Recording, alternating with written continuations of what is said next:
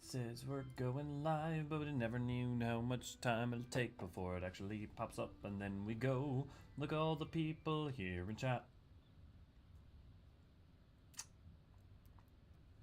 Test, test. Well, looks like audio's good. Come on. I see you saying the thing.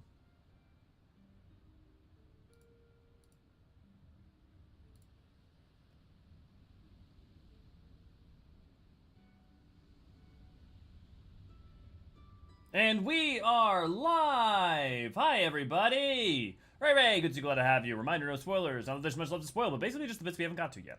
Infinite, good to glad to have you. Hello on the musical stream. On this musical stream. Wait, it seems I've misplaced the wrong time period. Let's continue MSQ then. Dez, thank you for the 9 months. Hope you're doing well, Dez. Good to see, glad to have you. Dez, good to see, glad to have you. This is a very Star Trek title. Yeah, well, we're getting to a very Star Trek moment. You're not wrong, yeah. Raven, good to see, glad to have you. Dez, good to see, glad to have you. Tracy, good to see, glad to have you. V, good to see, glad to have you. Kiko, good to see, glad to have you. Oh, good, I just made it. Emergency stop at the grocery store was a mistake at this time of day. Yeah, no worries. You got plenty of time. That's why we also do the warm-up. Kezra, thank you for the 10 months. Man, it's been 10 months. Enjoy your Archon. Black Flame, good to see, glad to have you. Lady, good to see, glad to have you. Howdy, howdy. So, as you will see currently, I'm wearing my pajamas that V so graciously got me. But just like in real life when I go to bed, I Winnie the Pooh it. So, let's look at our crowd of lovely folks we got here. Okay. So, as you all remember last time, we had some technical errors at the end, so we were unable to finish where I was planning. So today may go a little short because we're going to we're going to be stopping at the moment before we go into map 5. So, because of that, oh, you know what?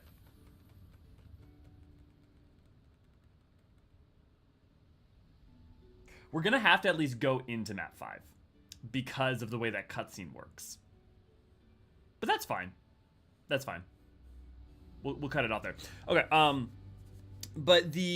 yeah. So thank you all for putting up with that last time, especially of course it happened on the 100th. But I really appreciate you guys being there and putting up with that. I've also moved the mic, so if I need to turn up my volume a little bit or some such, let me know. Because now I can actually look at you guys easily without my mic being in the way of the chat. Oh, Laia went to bed. Oh, we always miss them. Stupid Australian time. But yeah, we're gonna do our quick warm-up. We're gonna have me and Ray go to Mare real quick just to grab the moon ethereal aether points. My volume sounds good so far? Okay, cool. Let me know if like anything needs to be changed with it though. Feeling brisk, eh? Yeah. Sounds a little quiet. Okay, let me do a little maneuvering since we've got a second here. Let me see, is that still in frame? Okay, let's move that a little. No, we don't want it to be in frame. And then just bump it up a little bit. Because the difference is now I'm obviously not turning into the mic when I talk to you guys, so I'm gonna have to figure out that a little bit. Debating whether or not to go back to the Island Sanctuary. AC, good to glad to have you, and hey, it's always good to go to Dry Island Sanctuary. Oh, Ray's on her moon whale.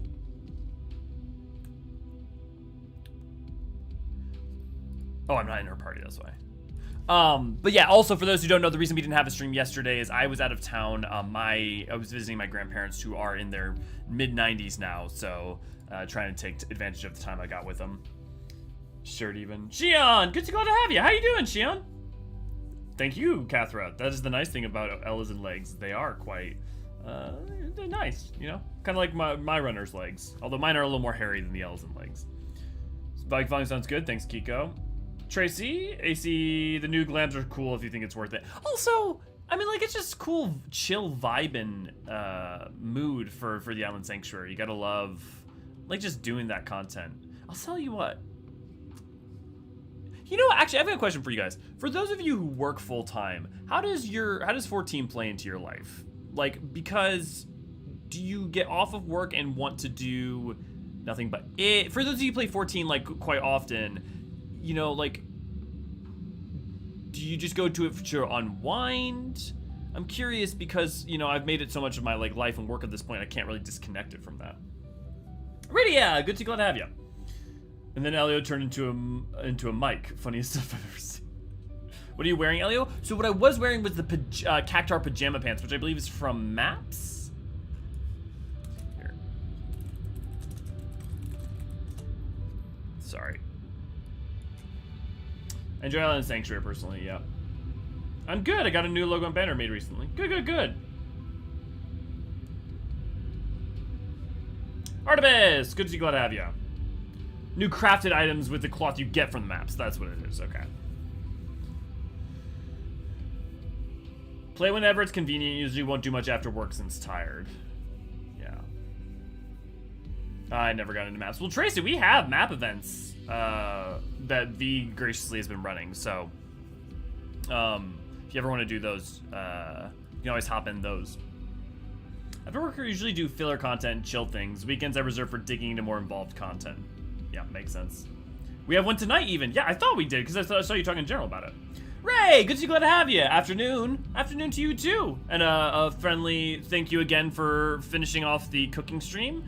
We are definitely gonna get that going the second we have a time. Also, the chibi niniri I ordered like probably a month or two ago at this point, got finished about 2 weeks back, but it got shipped to the other house. But my partner who's moving down now will have it. So we're gonna have the little niniri statue in the background soon.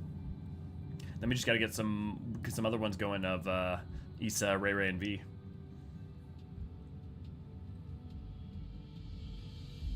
Hi, Pajama Glam. Bed mount. I think 6.4 tries to say something to us. Yeah, it's trying to tell us and Yoshi P to get some extra sleep. I wonder if the man will ever get some extra rest now that 16's coming out. Probably not. Probably all his efforts and attention's now on 7.0. Thank you, Ray. You know what? Actually, that's in there, but I'm sure there's I feel like I remember a quest or a lookout or something explaining that. Why is there... I feel like there's a lot of quests where you walk into there that explains why there would be a building like that. I mean, it kind of makes sense when you know where Smileton is.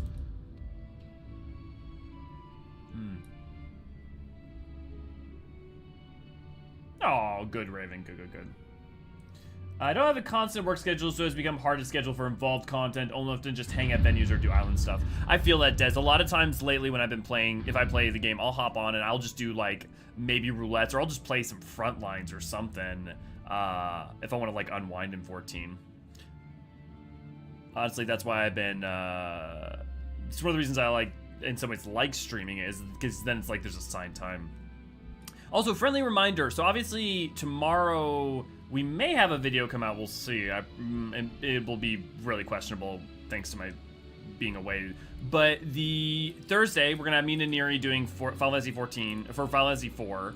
I actually for sure have Neri on this one. Then I'll have my thing with Chris, but we've obviously got Final Fantasy 16 coming out real soon here.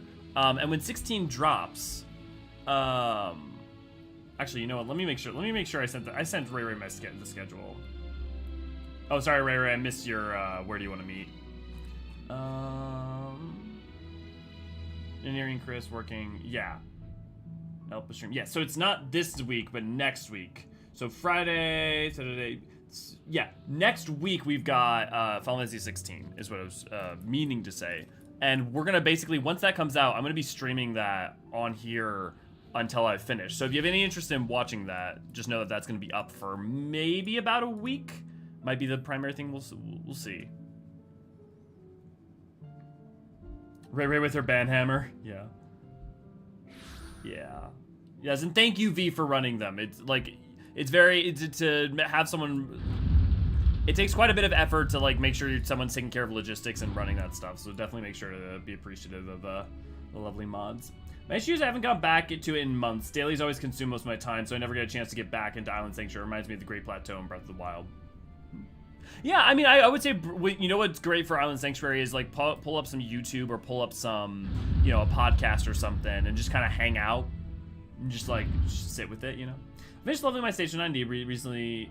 to 90 recently, but still learning it, to be honest. I mean, honestly, once you just get to 90, you hope that you've learned. Here, sorry, Ray, I'm checking it now. You know, the basics, but then it's all about improving it from there. We're missing 1, 2, 4, 7, and 9. So 4 more.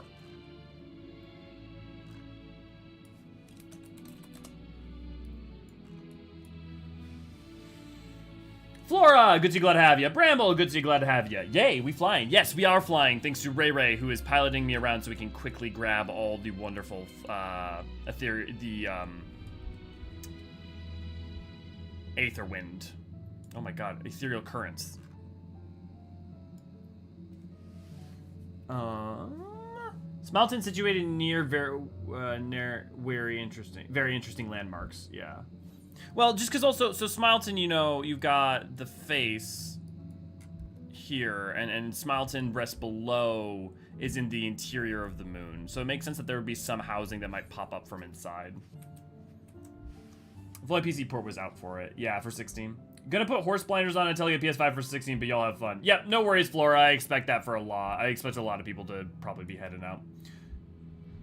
Crystal Curl. Oh, yeah, Crystal Curl for the maps. Yeah, I can't believe I said it was inside these other plays, so I know the storyline over at least. Okay, good, Raven. So there are at least some people who are... Oh, there it is. Yeah, okay, cool. V and Ridia taking care of that. Misako, good to see, glad to have you. Light, good to see, glad to have you if I didn't say it already. You can only stay a couple hours until work meeting kicks in for the rest of my afternoon. Well, you will luckily be here for the rising, you know, action from the depths of hell to a slightly better, a place of slightly more hope. Oof, that's... I believe in you, Tracy. I wanted the dog plushie from 16 so bad. Yeah, the Torgal plushie. I'm definitely gonna get one of those to put in the background. I also, one of my partners noticed that they posted more of the collector's editions. So we're actually gonna get one of those, and I'll have a map of Venesteel or a statue or something we'll put in background for sure. Okay, speaking of achievements, today I met a whole 4 different Duskwights. Nature is healing. NPCs or players?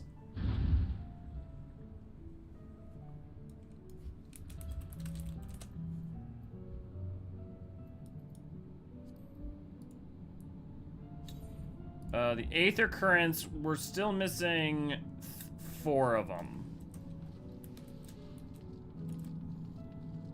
Players, yeah. Yeah, I definitely... I think, you know, you always hope to that basically when an option doesn't get picked for a while, some people will start to fill in that niche. So like, you see plenty of, you know, Viera, plenty of Miko, you know, even male Rose and some Hrothgar, but the Elezen rep does seem to be ever increasing of late. The demo vote for 16 is out now. Yep, yes it is. I may even play that tonight. Make that 3 currents, yeah. Not many Highlanders roaming around these days. No. I mean, even Landriel, right, like my other character I play on, is a Midlander. But that's mostly because Highlander male faces are ugly as sin, so it's kind of understandable. I mean, seriously, wait. Here.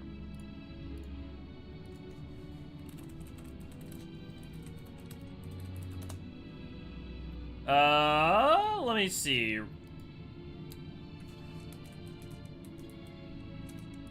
1, 4, 5, 6, 7, 8, 9.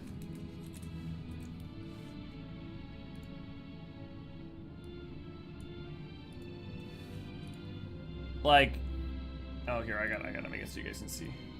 Look at that. Like, I'm not saying that there isn't room for okay, you know what, that's actually not so bad. I'm not saying there's not room for that rugged handsomeness. It's there. But the options are limited, especially if you want to diversify, you know, compared to other players. Is FF60 coming out of PC right away? No. So historically, they Sony always wants to have some times exclusive for the Squeenix stuff.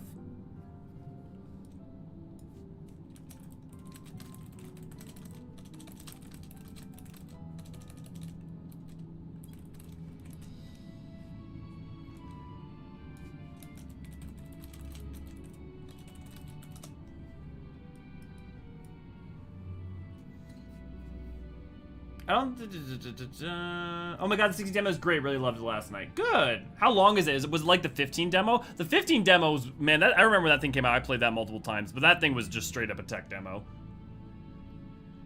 That many Highlanders? Yeah, no, unfortunately. I don't think Highlanders aren't attractive, but the lack of highbrows is weird. Yeah, no, they definitely can be. I mean, they definitely got rugged handsomeness going for them.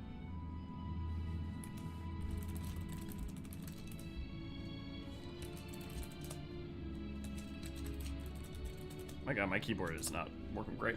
Okay. Drive the highbrow is weird, yeah. Althea is max height Highlander, hooray, I'm unique. Yeah. Played yesterday, is amazing. It'll work like with FF7 remake and be some months later. Yeah, I wouldn't be surprised if 6 months to a year later. It seems like the gap between them releasing it and not is shortening, for sure.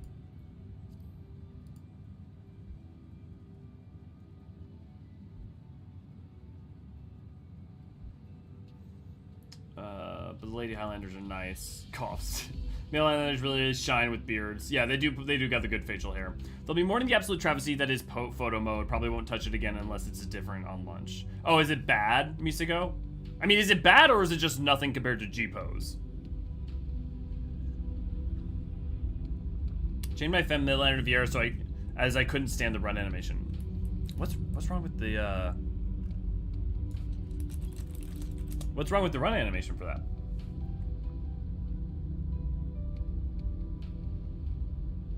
G-Pose has ruined me forever. Preheating my oven. I think the 16 demos around 2 hours if you don't fuss around in the abysmal photo mode.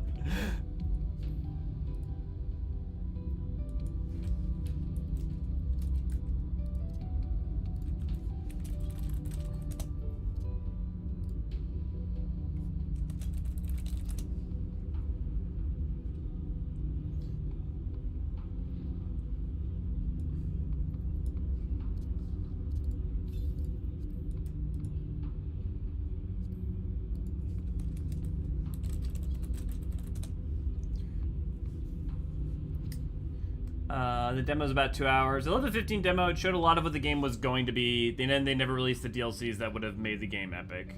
Yeah, well, and also narratively maybe more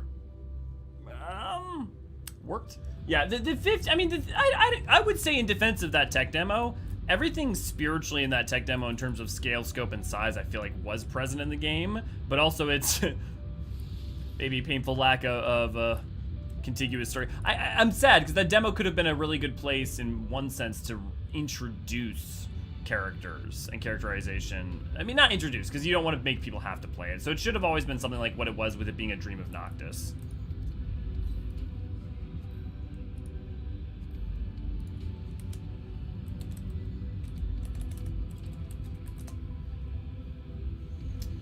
Paid for those DLCs day one too. Yeah.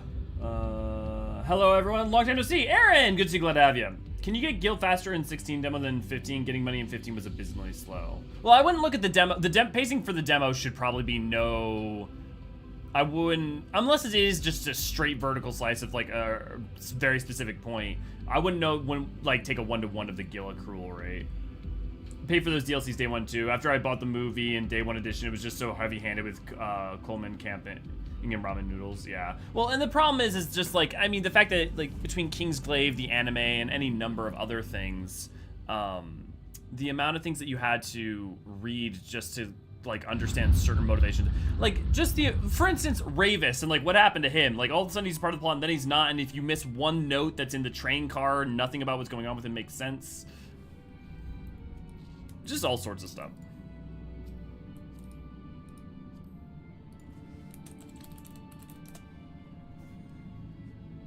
Yeah. Do we see any Midlander players? I haven't seen any in a while where I play. I play a Midlander, but you know, It's hard to say for sure, because I feel like your best bet there, you know, I was gonna say your best bet is just going and checking in on Limsa, but really it's not. It's because Limsa's gonna be kind of a self-selecting group of people. I feel like what you should do is just give a stop, like a clicker, right? And you just stand outside of like major cities as people load out. And see like who runs by.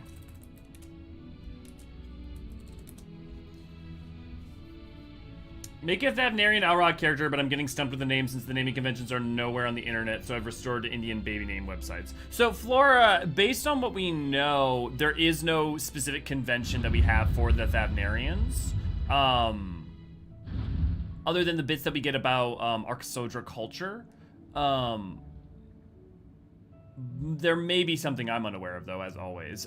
But so I would say that you really can't go wrong by looking to Indian names and basically taking them as a point of inspiration, the same way that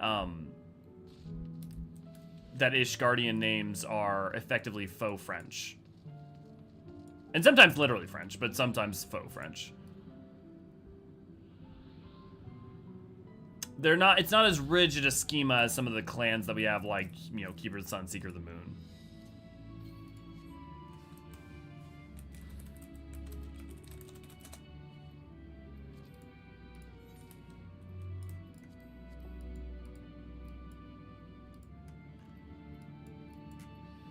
Okie dokie then.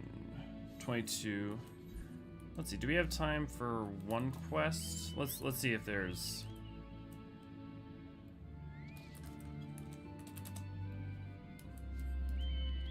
Thank you, Ray Ray.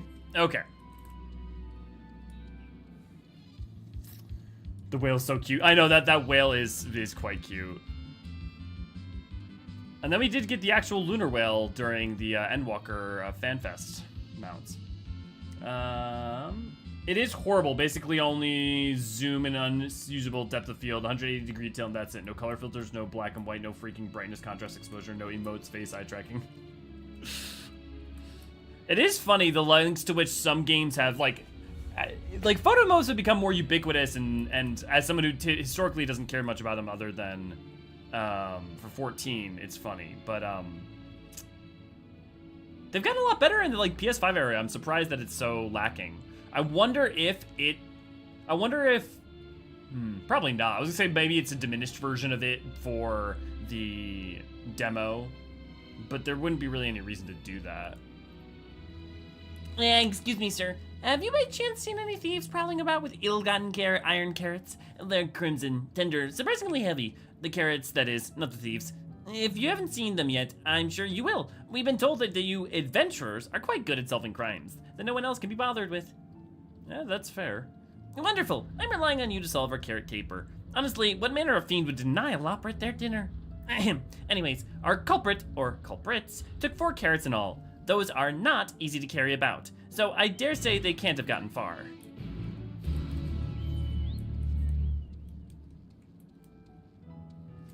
Oh, and that reminds me, my camera is perfectly blocking it out. So, I have a question for you guys. Since last episode went a little unaccording to plan,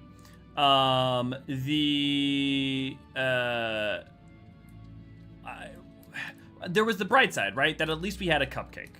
So, I was wondering, what could be better than 1 cupcake? 2 cupcake. So, we will have actually 2 cupcakes that I would actually gladly share about with you guys if I could.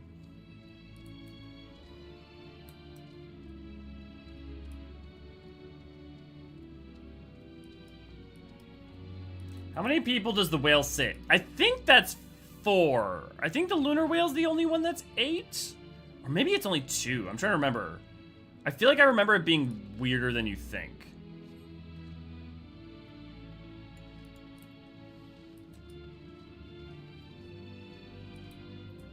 They put a lot of their advertisement budget in cup noodles and Coleman camping equipment. Well, no, they didn't advertise cup noodle those. Their advertising budget wasn't, they didn't advertise in Cup Noodle. Cup Noodle paid them to be advertised in their game. Insufficient stock of iron carrots. Iron carrot detected. Initiating iron carrot procurement.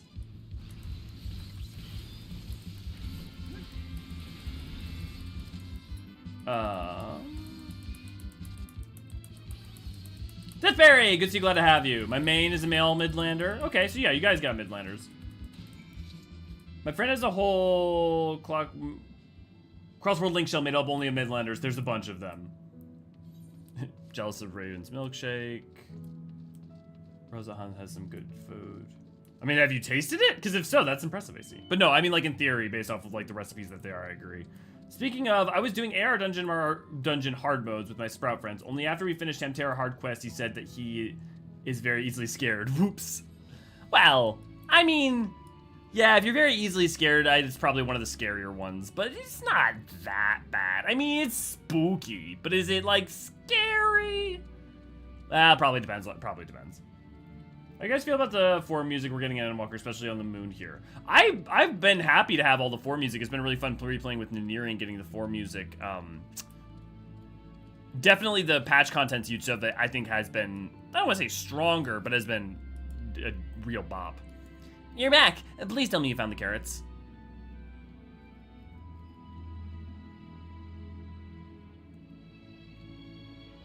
The supporter, I never would have suspected. It's supposed to help us farm carrots, not eat them. I recall the technician said something about enhancing its code with a love for carrots to increase work efficiency, but to go so far as to steal carrots for itself, I fear it may now love them a little too much. Alas, those poor carrots. But at last we know what became of them, and how to prevent this happening again. Thank you for your assistance. Question, cupcakes, yeah. A couple dozen cupcakes, yeah, definitely. Well, no, luckily they were baked from scratch for me, so. 2 cupcakes is always better than 1. Whale is 2? Okay, it is 2. I always think of it as 4 because it's such a big mount. But then it's super not that, right? Okay, guys. Are we ready to get the MSQ started? We're gonna get back into some serious moments here in a second. You gonna split it all with us? I call dibs on the frosting. Yeah, I'll just yeet it as hard as I can, Dest. I know I'm closer to you, so it's a little more realistic than before, but... What is this with this game in whale mounts? I think it's probably more to do with... Well... I mean, one, it's Endwalker. It's that there's a history of whale mounts in Final Fantasy, but I think that inspiration comes from probably... There's got to be tales that are connected into that, but be they Japanese fairy tales or even just like flying whales. It's funny, I think of like Kingdom Hearts and Monstro all of a sudden, which Pinocchio, but I mean, you think about Japan and its closeness to the ocean and the sea. You have to think that there's got to be a lot that imagery is definitely evocative, you know, meaningful.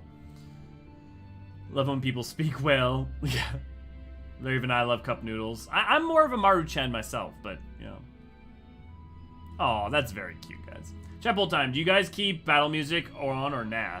I would have never thought to turn it off, but you know, by the same token, I'd turn off mount music. So I was hoping I'd be able to chat while working today, but just found a giant mess at work. Oh, Deathberry, I'm sorry. At least you're with us in spirit and in audio.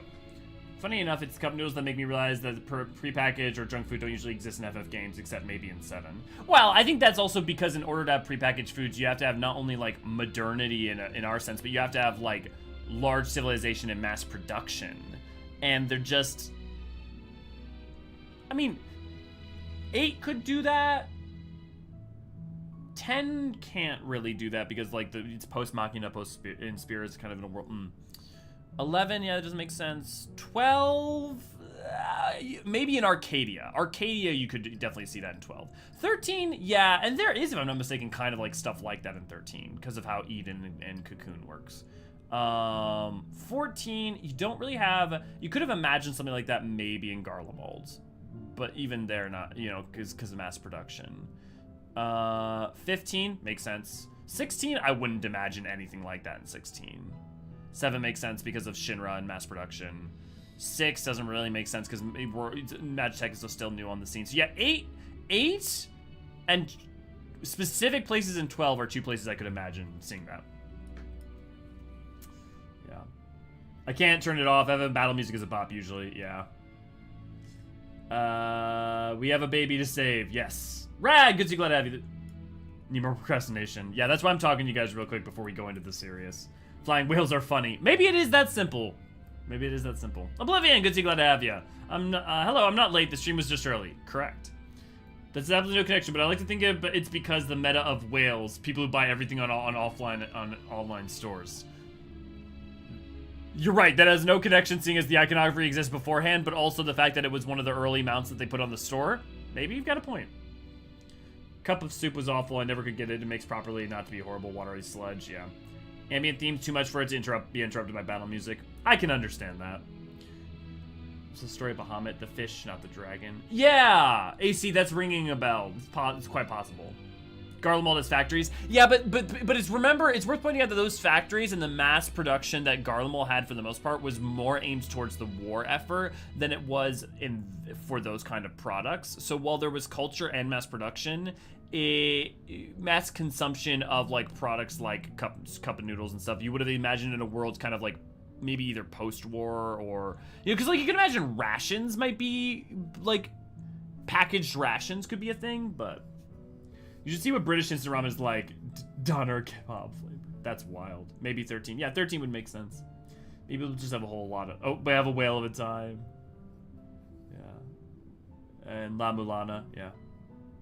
Noodles can be military rations. Yeah, no, it's not that they can't have no capacity to be military rations, or that, you know, militaries haven't throughout history done a lot to like standardize like, you know, meals that they could give out. World War II, not least among like a primary example of that. But I would just like, just in terms of why we haven't, those would be some of the reasons I would suggest. Okay. That we might live. On to Palika Stand.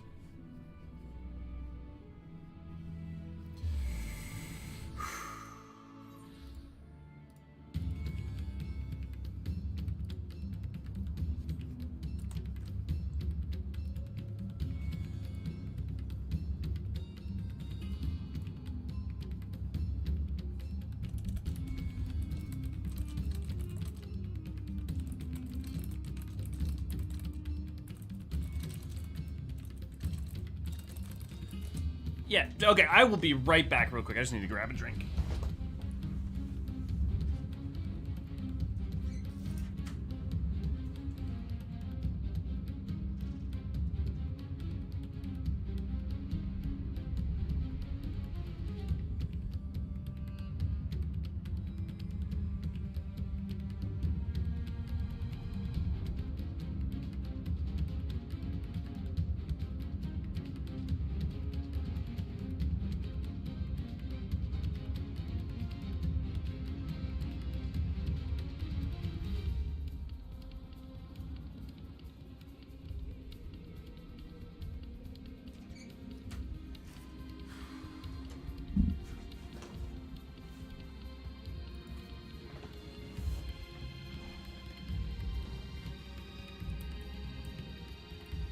Okay.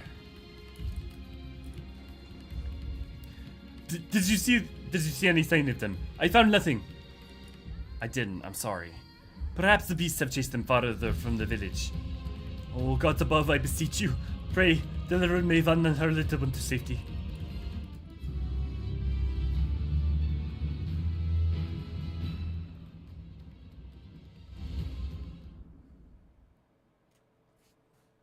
Meanwhile, in the skies above Thavnair.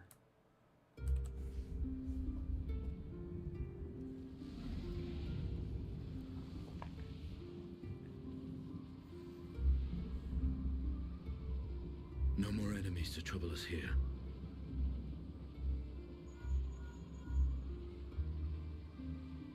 It's me. How fare you below?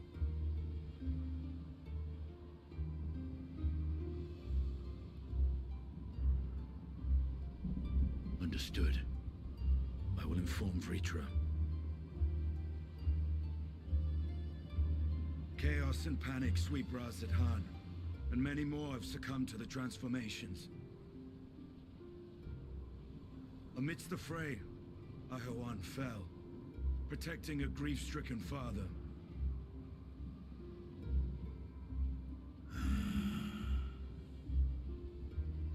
My my friends fight alongside your Radiant host to secure the capital.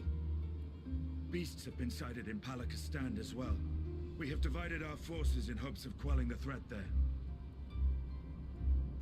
Of small solace is that we now know what triggers the transformation. As my companions tell it,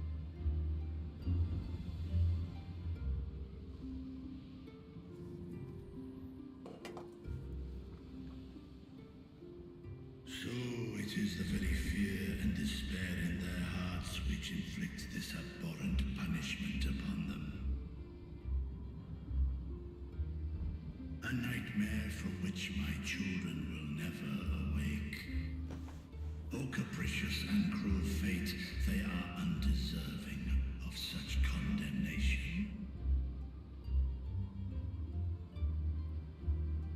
will you wallow in sorrow or rise to the occasion? Razat Khan is leaderless. Before he passed, Arhawan sought to reveal the truth to his people. Honor his wishes. To what end? To breed a new conflict between dragon and man. These claws could reduce thee to shreds with a touch. These jaws crush thy bones to dust. Only through my proxy could I walk with my children. Without him, I am a bringer of fear. No different from the beasts which beleaguer them.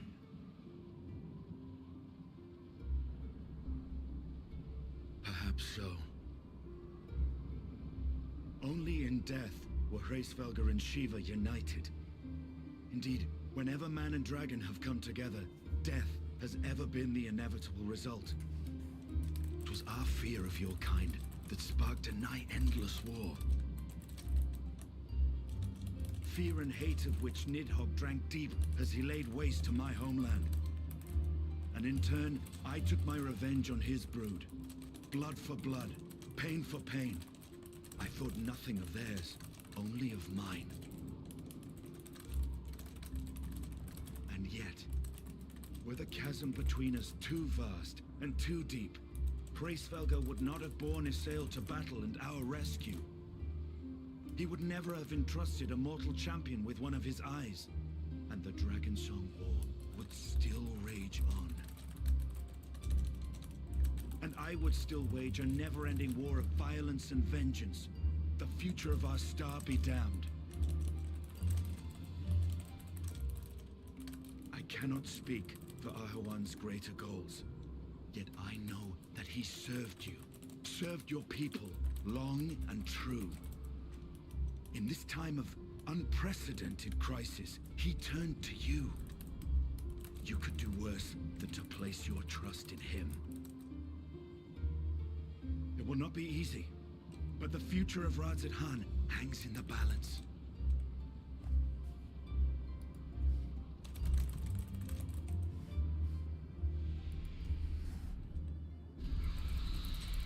We have company.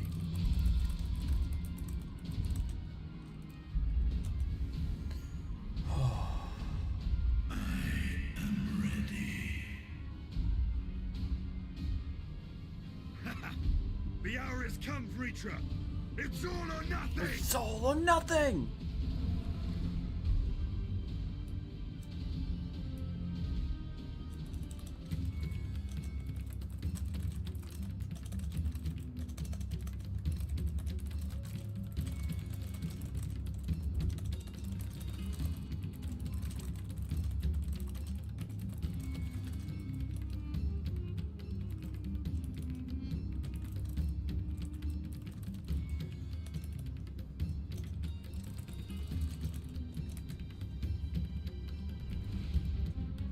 Okay. Dude, so one, trailer scene. Secondly, I love that scene because I love that, you know, it's Estinian only can convince him to move, to act, to attack, to understand that because of the whole thing he went through with the Dragon Song, because of what he went through in his life. You know, Estinian would ride around. Creeper, good to see, glad to have you. brag. Paramedic, if I eat these crystals, they recharge my batteries as they glow. Snake, yes, eat. Yeah, definitely do not eat aether crystals. Step 1, consume the eyes of the dragon. Step 2, trash talk dragon. Step 3, dragons love you. I mean, you're not really trash talking them though. He's motivating him like, do not cower away from this. Do not look away, right? So out of all the siblings, is Vitra the one that never had to find a mate? No. Ratatoskr didn't have a mate. Nidhogg had a consort, so that counts. But we don't know that Hydaelyn ever had a mate. Not all the dragons mated. Bahamut and Tiamat to each other. Ratatoskr may have, but I don't know of any record of Ratatoskr having one, but there may be a quest. I'm sure someone will correct me if I'm wrong on that. The Nidhogg had Tioman, the boss from the Getting to the Churning Mists, the Somal. Obviously Shiva with Hraesvelgr. But the thing is that none of the first brood need another dragon to reproduce, so. Ratatoskr and Nidhi. Ratatoskr and Nidhi weren't partners. Yeah, Tiamat. Yep, Tracy. Nidhogg's love for Ratatoskr was because she was his sibling. And like that the betrayal of her death was something he could never let go.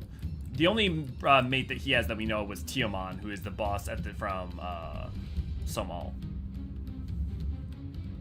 If he's the only dragon on the island, so he probably doesn't have any children. Well, the reason that Vitra doesn't have a brood is because he sees those of Thavnair as his children, as his brood. Not making for children, for love. Yeah. Right. Right. Well, I mean, because none of them need a mate for children. Yeah. The scene's development from Dragoon AR Quest Endwalker is good. Yeah, I wish his character in The Realm Reborn more naturally flowed into his character in 3.0. It's a little clunky, but the idea is good there.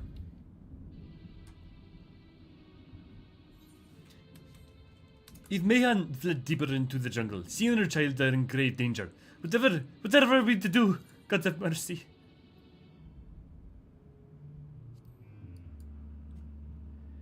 Try to stay calm, Matsya. Don't let fear consume you.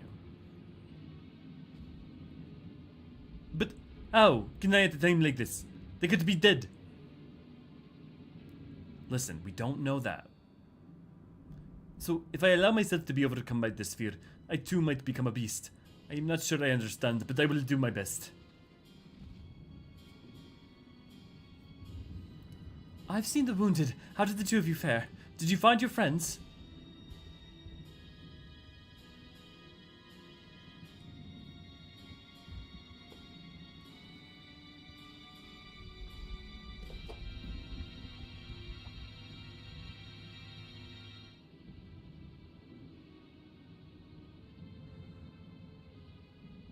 I see. In that case, let us help you find the mother and child. Before we leave, we must ensure the village will be safe in our absence. Alice and I will patrol the area and search for more beasts. Would you and Matsya speak with Elder Yevrat? Pray explain to him the situation and join us as soon as you are able.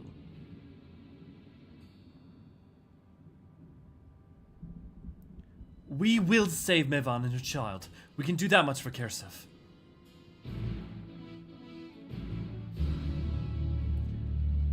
The running in these voiceless cutscenes is always so intentionally funny. Really? I don't... You know, you were saying that earlier about, like, the female run cycle. Like, I don't... I mean, I hear you. It's a consistent thing you're finding funny. I didn't... It looks perfectly normal to me.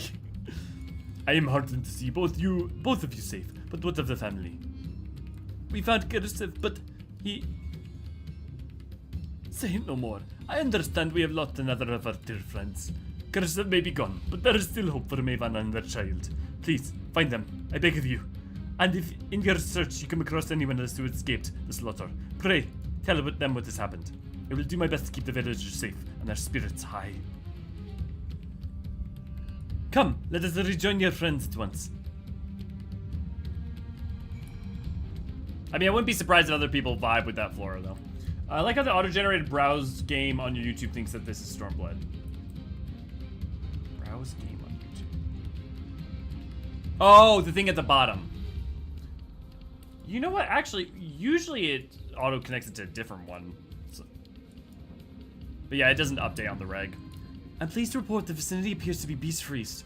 No doubt thanks to your early efforts. With that, let's resume our search for your friend and her child. Where should we begin, Mattia?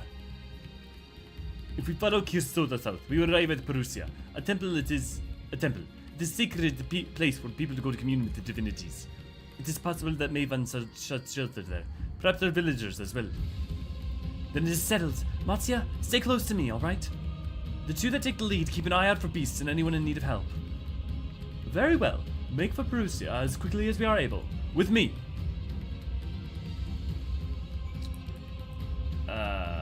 Mattia's a nice boy, but sometimes too meek. Really brave of him to step up. And sometimes, I mean, he's thrust in the situation, right? He kind of has no choice. It's not even that... He's not even a choice to make. He only can. He can or he can give up at this point. Yeah. The Lala run cycle is funny to me. Okay, the Lala run cycle with the, like... is, I'll grant you. Yeah, that one's funny. They really gotta put in the effort, yeah. Did they explain why the Orca Soldier are blue? I'm assuming it has to do with, like, Ganesh, or not Ganesh, like, depictions of, like, certain Hindu gods. Well, maybe there are depictions of Ganesh that are blue, actually. But the, it's more, I'm pretty sure it's to do with that, culturally. I mean, as for, like, why their skin pigment is blue at all, you know, why are dusk whites, you know, why are Rogan and Seafoam green and blue and, you know. It just kind of, like, it turned up that way.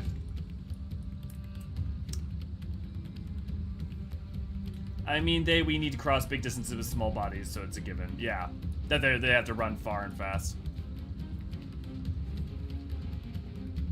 Thank you. I thought it was done for. Maven, she's a friend of mine too, but I have not seen her. She must still be out there somewhere, trying to avoid the beasts. With her child, gods, worry not for me. I can make my way back to the village on my own. Just because they have feline-like traits does not mean they're cats. It's like saying it's like that. Oh, Midlanders don't like get like on all fours like gorilla when they start running. You know.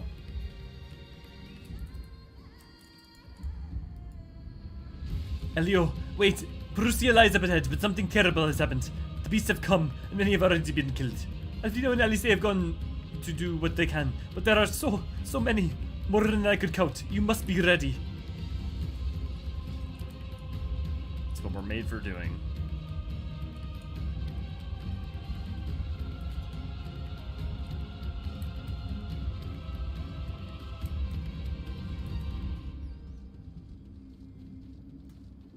No, gods, have mercy.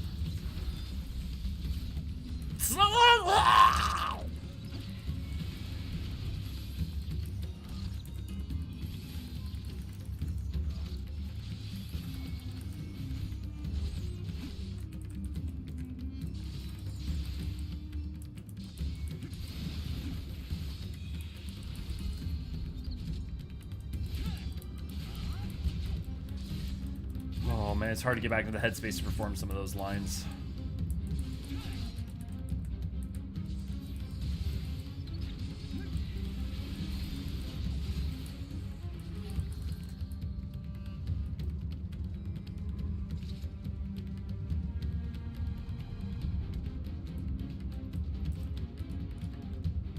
Remain calm and do not wander off. I will tend to the wounded.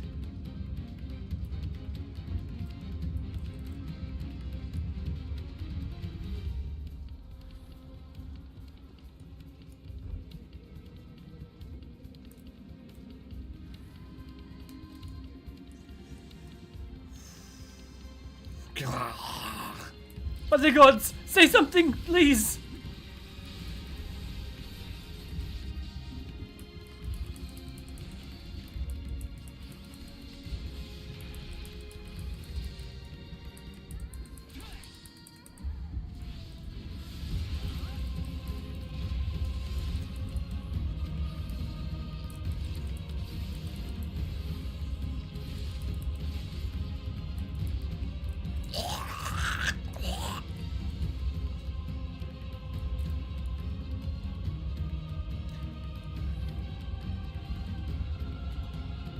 I mean, no, AC, they're just a different clan. You're talking about the Gajasura. So there's the ones you see in the steppe are Gajasura, and the ones you see in here are the Archosodra. They're just clans that derivated from each other, and the ones here are based off of like Indian, like Hindu gods and their like color, skin pigmentation. So I would go look to that. Not all, obviously, Hindu gods, but some.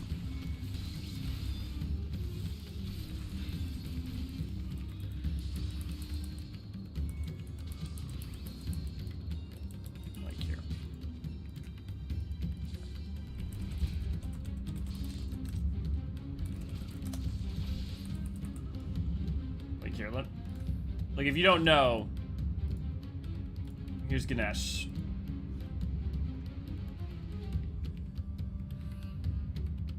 Which, if you think about what our Razat Han and Thavner is based off of, it just makes sense. Because they're two different clans that have split over time, just like Seawolf and Hellsguard, Duskwights and Wildwood. I mean, Dunesfolk and Plainsfolk. Midlanders get all force run. Some Midlanders do reject modernity, return to monkey. Have a good one, lady! Trying to use a longsword one-handed. A longsword in one-handed? The problem with using a longsword one-handed isn't just about how strong you are. You can be as strong as you want. It's just about like wielding it effectively. If you're talking about like a great sword, that's, you know, finds great out of the ground and those in trees being too weak to hold up the body weight is the biggest betrayal of the real world for Tarsa. Yeah, Ray. A paladin is the right job to play for that. Didn't these terminus beasts always look like a dodo hamsa, or is it new? Well, there's many different types of terminus beasts, so it depends. And the thing is that the terminus beasts that showed up in the final days were a byproduct of creation magics, whereas these are people turning into other monsters. So for instance, the being that we saw, if you saw it like was an elephant head on the back and then like a mouth fleshy nightmare on the front, that's because it was an Archosodra, right? So people's selves affect also with the form of the beast, as well as their fears incarnate and a number of things. So the beings, some of the beings created in the final days may be different, just a byproduct of the ancients who created them from their creation magics, right? So they're not all just going to be the exact same. If it wasn't White Mage for all MSQ, I'd have done Dragon, Dark Knight, Paladin for expansion, but not Samurais. I sucked at pink elephants. You think there's anything behind that? Some of the terminus beasts appear on the first, or just asset reuse? I think in most of those cases it's asset reuse, as demonstrated. Like, I know the exact ones you're talking about. Like, for instance, there's in Amarang, there's the, like, little, like, monster guys with the red eyes. But those guys also show up in Alzadal's Legacy. So it's just asset reuse, I think, in those cases. Very much so. There you are. How fare the others? We've done the best we can, but it's not great out there. I see. You've seen to all the beasts in sight. In that case, let us everyone gather in front of the temple.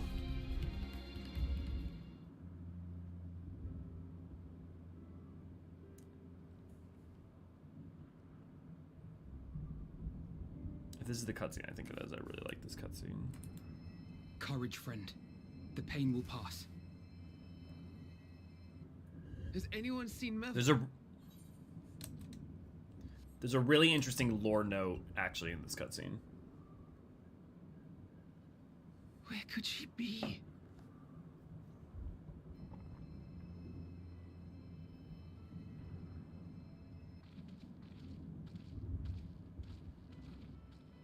We've dealt with all the blasphemies and made certain no villagers are still in hiding.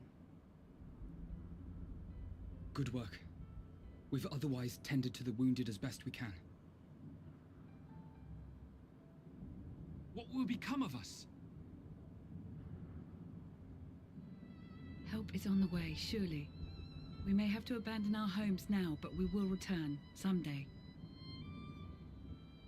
But where can we go? Is anywhere even safe? That I cannot say. Well, I can. Nowhere's safe. run all you like, but there's no escaping these things. And even if I could, it's too late for my family.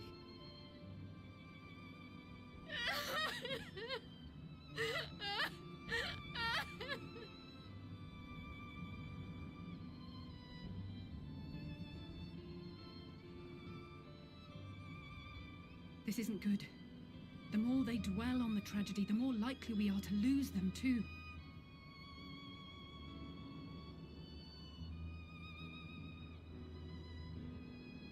My friends, this is a place of worship. Should your heart quake with sadness, cast your mind to the heavens and remember. Remember the teachings of the old gods. Did they not implore us to stand fast when waves of sorrow break against our shores?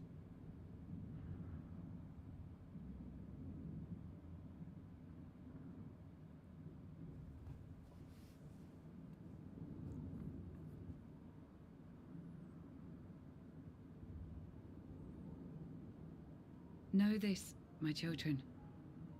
There is more ugliness than beauty in this world. To live is to suffer. To drink of calamity and drown in anguish. To toil and be tested, always and ever. 'Tis a perilous path you walk. Death lurks in the dark, and is the sole promise that awaits at journey's end. You will tremble with terror. You will weep tears of anger and despair.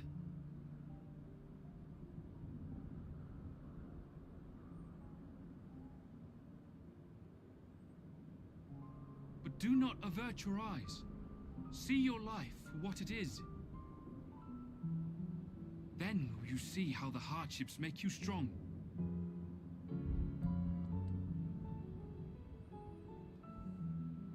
Every doubt reforged as scales for your armor. Every agony to temper your blade.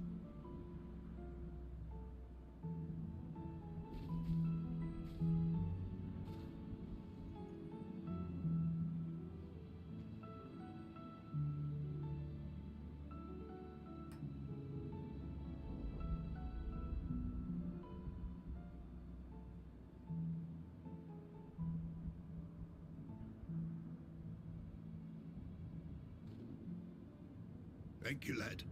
We'd almost forgotten who we are.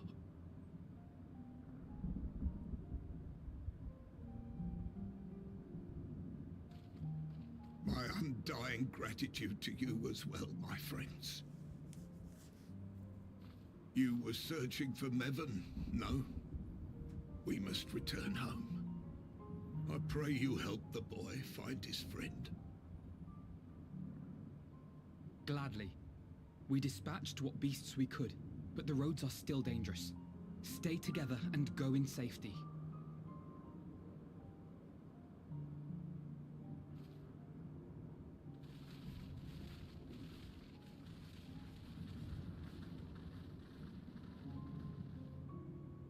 That was very impressive, what you did back there.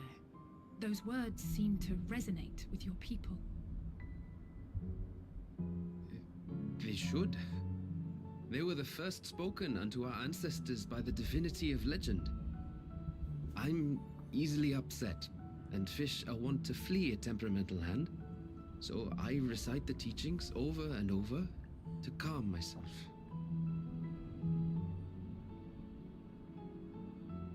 They're lovely and inspiring to hear, though I imagine they were born of great misfortune. They are born of life. There's as much bad as good in it. More, many would attest. All the more reason to appreciate the good when you can. I won't argue with that.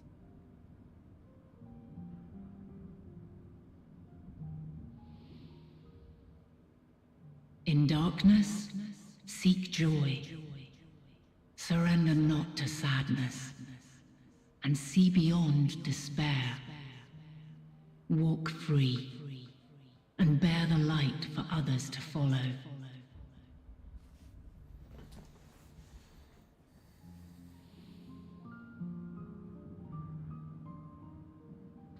And with that, let us see if we can't find Mervyn.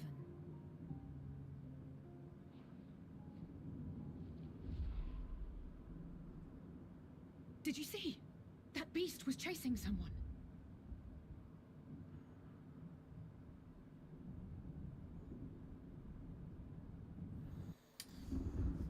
Yeah.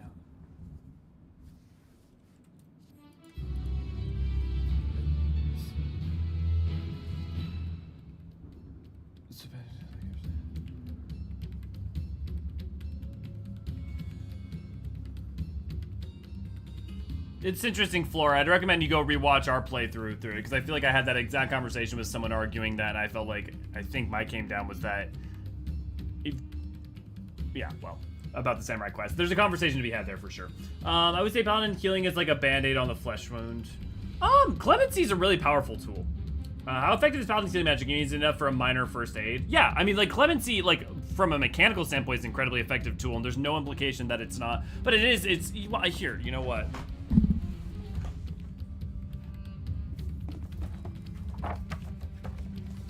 There should be a note on, like, kind of like what, if I'm not mistaken, it might not actually be one of the spells that's actually in here.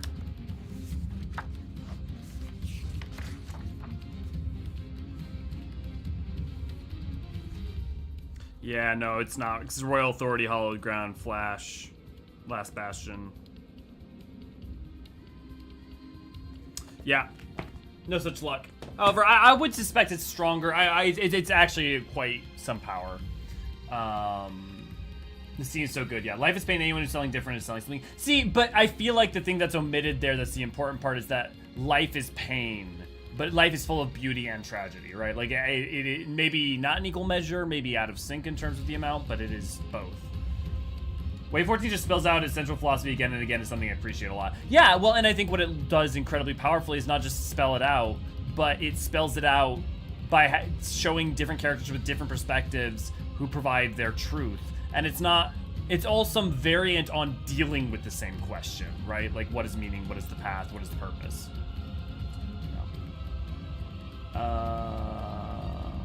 Meanwhile, Alfino has been trying to not make anyone feel sad, like, oh, you like feeling bad. Okay, go on. Then apply especially for the Warrior of Light. We have suffered personally during the MSQ and have grown stronger from it. Yeah, absolutely, AC, absolutely. These are the two tribes who are at Mitanga lately, and yeah, and how much they tie into the themes of MSQ. Absolutely, Creeper. I mean, all three do, really, ultimately. Rowan, good to glad to have you.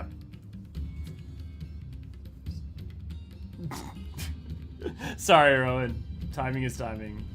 Hands around the boxes of tissues, yeah. Clemency is powerful, but incredibly aether wasteful, so I don't think it would be effective to win sustainable field. What makes you say that, Flora? Like, what makes you say that it's aether wasteful? Like, any more than, like, certain other white magic spells? Like, is there a thing that says that somewhere? Because if you're talking about internal MP, I mean, that's not... I wouldn't say that that's necessarily... Definitely good to separate lore and power abilities, otherwise summon or heal is very questionable. Yeah, I mean, lore and literal direct, like, mechanical power is for sure not one-to-one. Yeah, infinite, yep, you just got it. Yeah, almost always there's a really interesting joke or thing at the heart of the achievement names. It uses 2,000 MP for a 1,000 potency. So it's 2,000 MP, but also you're talking about mechanical cost, which is not lore. Because mechanical cost can vary wildly because that's about balance. It's not like the lore of the game fundamentally changed because TP went away, right?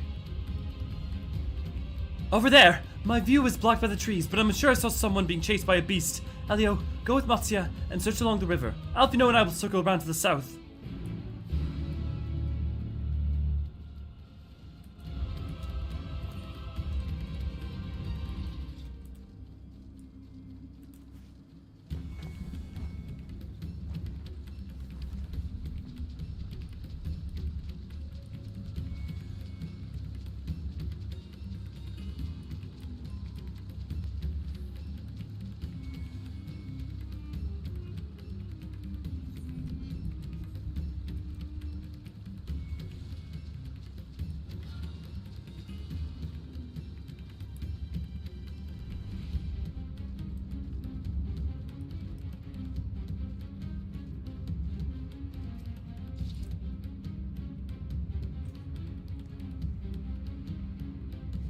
So, in terms of the existential part and specific creeper, I understand, I do agree, but I think that, like, connecting to others and the ties that bind us, and that is a thematic crux just as much of Endwalker.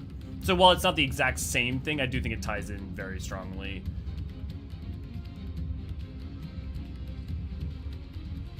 That's her. No, I'm sure of it. Maven!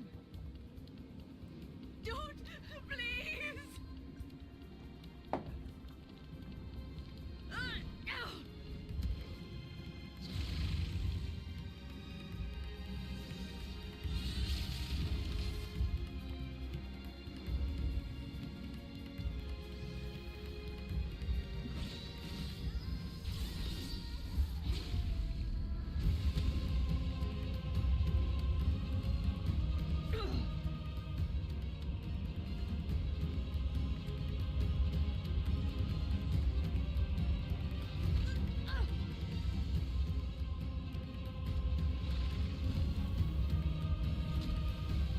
No!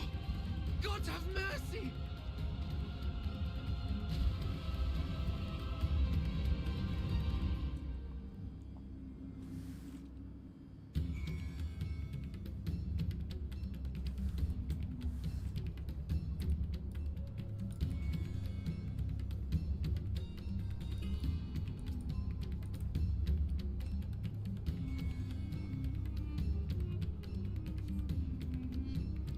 Maven's lifeless body floats before you, battered and broken. Her death, no doubt, came swiftly. Her infant daughter, however, is nowhere to be seen.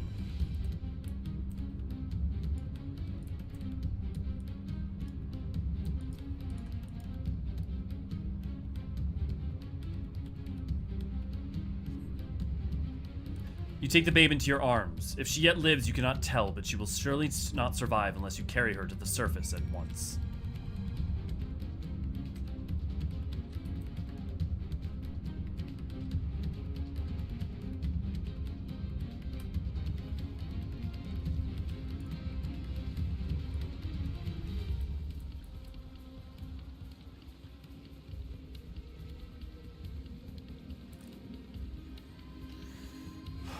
Loop, good to see you, glad to have you. How many times have you played through the MSQ? It's a good question. Technically, fully through, this would be my second.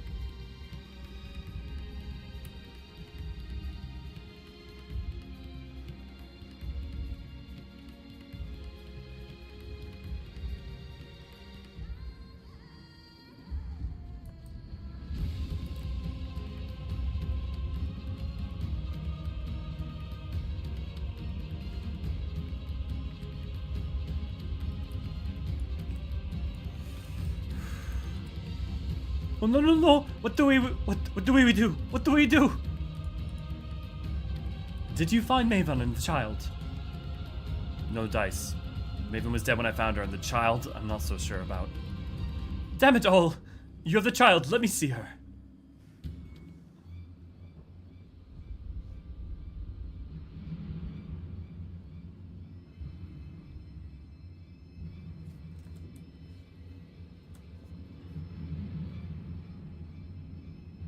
She's so cold, Elfino. The child is alert, and I see no wounds, and yet she grows weaker.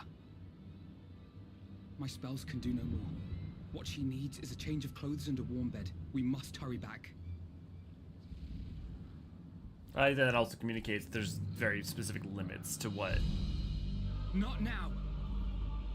Matsia, take the child.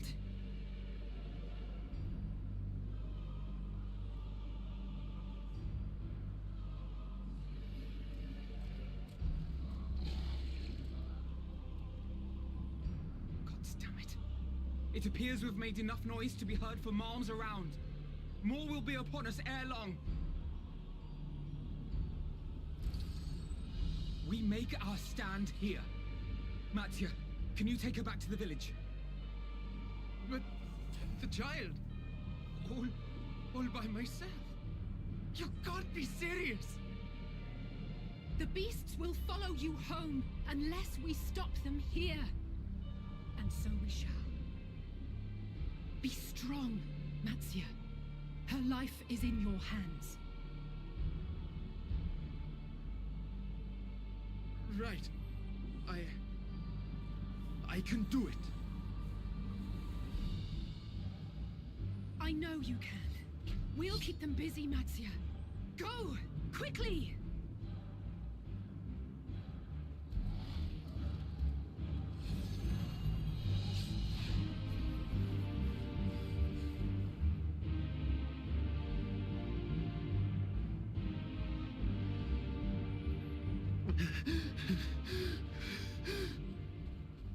Steady. You know the way.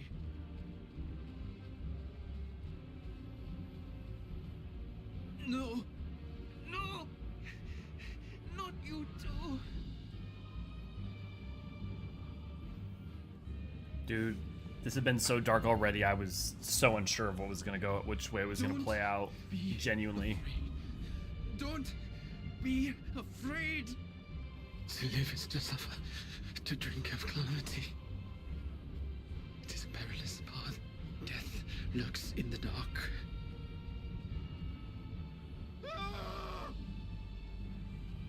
No!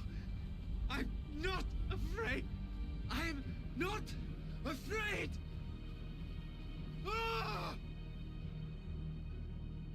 Do not avert your eyes. See your life for what it is. See how the hardships make you strong. Every doubt reforged.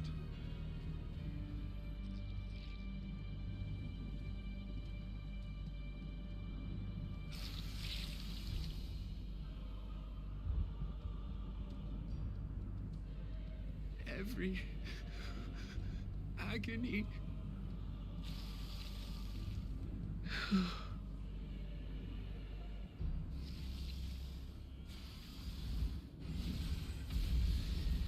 Yeah!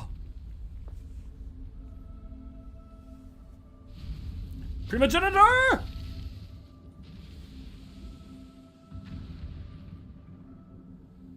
Never have been so happy to hear that song. Nay, but one who would deliver thee just the same. Oh, such a good line.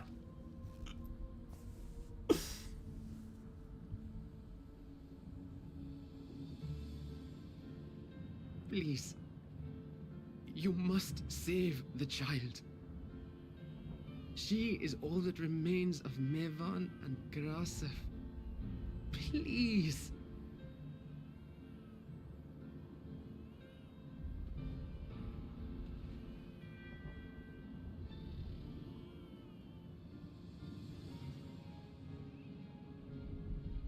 Well. Seems the babe's taken a liking to you.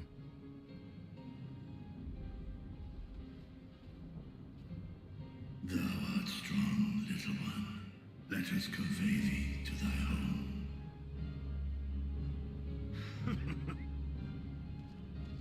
I spied our friends as we flew in. They appeared to be holding their own against the Horde.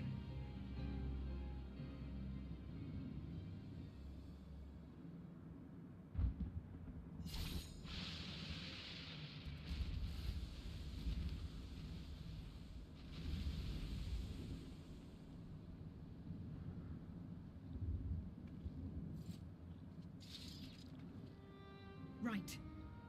That's the last of them. We should hurry and find Matzia.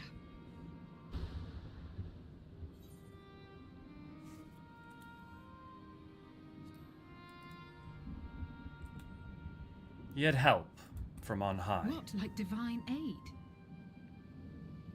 A fine battle it must have been. Shame I missed it. Estinian, it was you who came to Matzia's aid. I was only along for the ride. Vritra was the one who saw the boy was in need. The two are headed back to the village. Where the worm will honor Ahiwan's wishes and finally reveal himself to his people. Perhaps so. Will you go and join them? There's something I need to do first. Mervyn gave her life so that her child might live. She deserves better than to be left to drift alone. She deserves to be laid to rest beside her husband at least. Will you help me?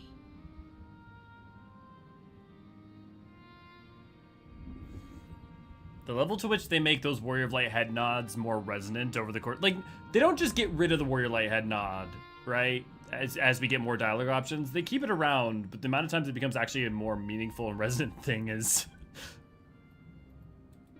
the literal anti-characteristic thing that we do.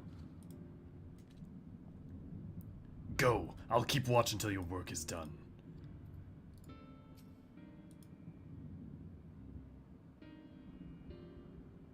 Jade, good to see you, glad to have you.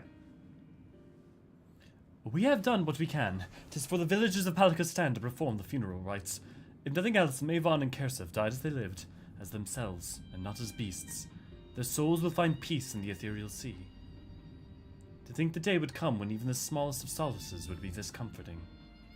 Yeah, the idea that at least when you die, your soul actually ends up in the ethereal sea and could, you know, bring about new life.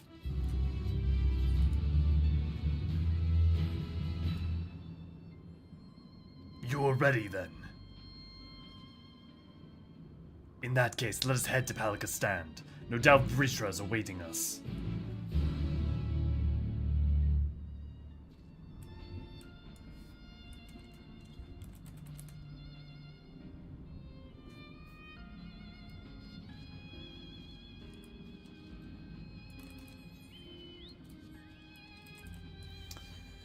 I thought I knew they wouldn't let the baby die, but due to the MSQ in the area so far, I honestly feared they would. Estinian showing up now was the most relieving thing in the whole game by far. I mean, like, that's the thing is, like, you know, in another story, you're like, ah, okay, the baby will be fine. You know, like, oh, they won't actually do it. But after everything that you've seen so far, like, anything was fair game when I first was going through that. Endwalker writing just so good, yeah. Matsu using his prayer to cheer himself up in the darkest time is one of the best cutscenes in Endwalker. Yeah, definitely one of them, for sure. Yeah, same reaction. There's another moment that had me bawling on the couch. Shouted so loud when it happened. Estinian, everybody excited for Estinian. How do you do that? Warmth? It could be like the breath of his warmth. It could be like Jade said, daddy energy. Like a calming presence, like the aura of his soul. I think there's a lot of ways you could interpret how he was managed to do that. But a lifetime of serving his people and knowing how to exude the comfort and warmth. You know. Might be soothing roar sound vibration, just like cats put purr in beneficial for health. Where of Light Head Nod is the best animation in the game. Twins bury a lot of people in this expansion. Yeah. How bring new life. So, Loop, for those of you, so we talked about this earlier, but when you die in 14, your soul returns to the ethereal sea. If you're on Atheris, when you die, your soul returns to the ethereal sea and is reborn into new life, or at least becomes the aether that is becomes part of new life. When you're turned into a terminus beast, your aether is obliterated. Your soul does not even have the peace of belonging to the ethereal sea. That person just faces true and utter oblivion and is gone, and just gone forever. And there's no undoing it, and there's no fixing it.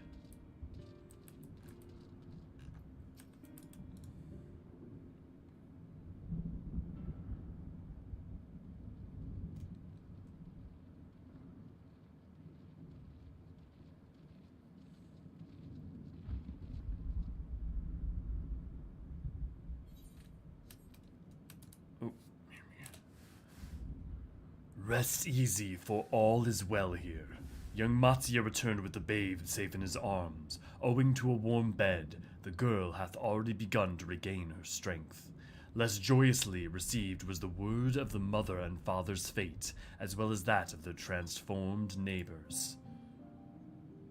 How many children of Thavnair must we lose to this calamity? Mothers and fathers, brothers and sisters, sons and daughters. Every death another void that can never be filled. We who survive them must carry the weight of their memory as we strive to regain a semblance of what we have lost. Kersef and Mavon's babe is a child of Thavnair as well. I thank you for returning her to us safe.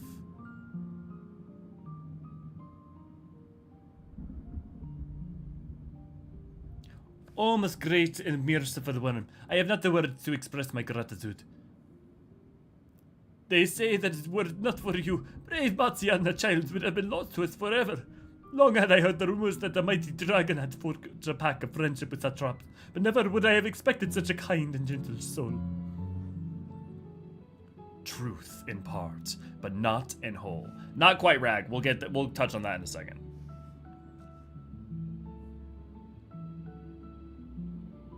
Kind of, but there's a caveat to that.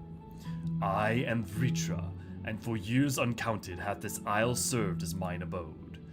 An isle I have ruled over as satrap, with Arwan as my loyal servant.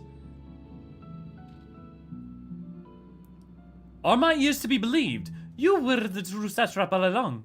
Is it Nadana? Yeah, Nadana. Yes, Creeper's correct. Nadana, what are you doing here?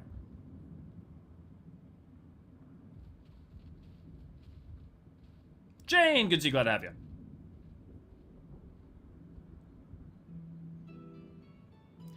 I had heard from Radiant that you had gone to help the people of Palakistan in their time of need. And so I and several of my colleagues from the Great Work came to offer our services. The alchemists have already brewed up some potions for Maven's daughter. But enough about us. You and your role are the far greater enigma. If you were the true satrap all along, could it be that the young Varshan was created to serve as your emissary? Thou didst suspect the boy was but a simulacrum. A rumor had circulated for many years around the High Crucible that our most skilled alchemists were once commissioned by the satrap's family and secret to fashion a mammoth indistinguishable from a living boy. Looking at Varshan with that knowledge, I simply put two and two together. I was not alone in drawing this conclusion, but like me, they no doubt recognized that the satrap was using the simulacrum to work more closely with his people, and decided not to press the issue. I had always assumed one of Arban's associates was manipulating it from afar, though the truth is indeed far more surprising. It is an honor to meet you in the flesh, Master Vitra. Play, allow me to express my gratitude. If you had not believed and given us unto your scales, I do not know where we would be. Thank you, from the bottom of my heart. 'Twas thou and thy fellow alchemists that fashioned the means to unmake the towers. You were the saviors not only of Razat Han, but this star. Far too kind you are, Master Fricha, but the star yet wants for salvation. Once more with my colleagues and I will commit the knowledge and resources at our disposal at the mission of aiding the people in their darkest of hours. 'Twould seem this place is in good hands. I would return to see how Razat Han fares. What will you do, Scions? I would worry for the surveyors we met at Prussia. Shall we pay them a visit before making our way back? In that case, might I ask a favor? Nothing too burdensome, I promise. This way.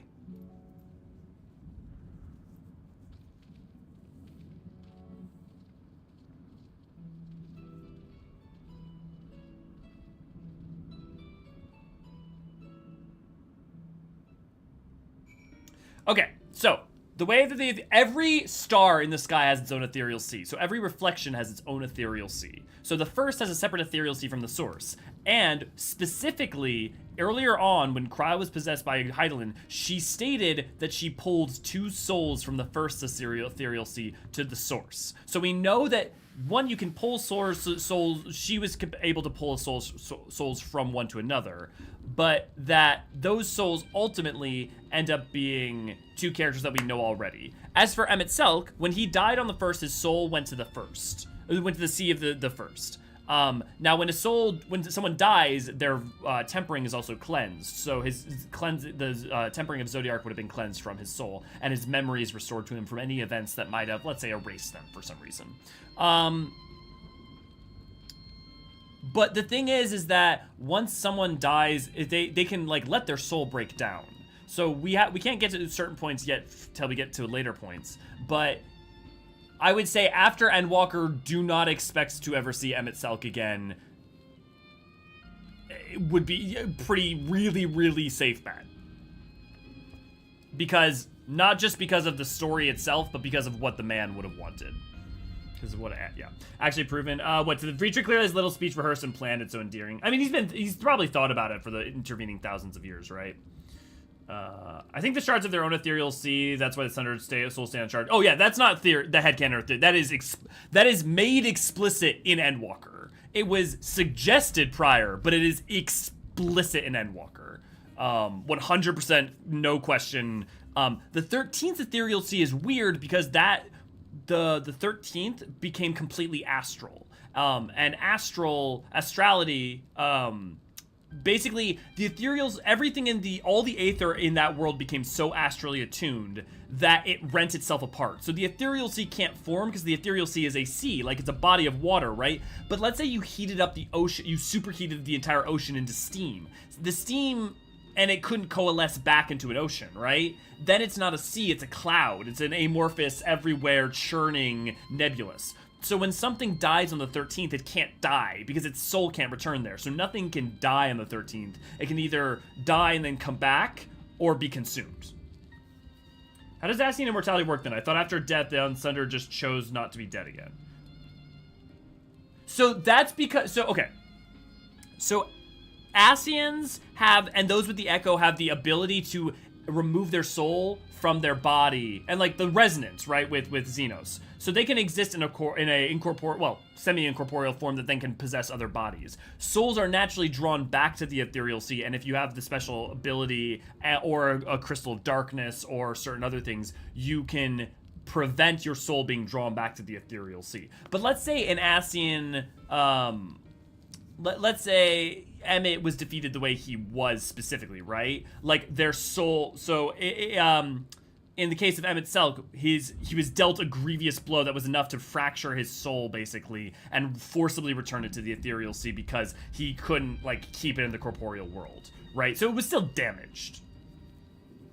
He accepted it and just wanted to rest. Yeah, Loop. Yeah, that's a perfect way of putting it. Yeah.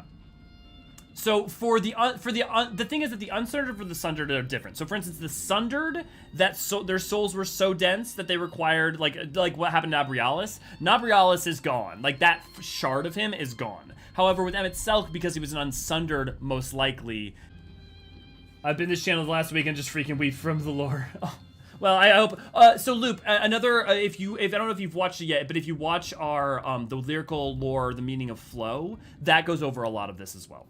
It's the natural order, isn't it? Yes, when someone dies, their soul goes to the life stream of a world. Yeah, that's the natural flow. So if a soul were to somehow come back to the source and die there, would the shard soul and the source soul somehow rejoin once both were dead?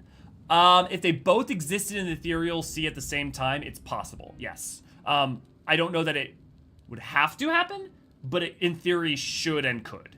Like, if Arbor and we had both died on the source, could our souls potentially have been rejoined in the ethereal sea? Yes, there should, in theory, be nothing that stops that. But that sort of event has never taken place. Other than... no, well, as far as we know, that kind of event has never taken place. Yeah. Oh, good, Loop. I'm glad you liked it. I read it as the Sunder can go back whenever, and Emmett just chose not to do so, and La Habre got destroyed, so he can't do that. It's Loop Creeper. That is a very fair read that I can't inherently disprove, and I think ultimately the outcome doesn't change either way. But here's the caveat. His soul being deeply wounded by the blade of light that we break through him at the end of Shadowbringers leaves him in such a state that clearly he can't continue on, which is why he passes the mantle off, right? Like, it clearly is his end from his standpoint. Both of his, like, the corporeal body's in, but also, like, his soul is irrevocably damaged by that. But as events turn out later, there's some interesting... clearly it was maybe not the whole end in and of itself. We killed not just his body, but his soul. Well, we fractured his soul, right? Like, we did in such damage that effectively his soul could not carry on, and it had to return to the ethereal sea. That's the most important thing. You have to ask why Emmett Selk would have necessarily chosen not to return if he potentially, with how he felt about his duty and how he felt about all of that, if that had ever been an option, Creeper. Alternatively, though, you could make the argument that he felt by his defeat that inexorably he would just be defeated again and it was over. So I think it's an absolutely fair read. I'm carrying his Orsite in my bag. I wonder if there's lore about the Orsite because I couldn't really find any. So yeah, so Loop, so the Orsite, here. So we've talked about this in prior episodes, but also always worth going over. Auracite, in what an auracite is effectively is an unaspected crystalline vessel that is able to contain things. Like high amounts of aether, memory, well, memory just is the aether. But, so, what auracite, so for instance, the Lucavi, and those guys and everything made by Ultima are auracite. Ultima can create auracite. White auracite, though, is synthetic auracite that can be manufactured in order to, you know, do what it does for us. The Heart of Sabik is a piece of auracite. Basically, what auracite just means in and of itself is it's a container. That's what auracite means. It means it is made to be able to contain things. The Heart of Sabik is like that. White auracite is like that. That's why it can contain an Ascian soul, right? So that it can be broken. The Lucavi and all those guys and the things, I'm forgetting the names, but the things that make them are all auracite because they contain a power and a thing within them. But auracite in and of itself, or even like you can have this is auracite, right? This is a piece of auracite that allows you to hold someone's soul within it for a period of time.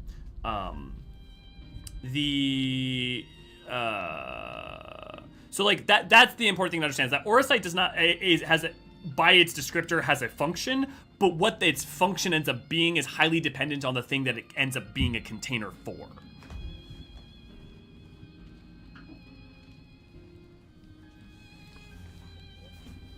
Auracite is a battery to be filled. Yeah, not inaccurate. Where did you get that? I need that. I'm pretty sure my partner got me that on Etsy. I took the end of Shadowbringers to be that us defeating him with all our light versus his darkness proved to him that we had defeated him for real this time, which is why he accepted he had lost. Yeah, and I think what's funny, Rag, is that whether you agree with me, or not agree with me, but like whether you go with the interpretation I just said or Creepers, I think that's explicitly true either way, right? He accepts his defeat either way. It's just a question about the mechanics that happen afterwards, but it really doesn't matter. Of course you do.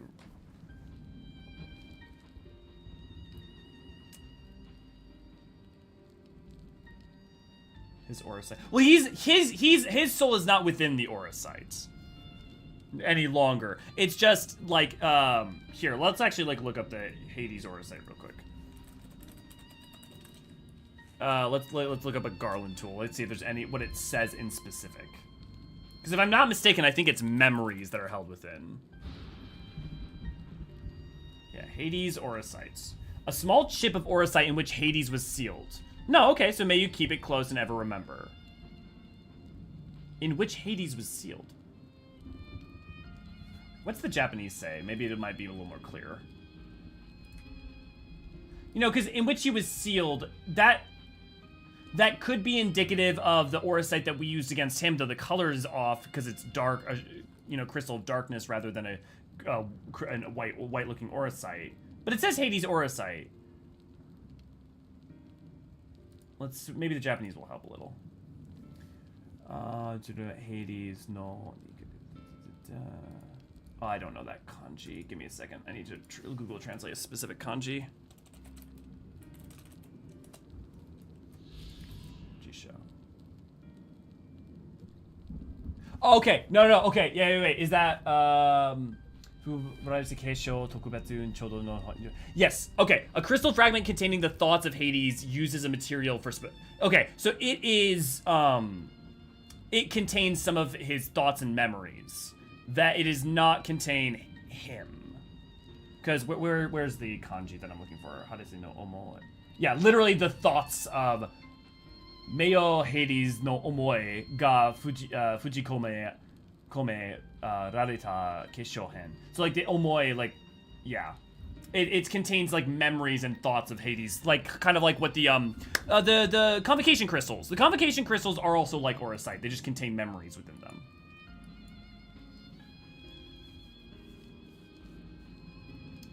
Yeah. You can put a soul in it. You do so with an Ukohai in the one quest line. Yes, you can put souls in the. Well, I mean, obviously that's how you transport the Scions back, is by putting their souls, or Graha, right? Soul with ancient magics, yeah. When Thancred splintered the white auracite, he did break it after a time after impaled him. Yes. Yeah, they get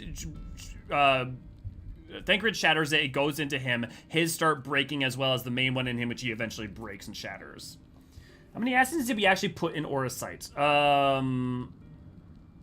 Nabrialis and Aegiorm. I think that's it, right? Amaroloth ends up in the live stream, I think. Fandaniel is not defeated that way because Amon's defeated with what we do during Zodiark. I mean, Emmett, I guess he's not contained within Eorzean, but Eorzean is key to his defeat, right?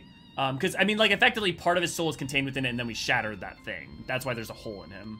Well, I mean, well, no, he kind of breaks free of it, and then we use our light to break it. So that's actually what happens. La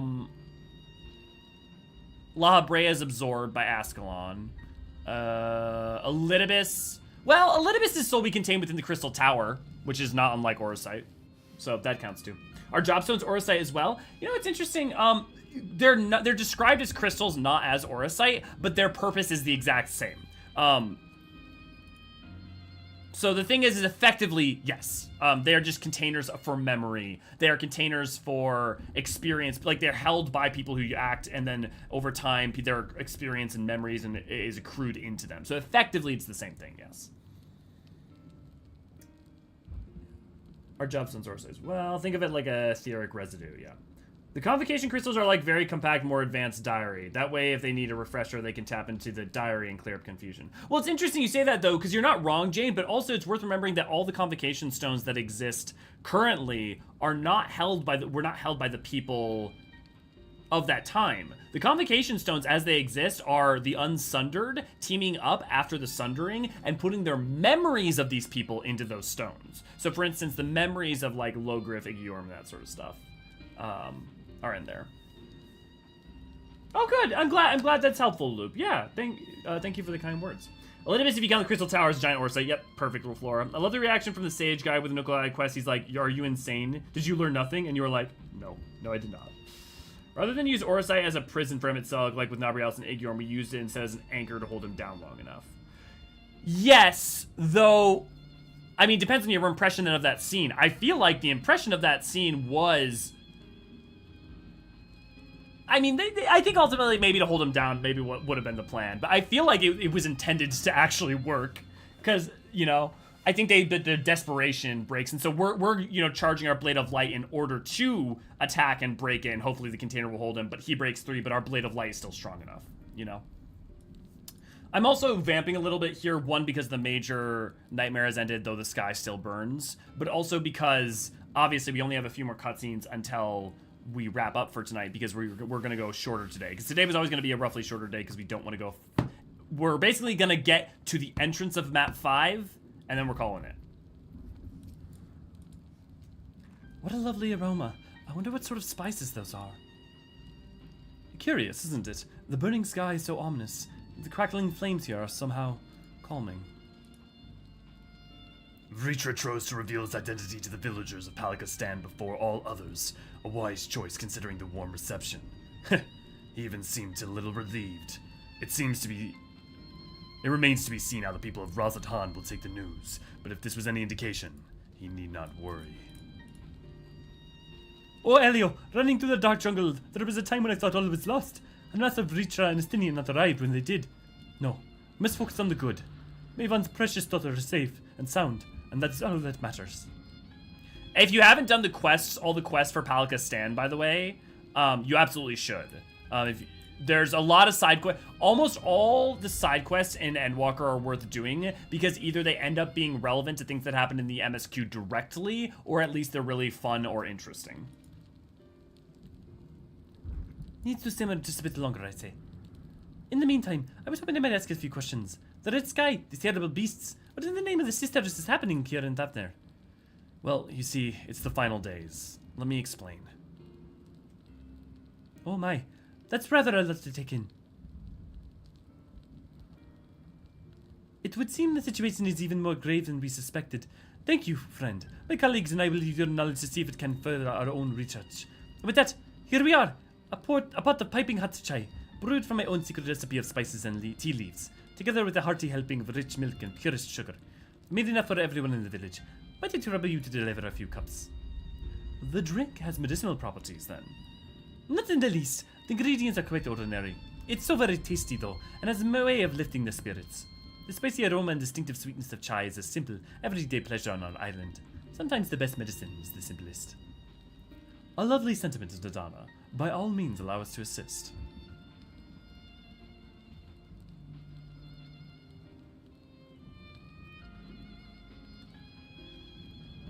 I mean, it's also, yeah, it's also, I just, for anyone who has seen the most recent Spider-Verse movie, also, they're talking about TT.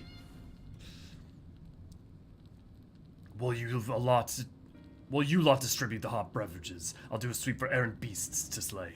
A far less arduous task, no doubt. When you finish to look for me at the wakeful Torana.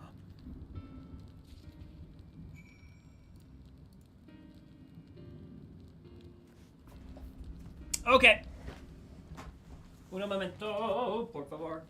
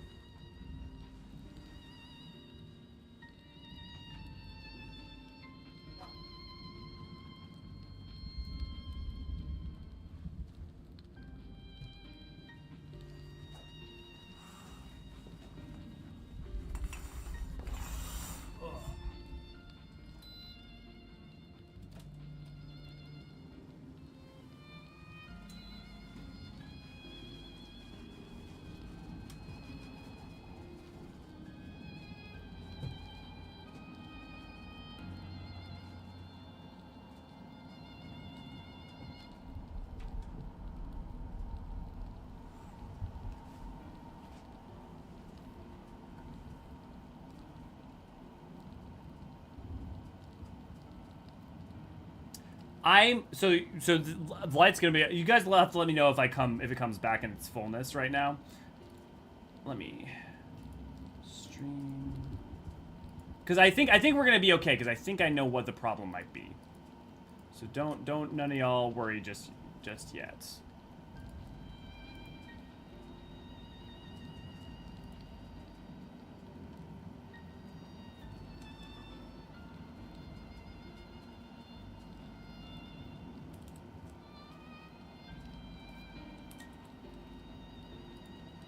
So, guys, I think I figured out what happened last time. It gets really hot in here. And I mean like really hot because I can't turn on the fan and stuff and it's quite hot up here.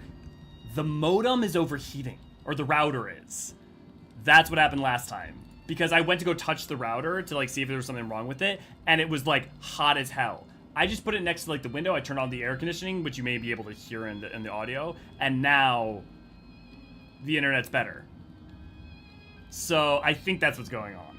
So we're gonna test it. Let me know if you guys can hear the fan in the background right now, if it's particularly bad.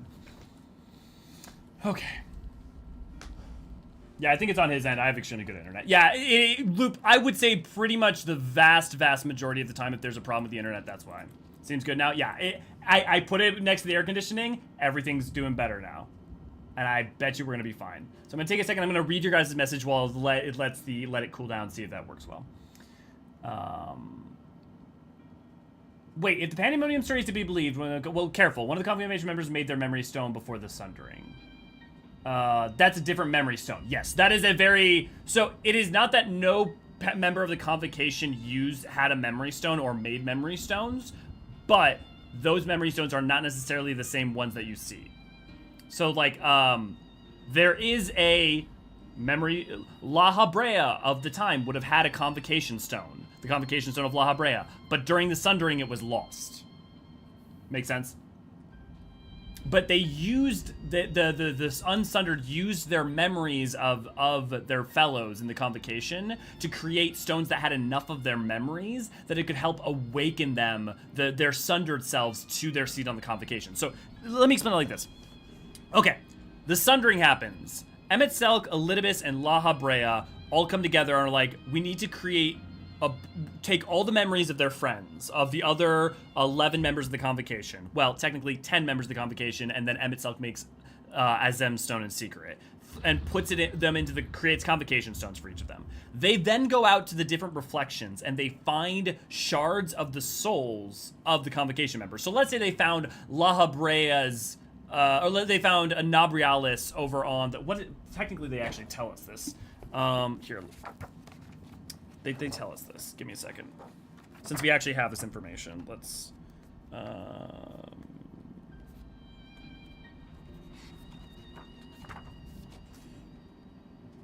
So Nabrialis was an Ascian from the 12th reflection, right? So they found him on the 12th.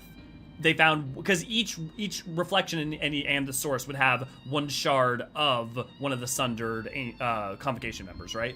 So they went to on the 12th, they found a fragment of Nabrialis' soul. So they gave him the Convocation Stone of Nabrialis, and it awokened both in him the echo and all his memories of the time as Nabrialis. On the source, well, actually, we don't know for sure that this is the case, but we're pretty sure this is the case, that on the source, they found Amon, and they gave him Fandaniel's stone, right? Or it may be possible that Amon was already Fandaniel at the time. It's actually interesting because it used to be pretty. It seemed like what happened is that Amon was risen to the seed of Fandaniel, but it's possible that based on some of the comments that Emet-Selch had earlier in Endwalker, in the flashbacks, that in fact Amon had always been in the seed of Fandaniel, but had been swayed during his time as Amon.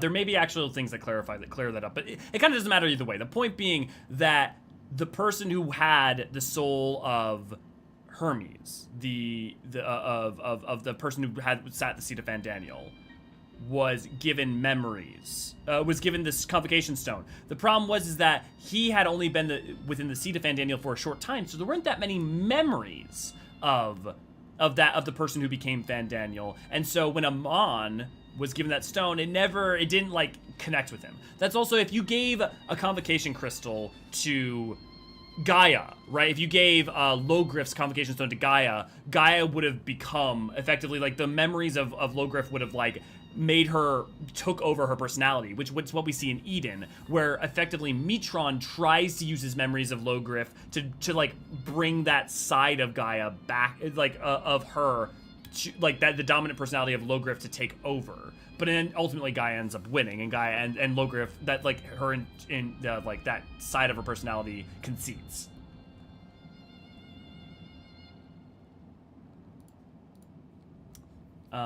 Seems good for now. Overheated. Yeah, okay, y'all. Okay, I did not realize how far behind I got. No worries, Desberry.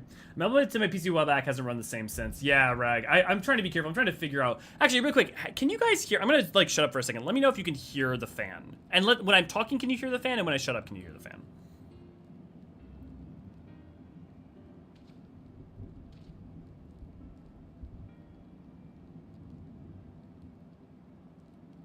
Okay, I'm gonna keep talking now.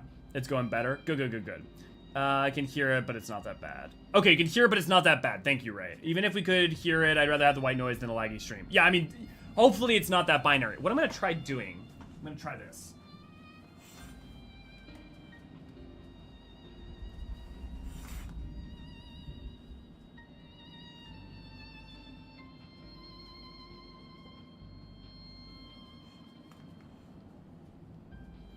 No, okay, it's already on the lowest setting. Oh well.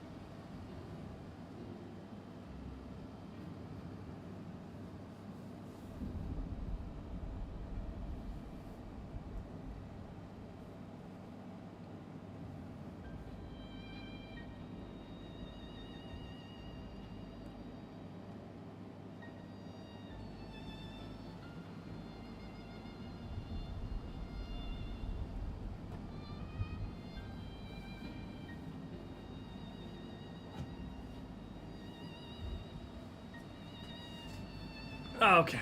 Okay.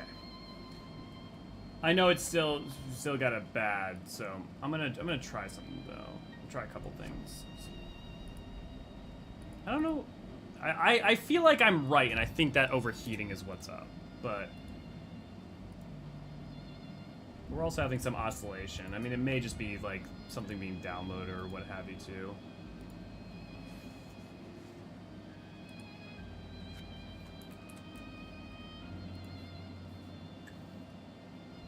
I'm sure right now you guys can hear a lot of the fan.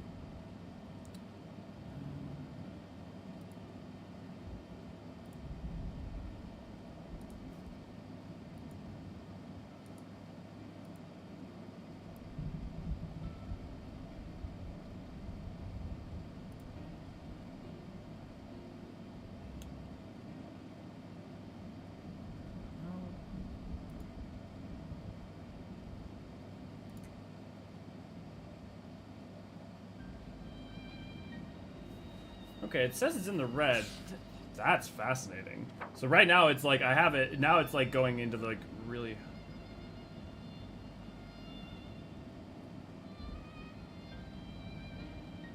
You guys will have to let me know if it comes back in. I'm sure it's like kind of going haywire all over the place.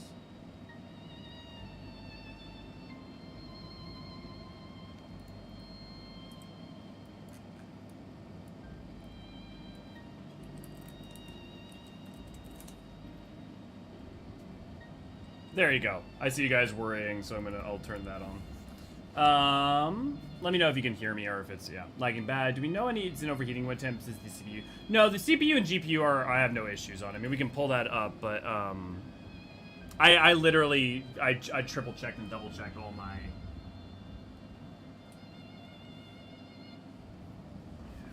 Well, maybe, I mean, maybe it is.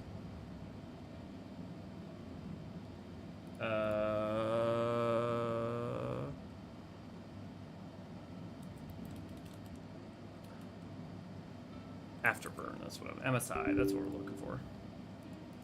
But I don't know, like we had multiple streams where we've been on this where we haven't had any issues, so why would that start now? GPU's at 50C, that's not terrible.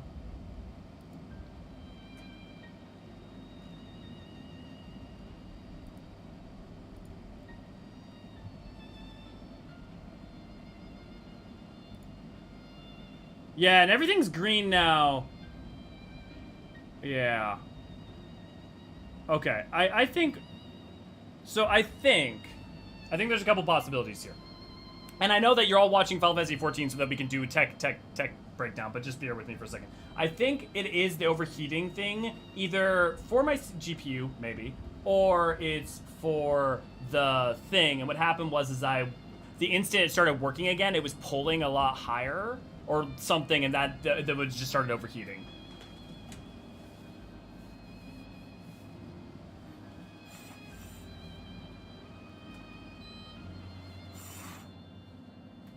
Okay. We're gonna try this out. We're gonna see if it works, and if not, well, we'll make it through. I believe in us. Okay, cool. The stream's overall quality may be a little reduced, but it still should be good. It still should be HD. Fan's quieter now than the ringing in my ears. Fine. The router overheat. Anything can overheat if it gets hot enough. Little advice to live by, for sure, Ray. Is this where we start a fund to replace the router with a good one? Well, that's the thing, is it's supposed to be a really good router, but I've never had overheating like this before, though I suppose it's just because it gets very hot up here. But I mean, hey, we finished funding the cooking stream, so it's possible that that could be a next fundraising thing. Though I like to do fundraising things that are fun, that you guys get to have a part in or something. Like maybe next time we'll do something like we'll raise funds to do a community stream thing, because otherwise I don't know. A lot of stuff has just been for the technical stuff for the channel, and that's been great. It's been really helpful. It's been awesome to have this stuff, but I don't know. I'm starting to think that the stuff that we're asking for are, I mean, not just vanity, but the Elio statue and the Neri statue I thought of as fun, but yeah. Found one of the bots you were done a few days ago. Yeah, my curry is here. I need to get groceries so I can make some. Oh, curry's so good. Fan's not intrusive. Good. Not too bad noise was fan-wise. Cool. Must be sweltering that armor. Well, you know what's interesting is that armor, think about it, right? So the thing is, armor gets way colder than you think, and well, you also could have overheating exhaustion. I mean, actually in Thavnair you might be right. But remember that Paladin armor is made for the Hydaelyn sun. So not only is this like mail reflect light, but specifically it has a very light, you have very light clothing that both tends to cover it, cover some parts of it. Or also, like, keep things breezy underneath. Like, specifically, the Paladin armors are made to deal with Hydaelyn's sun.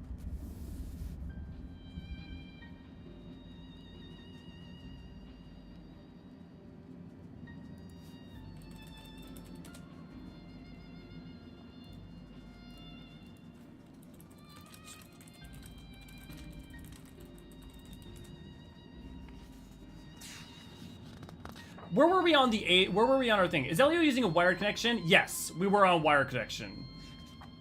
Modem mode and get another device to function as an app. Yeah, maybe Oblivion, maybe. That's, I hadn't thought about that. But where we?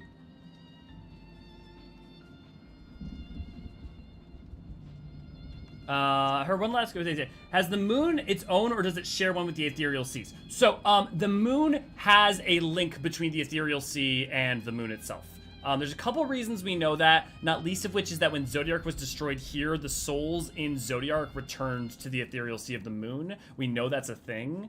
And there was a line that we had earlier in this MSQ that I am trying to remember for the life of me and cannot, but that made it clear that there is a link, like there's an ethereal link between the two. Part of the other way we do know that too is that the fact that you can teleport to the moon from Atheris means that you would have to have some kind of ethereal ley line, not ley line necessarily, but ethereal like connection between the two in order to drift upon that ethereal chain. There's a lot of reasons that it makes sense that there is, but there definitely is. The problem when it comes to the 13th is that in the 13th there is no ethereal sea. So if something, let's say, was on the moon and died, it still wouldn't be able to return to the ethereal sea. Have a good one, Misako. Enjoy your meetings. I think I heard something like that when I went to the main resistance fair near me about the men wearing full suits of armor in the hot sun. Yeah. More people died from heat exhaustion than from battle wounds in armor, historically. Wish the Ambertines got freed from Zodiark when Zodiark poofed. Well, they did. So when Zodiark died, the souls within Zodiark returned to the ethereal sea. But I mean, the thing is that even if they had been freed when Zodiark died, they would have either tried to summon Zodiark again, or would have basically tried to make the world that they knew, right? Like, those who sided with Zodiark would have tried to do Emmett Selk's plan. They would have tried to, you know, cause mass genocide. They would have tried to, they would have done anything to return their home to the way it was, right? So they, if they had continued to live after Zodiark's like defeat, rather than their souls returning to the ethereal sea, I don't think it would have been for the best for the world. Ethereal zipline, yeah. So the other place is connected as well. The other place. Which other place? Are you talking about it like not saying its name because it's a spoiler? Or isn't the big red spiral thing on the moon the aether of Zodiark going back to the planet?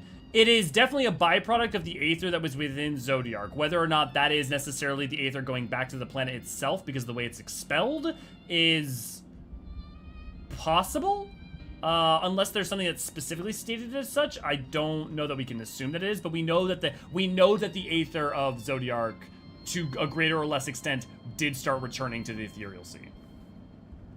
Yeah, it's yeah. So, are you talking about map 6 Creeper? Or are you talking about a location on one of the reflections? No spoiler here. Yeah, no worries, no worries, man. Decoy, good to see, glad to have you. It'd probably mean how you can teleport to the lab. Oh, that's because of the Ragnarok. Yes. So if you're talking about that, that is due to the Ragnarok and how that functions, and that it, yeah, I can't explain it here. It is a byproduct of the fundamental nature of what Map 6 is, and the fact that there is a manufactured physical link between space, through space, in the existence of, you know, tachyon particles? Effectively imagine that there's an object that is existing in two spaces at once, and that acts as a link between both places. It's basically like that. Look at them all, lazing about, knowing full well the beast might strike it again at any moment. Do they not realize their lives are in danger? Well, I, for one, intend to survive. I am too young to die. Yes, I'll leave this island before if I must. But where would they go? Is there anywhere safe these days? A mug of piping hot chai, brewed from aromatic tea leaves, flavored with Indana's secret blend of herbs and spices, then mixed with rich milk. Here, maybe this will help you feel better. A cup of chai. Can't you see that I have more important things to worry about? No. You're right. It's precisely in times like these that we must strive to remain calm and steady. I do believe I'll visit the Elder and see what needs to be done. If there is any way I can aid my village and my friends, I will do it. I'm forgetting if it's a side quest creeper or if it's just NPCs you can talk to. But there is some Loprit that will talk to you about the nature of how that works. I don't remember if it is in a side quest or if it is in just like ambient dialogue though.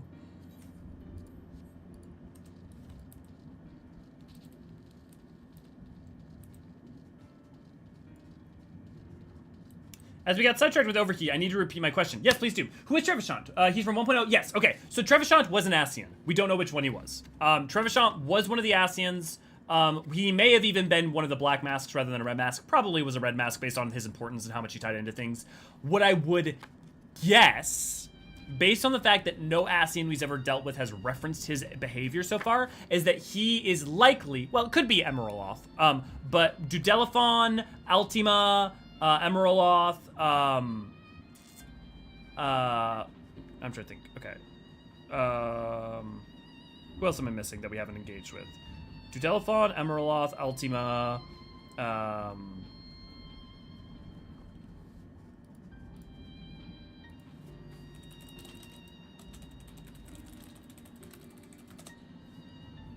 oh, I know, I missed it. Pastorat. That's what I'm not thinking. Yeah. Pastorat and Helmaroth. I always forget Pastorat and Helmaroth. So Pastorat and Helmaroth and Dudelaphon. Yeah, I said Dudelaphon. So yeah. I would assume it is one of the Ascians unaccounted for. For those who don't know, in 1.0, there was an Eorzean guy who stole... There was the whole quest line around him stealing this horn that's like the horn on Tup Samadhi that can draw Aether into it. Then that gets resolved in Alexander when the horn pops back up because Trevichant, the guy who stole it, ends up giving it to Mide, and that starts off the whole events of Alexander. The Alexander is effectively them wrapping up that plot line. As for which Ascian it actually was, we don't know. We do know it was an Ascian, though. Due to Alexander's time shenanigans, won't be surprised if they didn't know of him due to the time loop stuff locking him away. Oh, yeah, sorry. Also, we got sidetracked with yes, that's what I was talking about. Cool. Zodiark's Aether probably has to go back slowly. That much Aether would be like dropping a bathtub of water in a swimming pool. Yeah, that's very, very likely, lady. Yeah. Okay, it's time for me to make some tea. Do it, light. The thunder shadow effect seems so janky. It seems to be done by moving the sun and increasing its brightness momentarily as the shadows all change position. See, you say janky, but I think it... Look, I know I'm Mr. Contrary. Y'all say things like, this theme seems janky, and I immediately go to the defense. So, far be it for me to, like... But I was specifically thinking how I like the thunder effect, and also, if it's being achieved through that method, that's impressive. Because, you know, it's not Unreal 5, right? Like, they have to try and work with what they've got in engine to create the effects they want.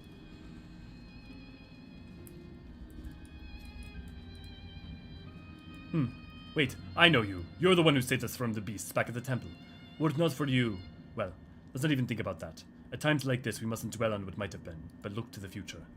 What future awaits us? How can Rathatham hope to recover from this? Most of my friends are gone, and I don't know where to turn. I don't have all the answers, but here's a cup of chai. Maybe it'll help you while you think. A cup of chai? Well, if you insist. Ah, that aroma was a way of clearing the mind. Come to think of it, we've faced our fair share of trials in the past as well, and no matter how hard the times, we've always come together as people united. One day at a time, one step at a time, for that is all any of us can do. Yes, back to work. Once I finish this cup, thank you.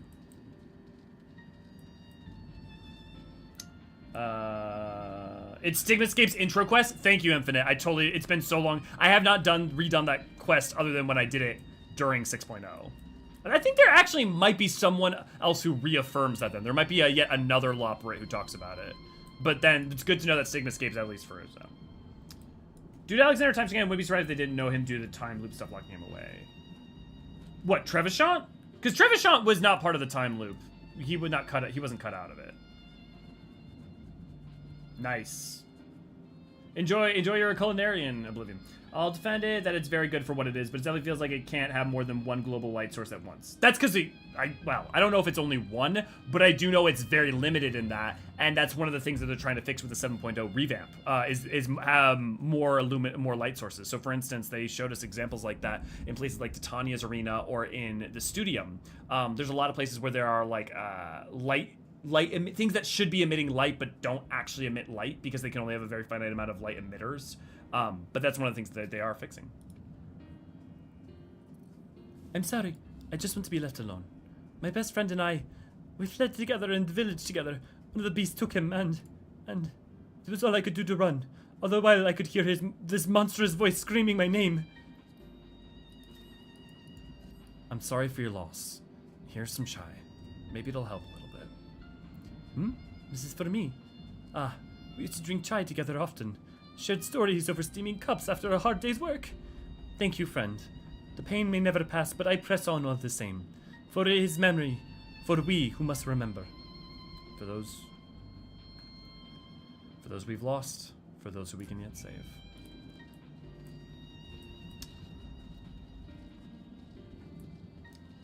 Interesting, Oblivion. Yeah, I hadn't noticed it, but it's interesting. Thanks for pointing it out. Yeah. Friendly reminder for anyone who hasn't done their leaves, definitely go do your leaves right now. It literally leveling up crafters will save you a lot of heartache and pain later, and is very straightforward. Thank you for delivering the chai, Elio. Did it help lift the villagers' spirits? I think it did some good at the very least. That is heartening to hear indeed. The final day shows no sign of abating, but that is all the more reason that we must try to keep our composure. For our lives have been forever changed. The people we have lost will never return to us. These tragedies will long weigh on our hearts.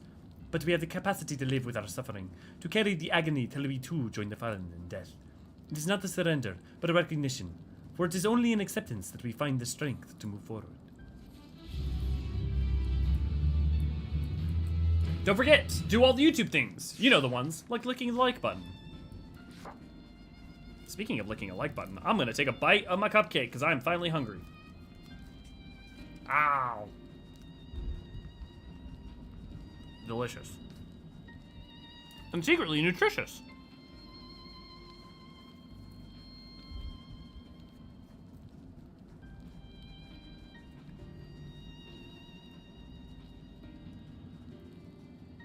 It's cost me about 6 million gear total.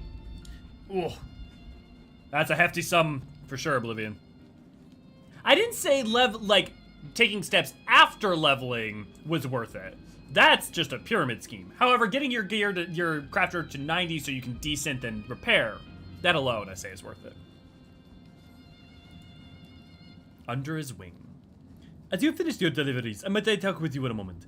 I was curious to know what has become of Mavan and Kirstev's remains. We buried them and offered our prayers.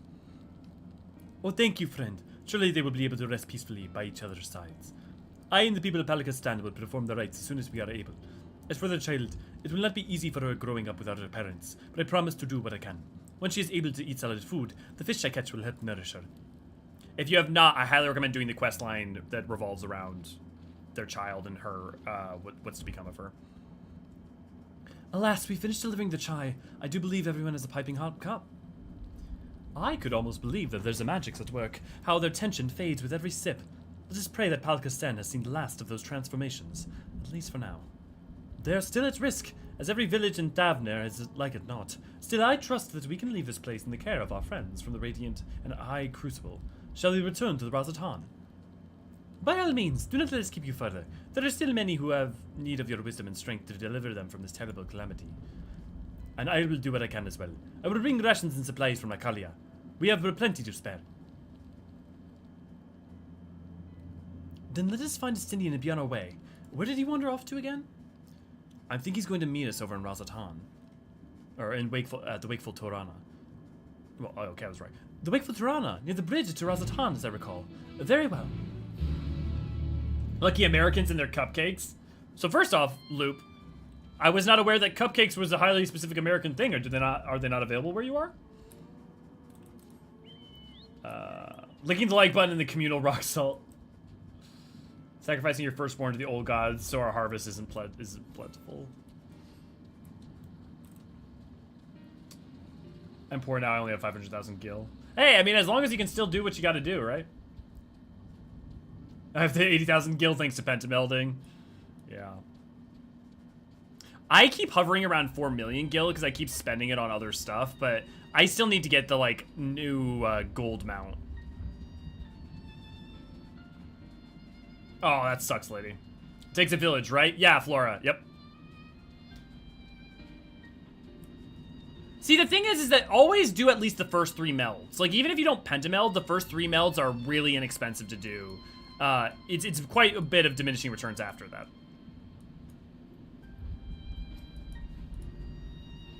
How do you suppose the others have fared in the capital? I hope things have not been too eventful in our absence. I have appraised the Sinian of our situation at Palakasand, so we needn't have that conversation. Alfino told me everything. Full glad am I to hear the people are safe. Likewise, you will be pleased to know I found no evidence of lingering beasts in the jungle ruins. 'Twould seem you finished off the last of them. Trying times yet lie ahead for the people of Davnir.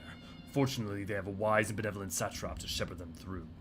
Speaking of which, I received word from Thancred not a short while ago. He awaits our return to the city at Alzadal's Path. Come. Oh my god, we're only 22 subs away from 20,000? We're gonna reach it. We're gonna have to do that AMA. We'll definitely have to schedule that either for like Wednesday or Friday. I'm from Denmark. Do they not have cupcakes in Denmark? I would have thought the Danish for sure would. Oh wow, there's congestion in Razadhan? I mean, I guess that makes sense because of 6.4.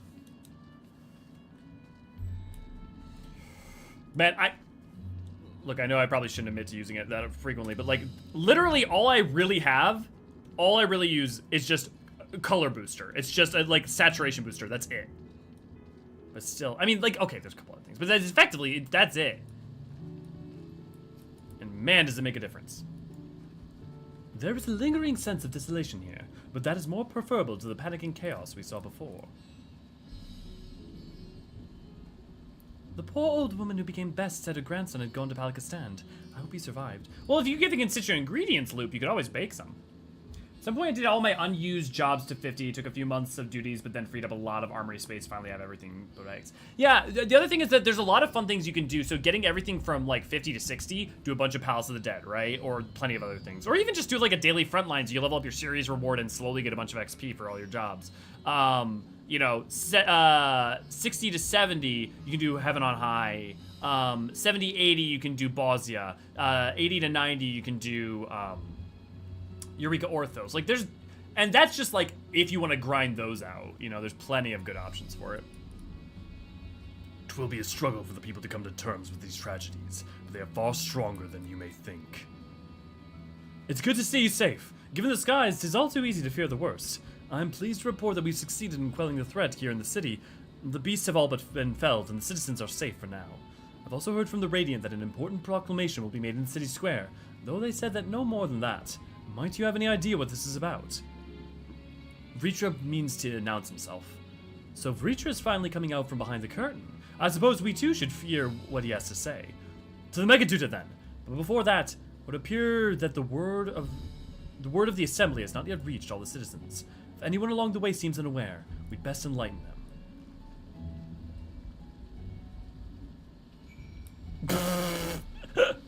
The only reason to get a boyfriend or husband is so that he can bake. I have the benefit. I'm a good cook. I'm not a good baker. I have the benefit of having partners who are quite good bakers, though. Cooking is horrible. Oh, I love cooking. I love cooking. Vritra's coming out during Pride Month? Slay, brood! Slay! Are the beasts all gone? I've been hiding and I'm too scared to go out and look. They're all gone. It's okay. You're safe. Oh, well, that's a relief. I thought one of those beasts was going to eat me. I wonder where Farshawn is. He's the slowest runner. I hope he got away. He could be with the other people from the palace. Maybe I'll see him in the square. Partners, plural. The beauty of polyamory. Cupcakes are a thing here in Europe, but it's not a thing you find in every convenience store bakery. Huh. It's funny, I've been to like England, I've been to France, I've been to a lot of places. I don't know why I never noticed that. You think I would have? And part of this is just whenever I was in France, it was just like all I care about is getting pain du chocolat, so.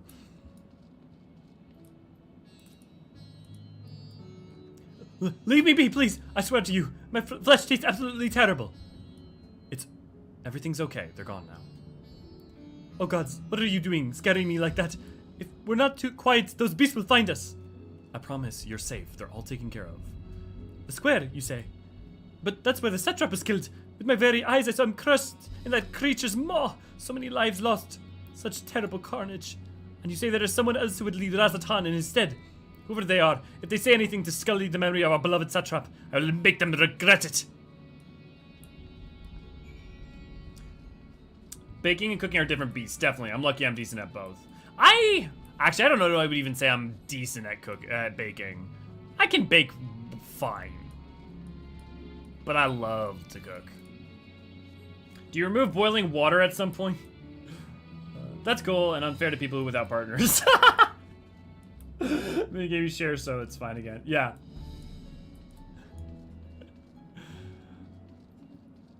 Do you remove the boiling water at some point? Nope, I just let everything boil over endlessly. Well, I need 2 men, the one who can cook and the one who can bake. There are 2 partners in need within us all. One who can cook and one who can bake. Finish rounding up the stragglers. Proclamation will begin shortly. Let's wait here, lest we miss something important. Welcome back, Elio. Alfino told me everything. I was pleased to hear that Preacher has chosen to reveal himself at last. The people of Razatan need a strong and wise satrap more than ever. People are slowly making their way here, but many are still gripped by the fear and doubt. Hopefully Preacher's message of hope will resonate strongly enough with the ones willing to listen and spread to every corner of Thavnair. I hear you were able to bring the situation at Palikistan under control. Every life lost is a tragedy, but you should take pride in doing what you could. When I assumed command during the earlier panic, I did so instinctively and out of necessity. It was not my place to give orders, but I am glad that people heeded them. But now they have need of a true leader, a magnanimous and just satrap who can guide them every step of the way. Fortunately, they are blessed with one such soul. If anyone can protect the guild and guide them through this calamity, it is he. It would seem that the people still have lingering doubts, and I cannot blame them. Yet we know what strength is afforded to us with one of the first brood on our side. I have faith the citizenry will come to understand and accept him in time. Worm and man working towards a common goal.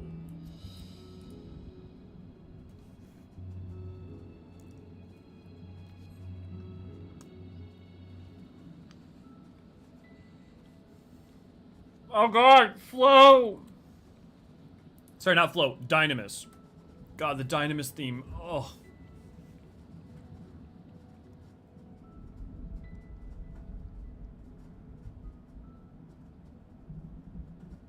Look, someone's coming. This gets me every time.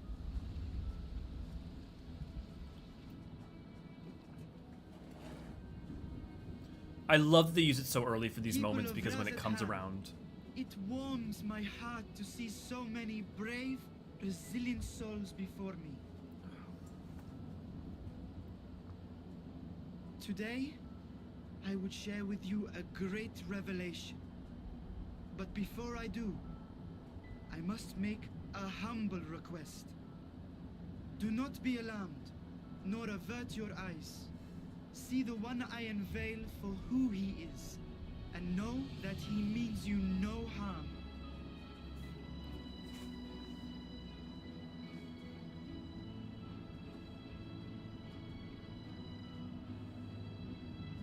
Very well. I dare say it can't be worse than the horrors we've already seen. Many thanks.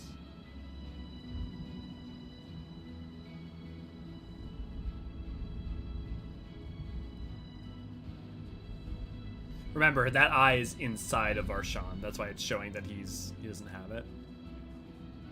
A dragon.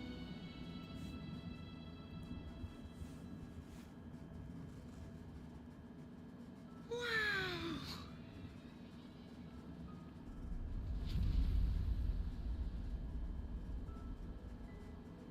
People of Radzat-Han, I am Vritra, and for years uncounted hath this isle served as mine abode.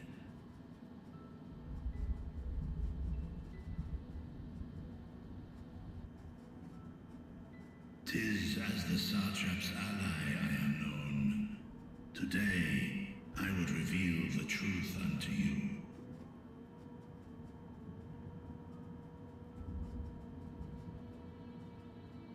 Let us hope they accept him.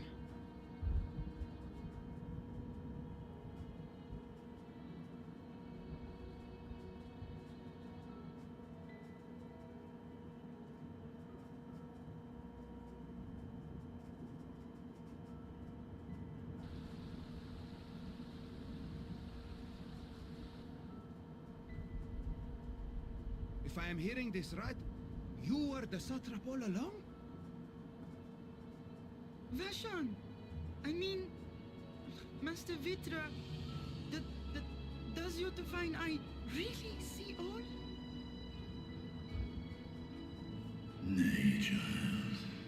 While mine eye hath borne witness to the whole of our nation's history, to its future I am blind as thee. Countrymen, calamity the likes of which we have never known is come to Favnir, our home. Friends and loved ones have been taken from us. I, too, have lost my closest confidant.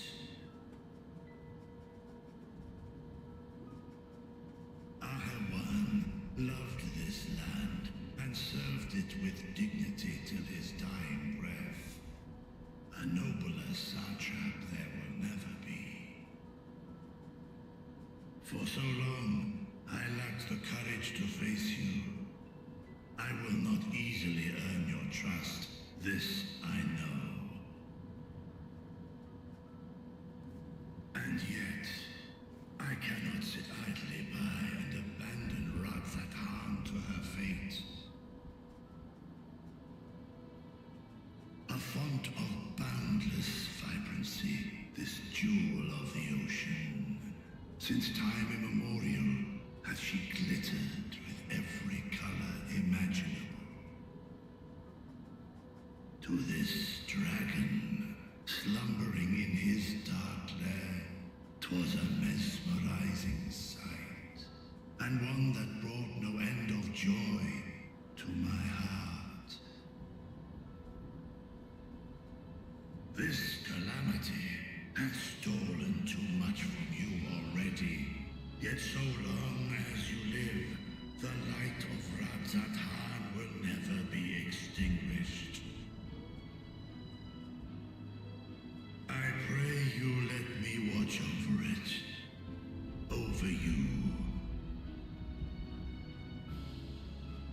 And lend me your strength, that we might face this trial and those to come as one.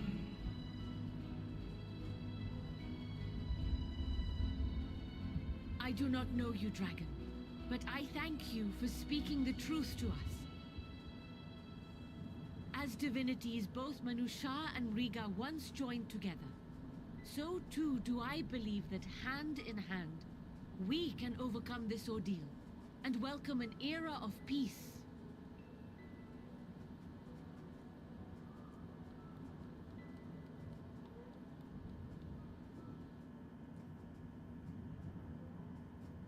A sight that would have surely brought a smile to Hydaelyn's face.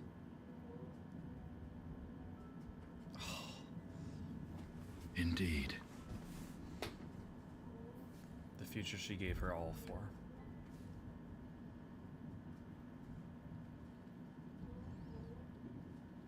What a perfect note for that final moment.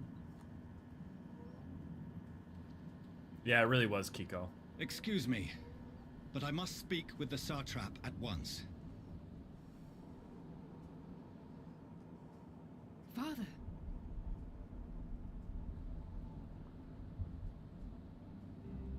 You have suffered dearly of late. Yet you must endeavor to look beyond these losses to the future you yet have. On behalf of the Forum of Sharlayan, I come with a proposal by which you, the people of Radzat-Han, might be saved. I say again, I must speak with your satrap. I beseech you, take me to him with all possible haste. I am satrap here. Speak thy proposal. All present shall hear and judge.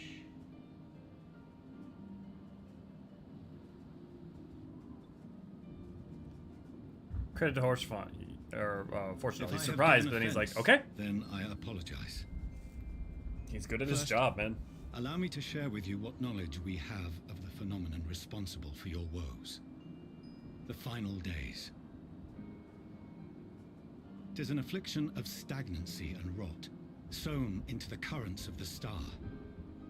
Though the first prominent manifestation was here, in Thavnir, it will invariably spread to every corner of the world. The Forum was forewarned of this apocalypse several centuries ago. Thenceforth, my predecessors sought to prepare for the end times in the only conceivable fashion, by securing a means of escape.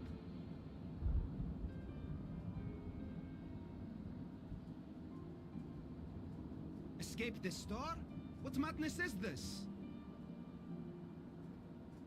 'Tis by no means madness. With the coming of the 7th umbral calamity, the true nature of the Red Moon, Dalamud, was revealed. That it was an artificial construct of ancient Alag.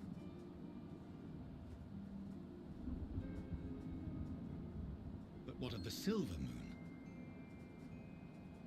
This celestial satellite is yet another technological marvel fashioned and maintained by ancient allies. A ship that will sail the heavens and deliver our people from destruction. And by our people, I speak not only of Sharlayan. We mean to save every man, woman, and child it is within our power to save. Including you, our dear friends of Radzat-Han. Recent events necessitate adjustments be made, and quickly, but we can and will escort you safely to the moon. The thing is, he's both a man of action and principle, but he's also, his principles sometimes require an action. Allies to Thavnir. I trust thou dost not extend this offer lightly. Yet I wonder, is this truly the way? Is there a future to be built for us beyond this star our father deemed the last bastion of hope? It is for that very reason I come before you and your people. To answer any and all of your questions. To offer my assurances and allay your fears. Though, if you wish the best for your people, I advise you to render your decision swiftly.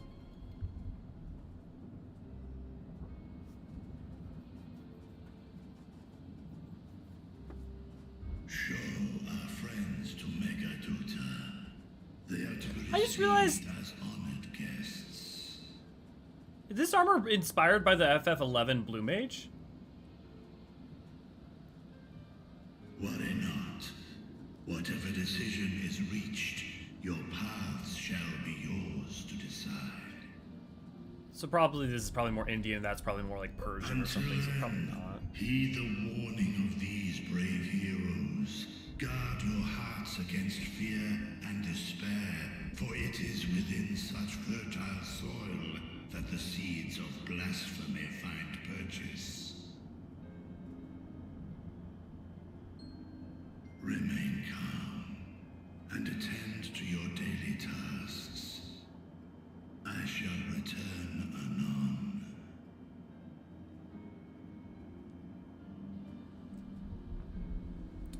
I don't think Horsefont thinks he knows everything. Or Fortune, oh my god. We believe in you.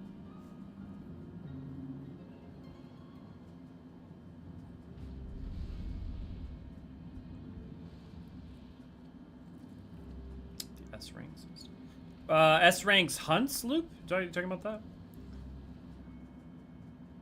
Fit on the teeny tiny toy boat.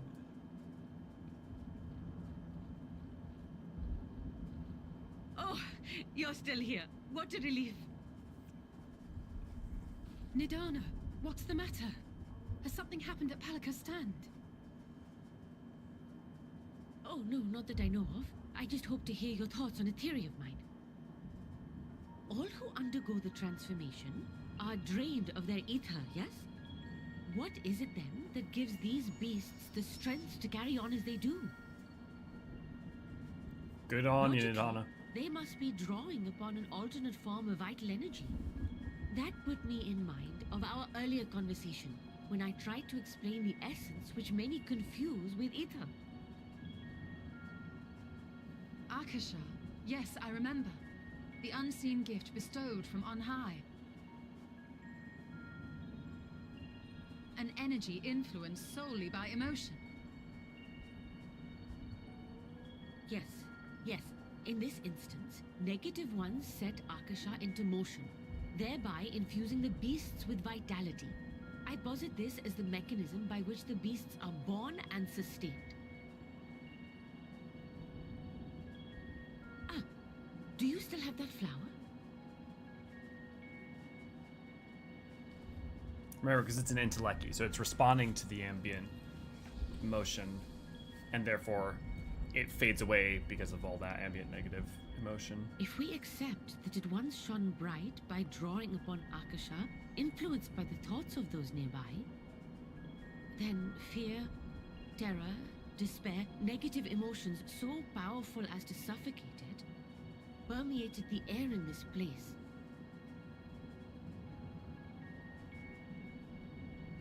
You must be very careful. The forces which drive the final days may be beyond our ability to perceive.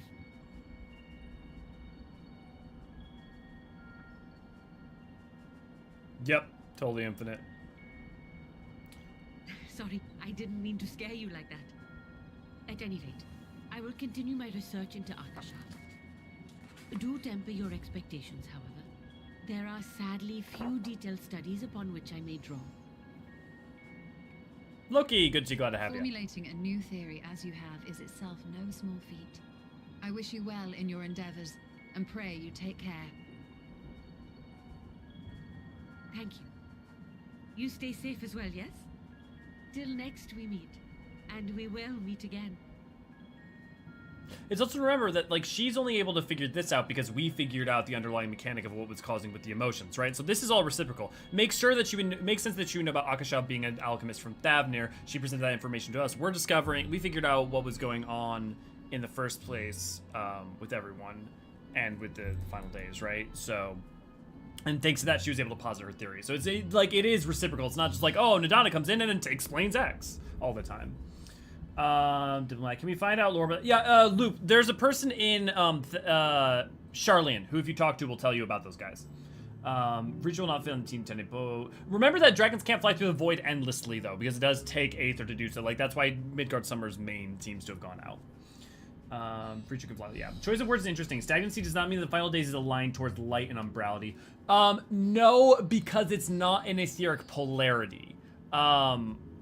Because it's I would say it's a different axis altogether, because it's the final days itself is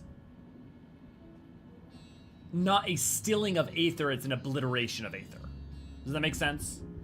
Because it's an alternate countervailing force that gets rid of it. But there's a difference between stilling and stagnancy in the way that the game kind of expresses them, right? The lack of flow and the stagnancy, I guess, could be associated with umbrality, and I think that's fair because of the fact that Zodiark astrally is the quickens the Aether. So, like, there's something there, but it's not that the calamity itself is stagnant. It's that it takes advantage of the currents not being as strong in order to influence the world. So because the currents around the star could be somewhat stagnant, and this wouldn't happen. This is happening because an outside force is doing something to the star and is able to do it to the star because the ethereal ley lines around the star are stagnant, are more stagnant than they could be. Now, what the hell is Minfina even a god of? Well, I mean, play Mist of the Realm, they explain that, right? Because all of the gods are kind of a chicken and the egg situation, right? I mean, remember, Dalamud didn't used to exist, and part of the reason that Dalamud exists in Minfina's legend is because Dalamud, the moon, exists. You know, it's a whole thing.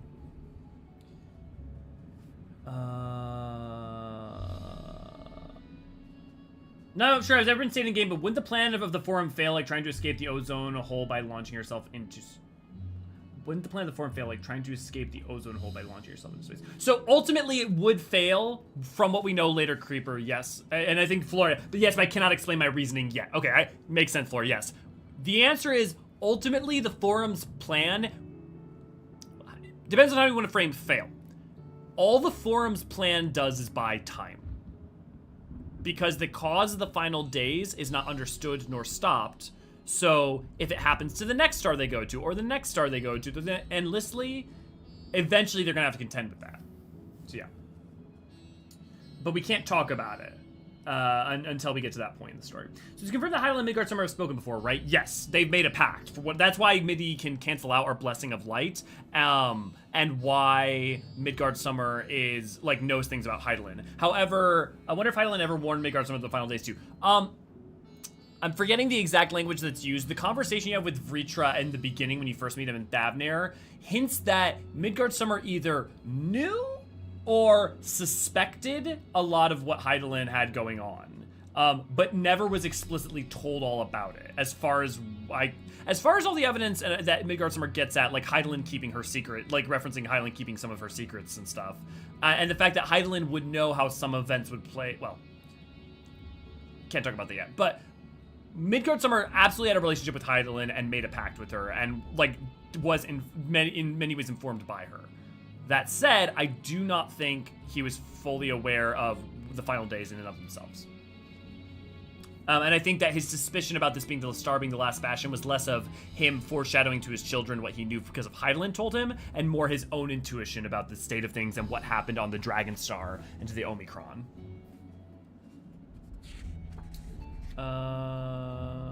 It's Crazy O'Clock again, lurking while I chase her around. Yeah. The moon, not like the Loperate ship or Zodiac prison war, but as the pretty thing in the sky, way I also love. Yeah.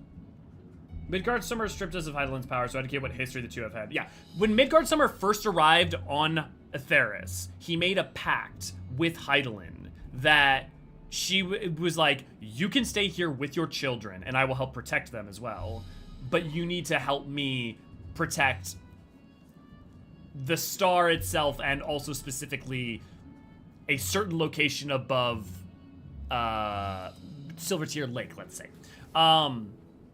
So his capacity to break our Blessing of Light, he has a very close connection and pact and agreement with Hydaelyn. We do know that. It's explained as much during 2.5, or yeah, 2.5, right? Is Keeper of the Lake? I'm pretty sure 2.5, and then further in talked about throughout 3.0, and then also when you talk to Vritra here in 6.0, when you first meet him in Thavnair. He severed the connection between us. We were a drain on her limited energy. No. No. That's not why he severed us. He severed us because he wanted to test us. He wanted to test us without us taking advantage of her blessing and gift. He wanted to... We came saying, like, hey, we want to stop the Dragonsong War. Like, hey, we have all these grand ambitions. And he was like, okay, yeah, let's see how you do without your crutch, and took that away. And then when we still persevered in the face of that throughout Heavensward, that's why he stood behind us, right? That's why he supported us when we tried to talk to Hraesvelgr during 3.3. That's why he stood by us when we were talking to Ysael. Because to Midgard Summer, he was like, I don't believe you, but let's see. That's why he severed our connection. Because our Blessing of Light isn't in and of itself a drain on Hydaelyn. It's a drain when she needs to protect us to great extents, like Ultima, for sure. Yeah, definitely Rag. Thanks, totally. It's like water smoothing on fire. Yeah. Hi guys, Yukio. Good to glad to have you. I thought of the burger. Yeah.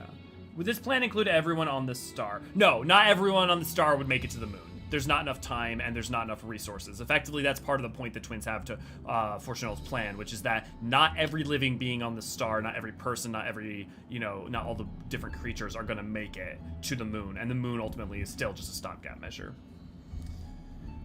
That's why he gave us little kisses. Oh my god, yeah. Saw a male rogue called Ginger Spice, which could technically be a lore-friendly name.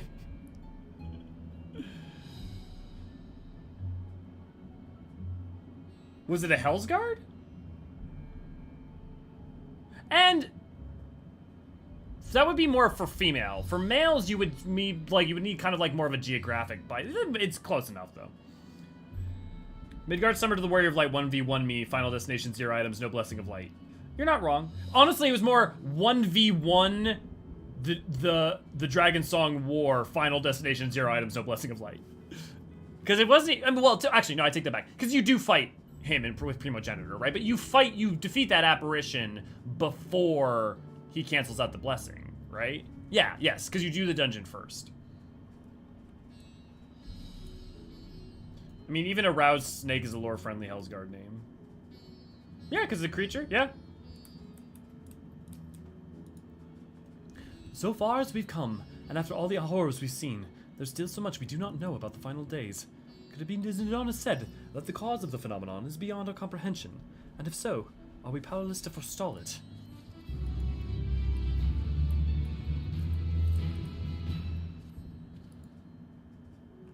Greetings, honored scions of the Seventh Dawn. I have a message from His Excellency the Tustrap. Brave scions, you have my gratitude for aiding my people in this most trying of times. Alas, matters here at Magaduta prevent me from meeting you all in person. As a token of mine appreciation, I have arranged for a feast to be held in your honor. May it nourish you in preparation for the trials ahead. Such are the words of Master Vricha. The feast he speaks of awaits you at Mairid's Mayhem. Pray, make your way there, whenever your business here is done. We thank you for your kindness. Indeed, I was hoping we might find a place to discuss our next course of action, and that seems an ideal venue. Ah, and to you, Elio Forgeron. There is someone we had hoped to introduce to you in particular. While I am loath to detain you further, might you spare a moment of your time? A personal invitation, knowing full well your services are in the highest demand right now. This must be important. Worry not, we'll save some food for you, so take all the time you need.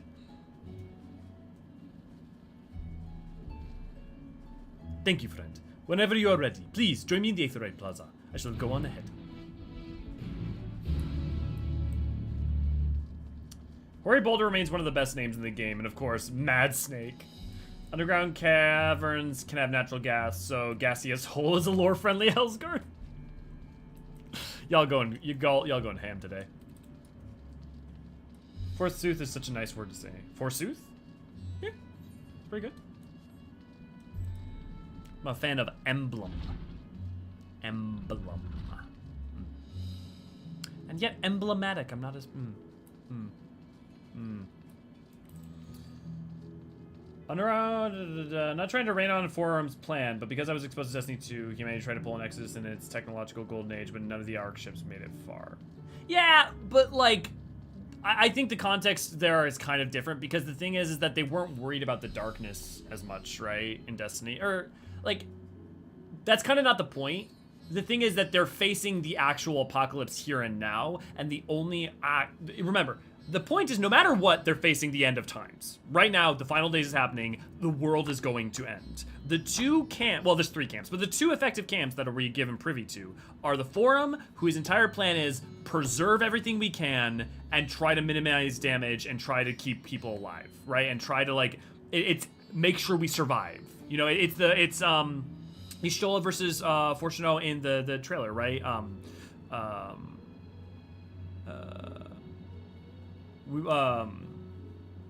What was the line?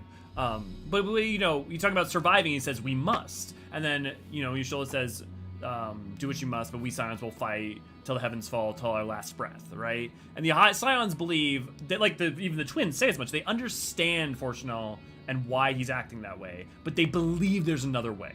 They have not yet given up the hope that there is a better way forward than just surviving and just, you know, making the hard choices.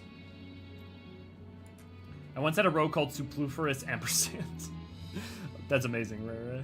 On the note, Dragonsong War, do you still have the power / eye of Hraesvelgr inside us, or did we return that, spend it all on Nidhogg? The fact that Hraesvelgr has both eyes at later points makes me assume that we expend the Aether of it, but that the eye does return to him. Exactly the order of events is unclear, but yeah, I would say that. I mean, like, if you go in like Omega, right? Unless it's not there in Omega. But as we know from it is possible to expend all the Aether of a dragon's eye and still have the eye remain effectively. So even if we did take that energy within us, and it's also we've seen people absorb the eye and still have and then also the eyes be retrieved. So yeah, a better way forward and back, and going forward and back and back and forward. Headcanon time, fake lore. Thank you for the caveat, Infinite. I appreciate you. Leftover power of Hraesvelgr's eyes, the reason you can fight her inflorescence and near raids. Grotesquerie queens do require the power of Dragonsong to defeat, after all. I like it. I like it, Infinite.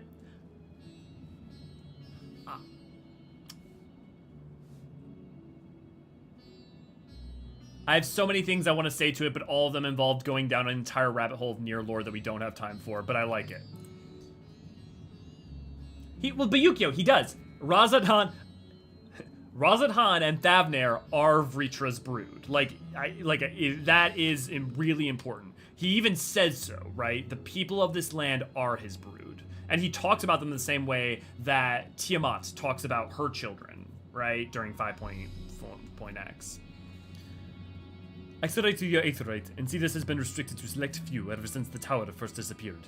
We sincerely apologize for the inconvenience, but it is too dangerous to permit the free movement of visitors at a time of emergency, a risk we could not take.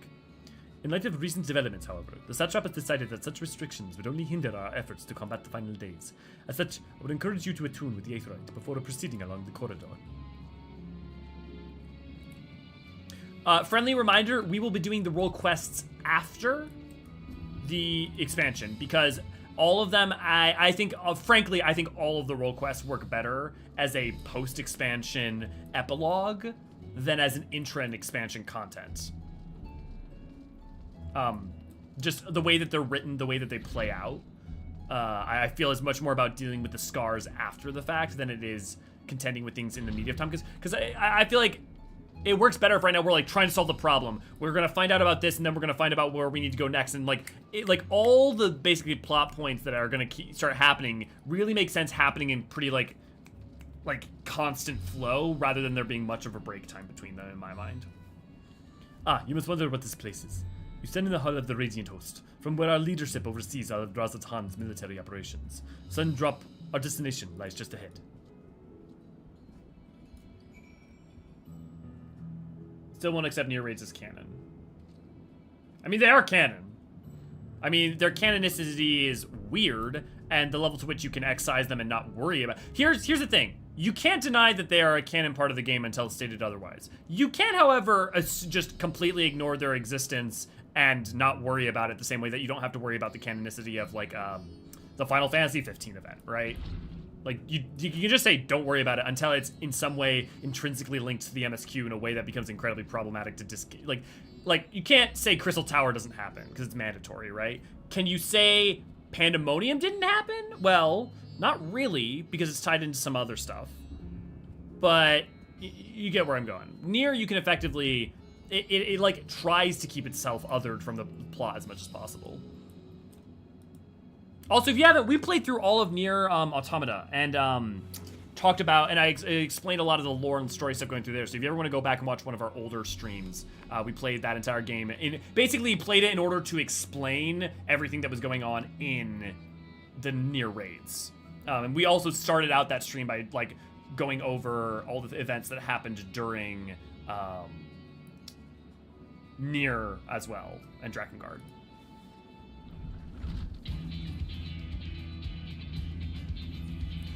Welcome to the Sun Drop. Without further ado, let me introduce you to...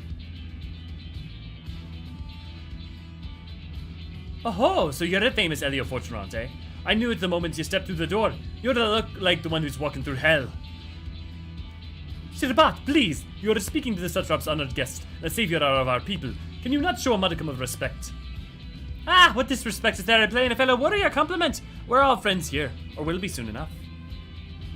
More formally then, for the benefit of my countrymen, it is a pleasure to have you with us. O great champion of Eorzean science of the seventh dawn, worthy of light and all around good egg, I'm sure.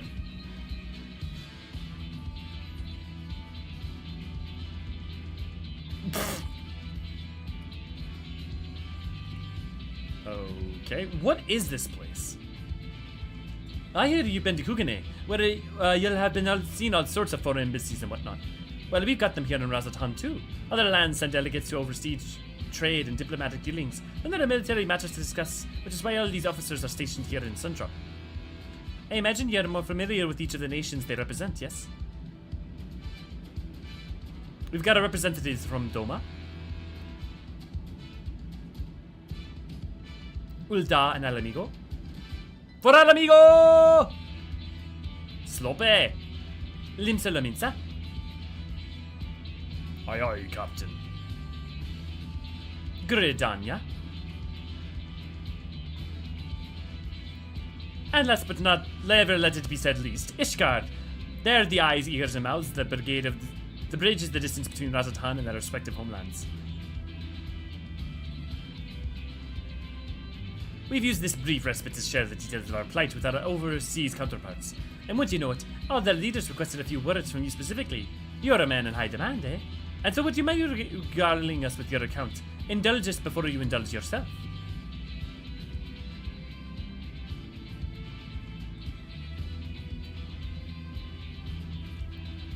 And that's what's been going on currently. I thank you for the report. The condition under which men are turned to beasts, the etheric anomalies you've observed. You've given us much to consider. It's concerning that the first transformation apparently occurred before the skies turned red. It is contrary to what one would expect. Thankfully, the information you conveyed to Lucia upon your return from the moon has already improved and valuable. As soon as the reports of the calamity here in Thavner reached the Grand Company of Eorzea, our far eastern allies, our leaders, knew at once that the final days were indeed upon us. They began taking steps to assess the extent of the phenomenon's spread. Our agents were able to confirm that for the time being, the sky burns only over the Bounty, including this island and Corvos. I forgot how much they really hit home that Corvos got hit hard by the final days. Both, you have the second, what happened with the second Legion with the rebellion beforehand. Dude, we're going to Corvos in 7.0. We're going to Corvos in 7.0. It's gonna be one of the maps. It's gonna be one of the maps. There's no question. Like, I wouldn't be surprised if one of the notes that the note let, oh man, we're going to Corvos. It's happening. I'm gonna look like such an idiot in a couple months. Alas, this is of little comfort. Aye, all throughout the allied lands there have been reports of people transforming into hideous beasts. From what little we have learned, these incidents are similar in nature to those involving the merchant Khal Zal. As was the case, the victims underwent the change prior to the heavens being set ablaze. Also, while the burning skies have yet to manifest beyond the Bounty, the transformations do not appear to be subject to any similar restriction. If anyone anywhere overcome by despair can turn, then nowhere is safe. That's about the size of it. Speaking of which, we ought to give these creatures a name, don't you think? Here in Razatan, we dig in calling the first to change, which tend to be the biggest, blasphemies. As fitting a name as any, to ensure clarity in future communications, we shall urge our comrades to adopt the terminology. Our leaders have taken measure to deal with the threats, to the best of our abilities.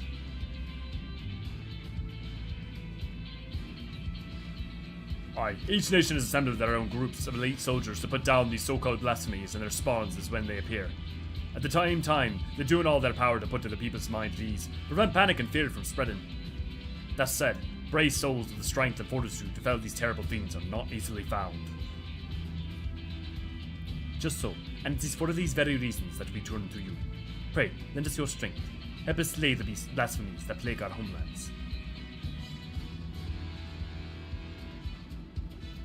Now, don't you have to give your reply before dinner? I should also mention that each blasphemy seems to possess a wildly different characteristics. What works well against the one may serve poorly against the other. So before you go rushing off to save everyone's day, have a word with the delegates. They'll tell you what to expect. And if you have not done all the role quests, I cannot recommend enough that you do.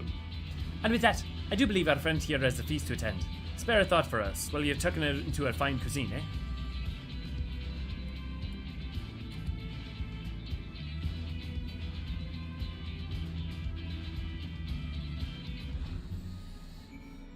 Okay, let me catch up. You guys had some interesting things. Yeah, I get to leave work I'm free for the day now to drive home. I hope everyone has a great day and night. Thank you. Totally for the emotional stream, but a good stream today, Elio. Sorry I'm late, Deathberry, if you ever catch this one. Thank you.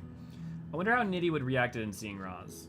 Depends at which point of his life, right? In Nidhogg's eye still inside Xenos, or after we defeated Shinryu? Yeah, someone got you. Because they were destroyed by Estinian at the end of Stormwood. I mean, it's extreme simplification of Dragon Guard and Toner lore, but Dragoon even has battle litany buffs, so it's not like Word of Light can't use Dragon Song and all. Yeah. Estinian put his lance through them. Flow, you say? Maybe left it with his lance. Well, there's at least it's Aether. Like, Estinian's soul was irrevocably altered and affected by Nitty's etheric signature and self. We know that. Even Vritra can sense that. Same goes with Evilis. Evilis, especially now with so Pandemonium is effectively part of the MSQ. So Pandemonium is part of the effectively has become part of the MSQ, and Pandemonium is tied now to Evilis. So Evilis is, I think, semi. And then Bosnia is also, like, kind of a fundamental part, and to do Bosnia, you have to do Evilis. So that Evilis, I think, is still connected. Void Arc, I think someone was saying, I missed it, but yeah, Void Arc is becoming more and more relevant in many, many different ways. Question, Elio, have you played FF16? I mean, if you mean the demo yet, no. But also, that's because 16's not out for another 2 weeks. Void Arc just now becoming something you can't ignore. Well, I mean, to be fair, that was Void Arc. You think about the Warring Triad with Nickel High, and then Void Arc, and then the Role Quest and Shadowbringers for sure. Those were such fun streams. Thanks again for those one, Elio. Yeah, of course, Raven. Hopefully you'll enjoy the 16 ones too. Elio, forget not. Can't wait until I don't have to spend precious hunt currency to make radiant armor dyeable for clams. Yeah. Void Arc was my first online race. I didn't realize I had the Crystal Tower quest until afterwards. Many people did the same. I was surprised at the sudden 24 player duty. It was before Crystal Tower was mandatory. Yeah, so before 5.3. What's this song called? Oh, the like action song? Here, here we can pull up the our musical thing. Bum bum bum bum bum bum bum bum bum.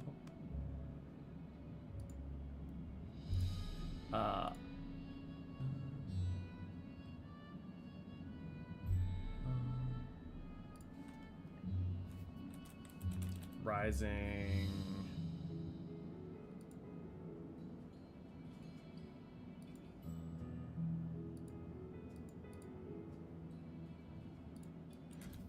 Action.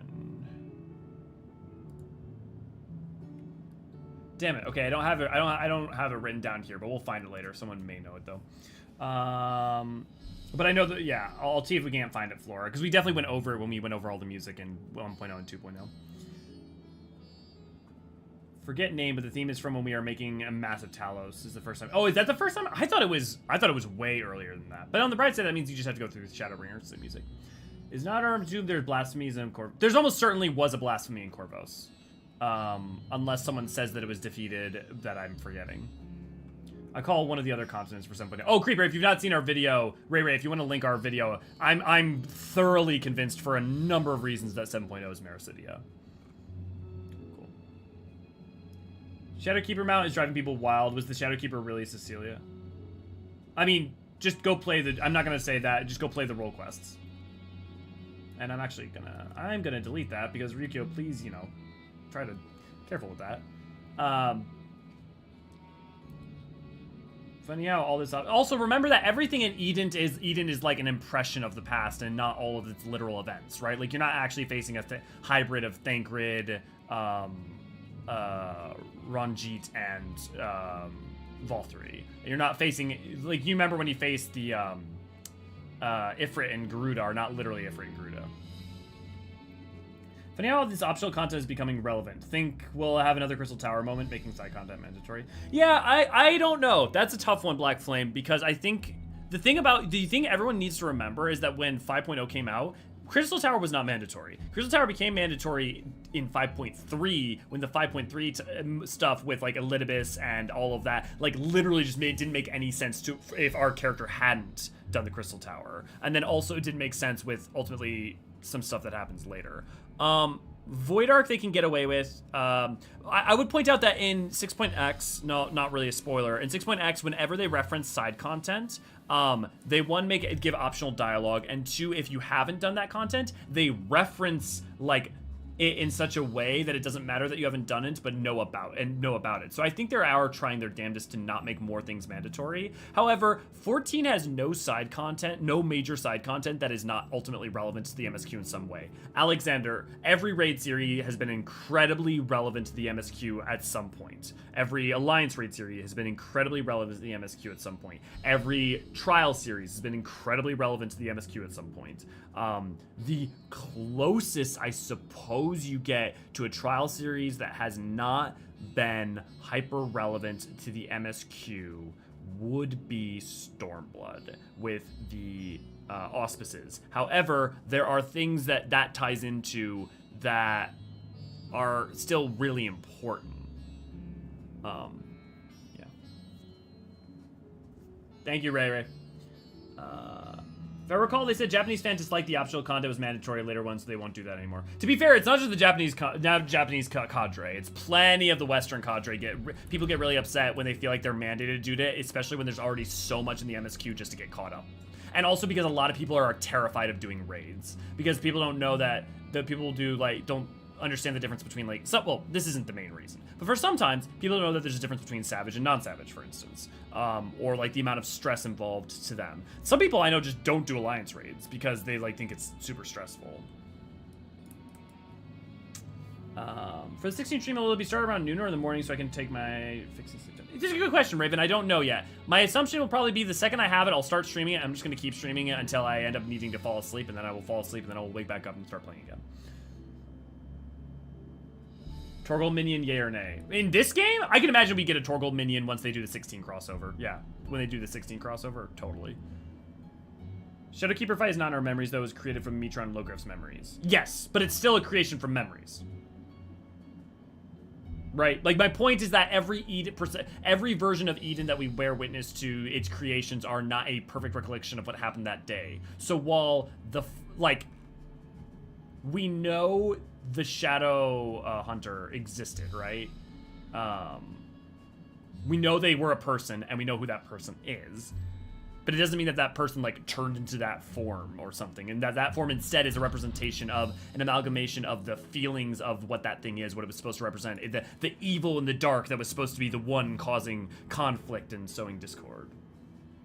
There's going to be a 16 event. Eventually, Loop. There will be. It's just probably going to be between 3 to 6 months from now. Because it's going to be whenever Final Fantasy 16 comes out, they're going to release... that's going to come out, and they're going to have a first pass of a whole bunch of... they're going to do all the the ads and stuff that they're doing now. And then after a couple weeks to a couple months, they'll do a second round of ads to try and get people back into it. Maybe if a DLC drops or something. And that's when they'll release it into 14 as probably another round of pushing. So that people who loved 16 might try 14, and people who loved 14 might try 16, or people who already played 16 and play 14 will be super excited for it. It makes more sense as a push to do it then than to do it at the same time, right as it comes out, because they're already putting a bunch of ad money into pushing it anyways. And pushing it right as they come out, you can't play both of them at the exact same time.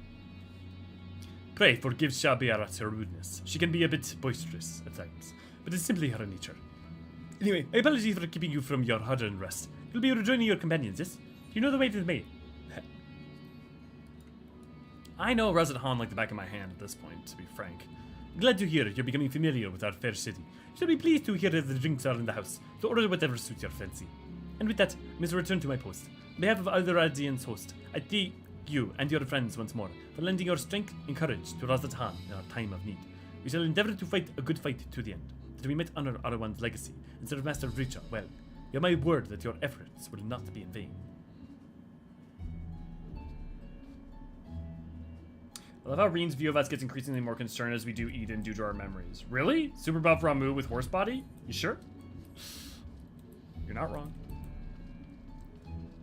Tanking Alliance raid is great because you're the only tank on your team. The healing is never split between 2 tanks.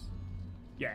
I dreaded Alliance raids until you and the rest of the team made me feel more relaxed about doing them. But I'll probably still never brave tanking in one. Too many players to see me fail. Maybe, Raven. Here's what I'll say. Like, I've seen you go from terrified for some things. I would say that this isn't as different as you think. And the other nice thing is, think about it this way. When you play a tank on one of them, you don't have to play the main tank right away. You can let someone else do the main tank, right? But it also gives you a chance to, like, really, really hardcore learn all the mechanics of a thing because you know you have to do them. I would say, like, give yourself a chance. I would say, like, pick your favorite Alliance raid, whichever one it is. Not even, like, the series, but just, like, one of them. And, like, go look up a guide for all the different things and, like, feel like you really got it down and try it. I think you could do it. I totally think you could do it.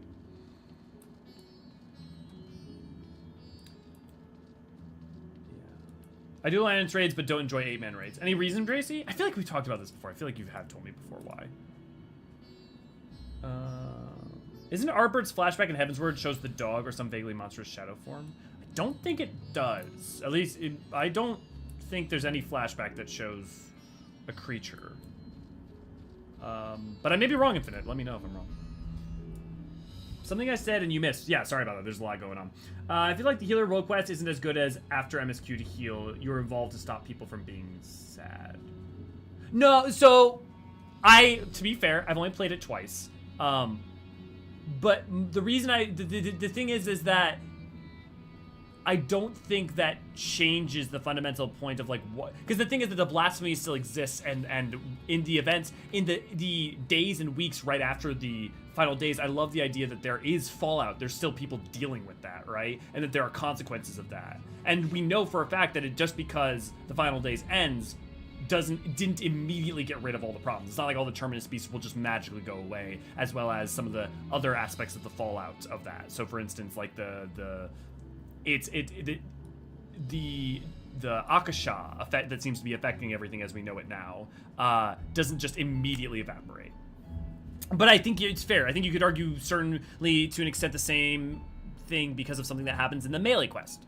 But yeah.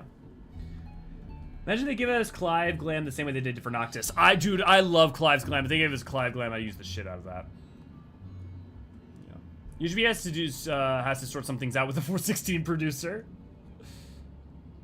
To check the MSQ cutscenes. Yeah, exactly. Infinite. I hope Yoshi P get permission from the director. He seems like a chill dude. I'm nervous about taking Alliance raid since I'm not familiar with the mechanics and I'm never sure if I'd be the main tank.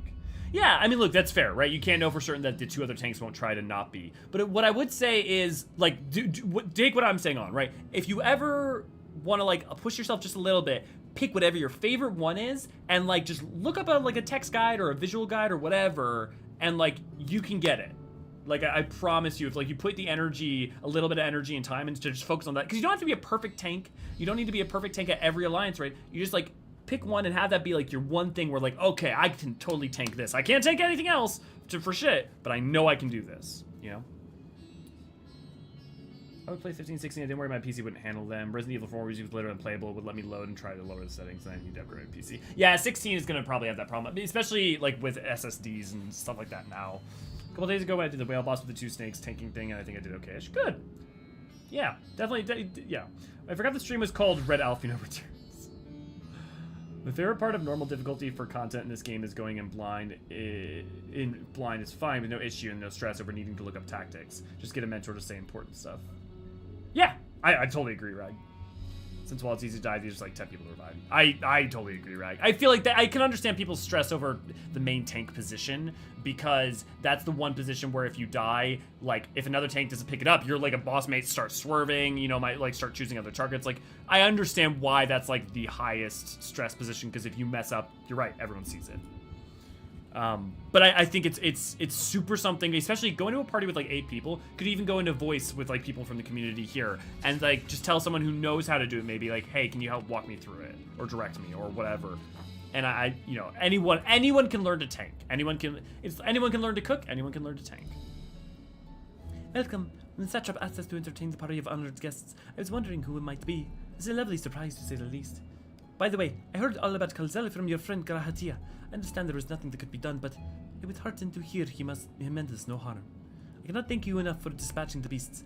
As the smallest token of our thanks, your food and drink tonight are a Mayhead's treat. Speaking of which, what should I start you off with? Oh, canonically, what would Elio drink? Oh, my tea, of course, right? A piping hot mug of tea. Because the Eorzean Archives tea. Well, yeah, we can't not do tea. A cup of chai would be perfect. As you wish. Pray, join your friends and I will bring you to your drink. How was your meeting with Radiant? I would love to hear more. Forgive me not to make a toast. My throat was utterly parched. I know I must eat to regain my strength, but between you and me, I don't have much of an appetite.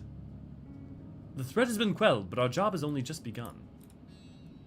I'm overdue a good meal.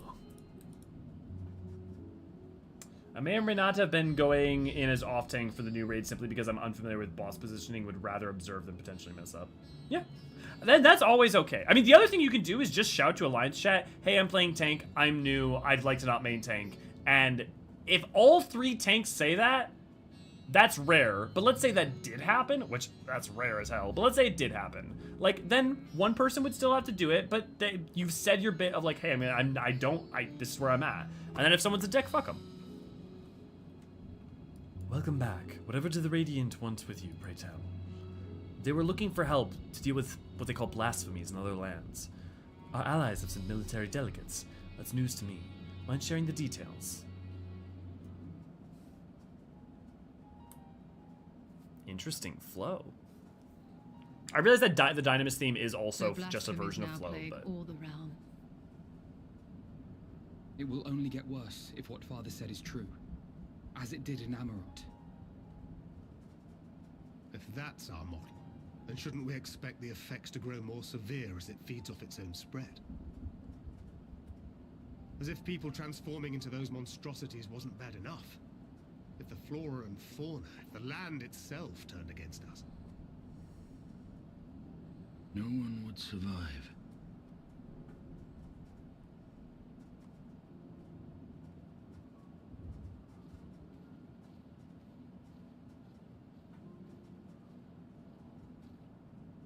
Here's your order, friend.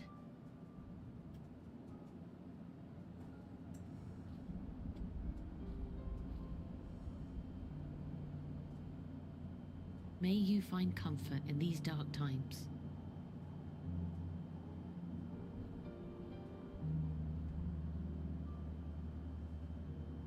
Where do we go from here? If there's one thing we've learned, fighting blindly and simply reacting to what comes will accomplish nothing. We must find a solution that addresses the fundamental cause. Before our strength is exhausted, before this crisis spirals out of control. Is there something, anything we've overlooked? If there is an answer, Hydaelyn herself will have it. 'Twas she who bound Zodiac and forestalled the final days. Alas, we have heard naught from her since the Tower of Babel. Whether she cannot or will not speak, I can only speculate. Even the flower she gave us is no more.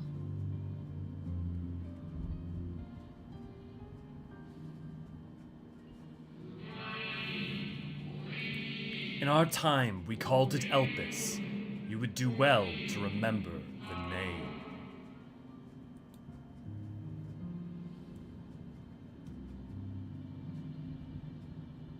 What about what the Watcher said? Elpis. So advised the Watcher. What could be the significance of that name? It is entirely unfamiliar to me. To me as well. It meant something to the ancients, though. In our time. Most surely. Yet I do not recall a single mention of it in the records of Anida. Another dead end. Quite literally. It's not as if there are any ancients living we could go and ask. Exactly one. Not alive as such, but not quite dead.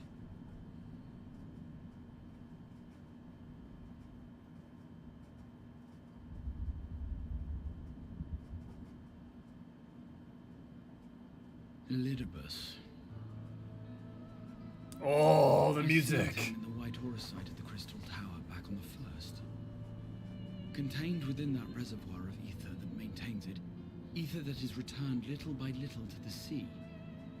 Naught may remain of his soul. However, if part of it lingers, we might be able to speak with him there. I know we can no longer make that journey, but you, my friend, still can.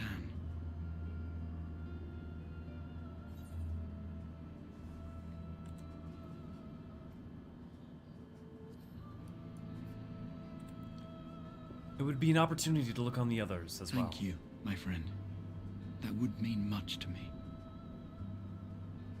If nothing else, should we learn the first is safe, we'll have that much more reason to keep fighting the good fight.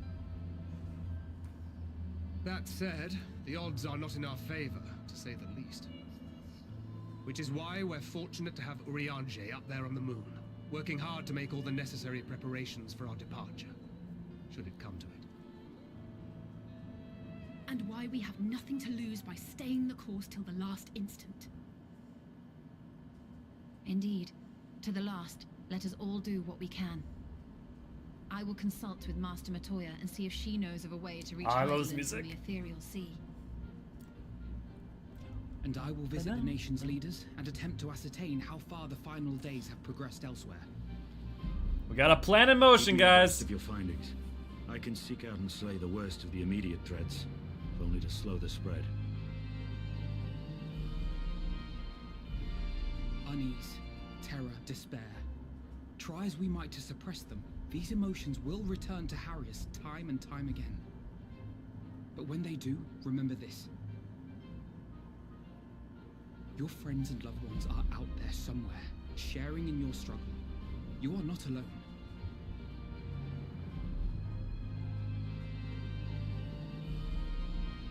So ends the brief respite before the next revelation.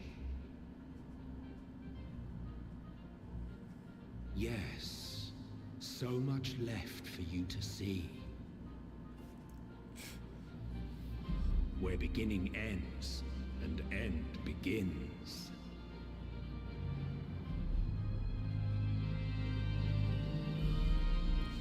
Ah, it's so good!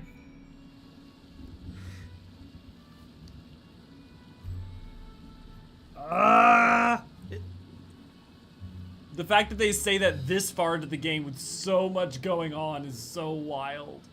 Also, time-wise, is this the midpoint? It's been...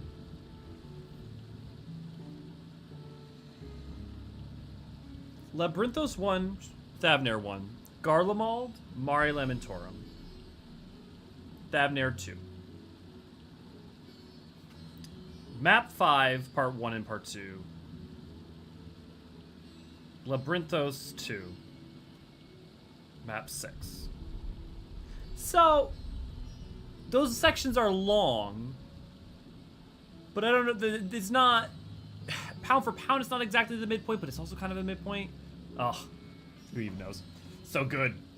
I found a static, start rating for the first time, love main tanking the best. Yeah, I'm same, Creeper, I main tank, usually.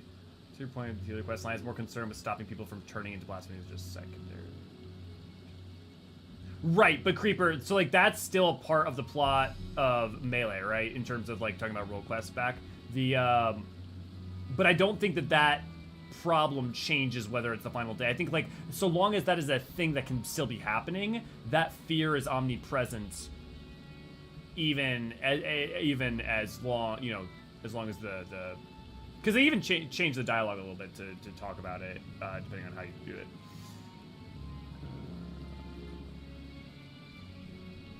That's what you blacklist is for. They really need to be main tank an ally. There will always be at least one main tank who has to main tank everything.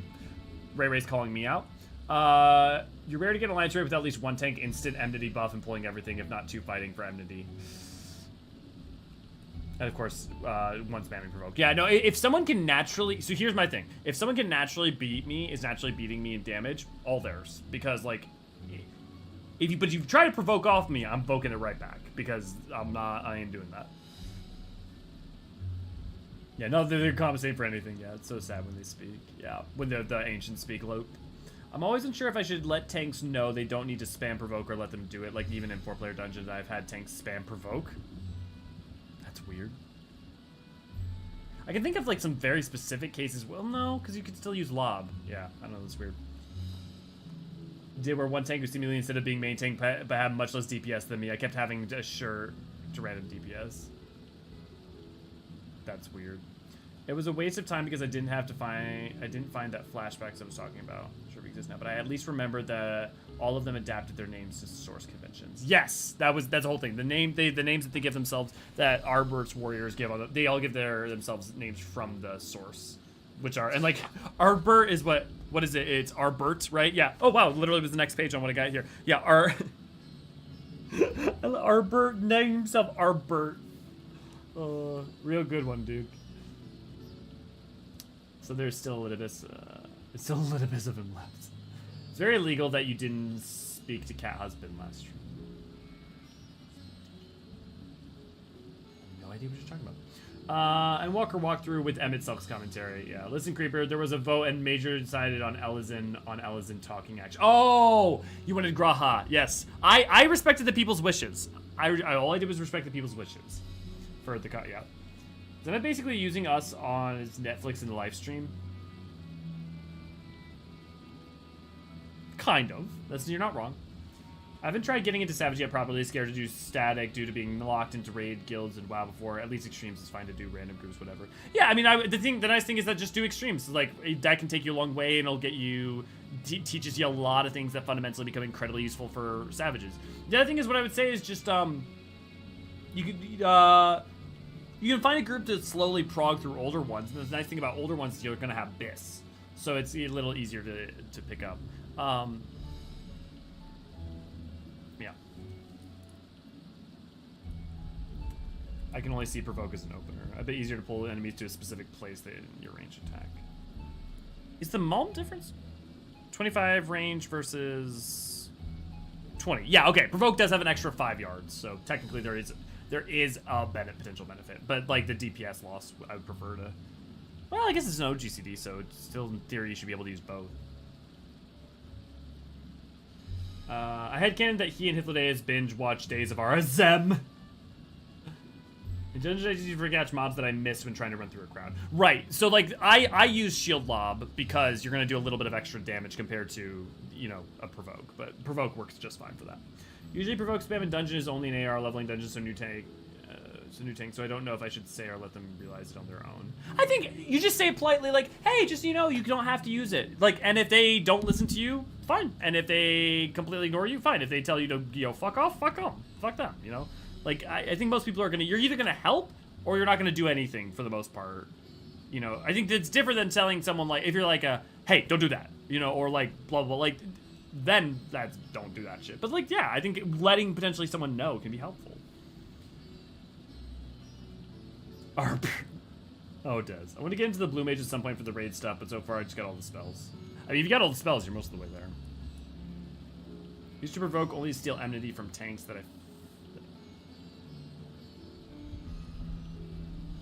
that forget sometimes the tank busters do kill you if you don't mitigate, yeah. Now then, is there anything we forgot to mention? Are your arms and armor in good order? I'm ready to go. In that case, it's time we attend to our tasks. And when you arrive on the first, give my regards to Reen. Tell her I miss her. The final days, how far has the phenomenon spread? And how does it manifest itself in each land? I must reach out to my friends in each nation to find out all I can. Oh. Ah! Well, I suppose I do feel better on a full stomach after all. Burning skies, blasphemy, none if they've got anything to say about it. Beasts and blasphemy may be running amok in nearby lands outside the influence of Razat Han and the Alliance. If so, I must needs go hunting. If the form truly has been spurred to action by Hydaelyn's prophecy, then is it not odd that the Anti-Tower was entrusted to Master Matoya, who bears them no love? No doubt she has a reason for this, and I would know what it is. Take this, Elio, my spirit vessel.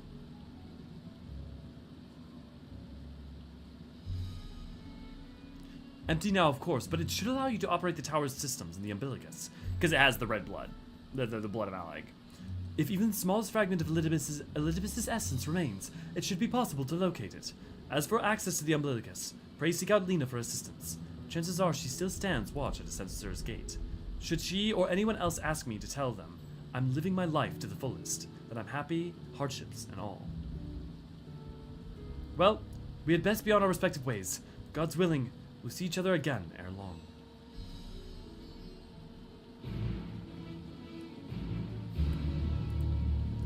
Burning brightly and gone away.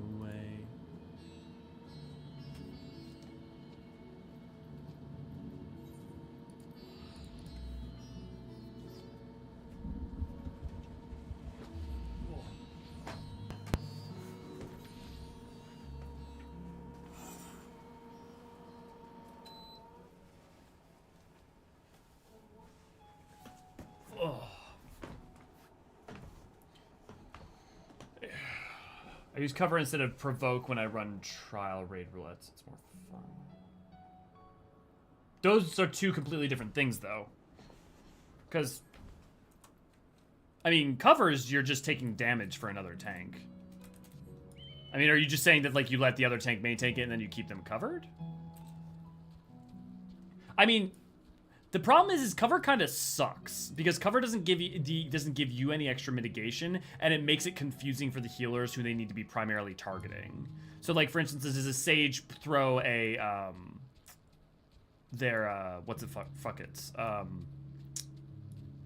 my god, Cardia on you or someone else?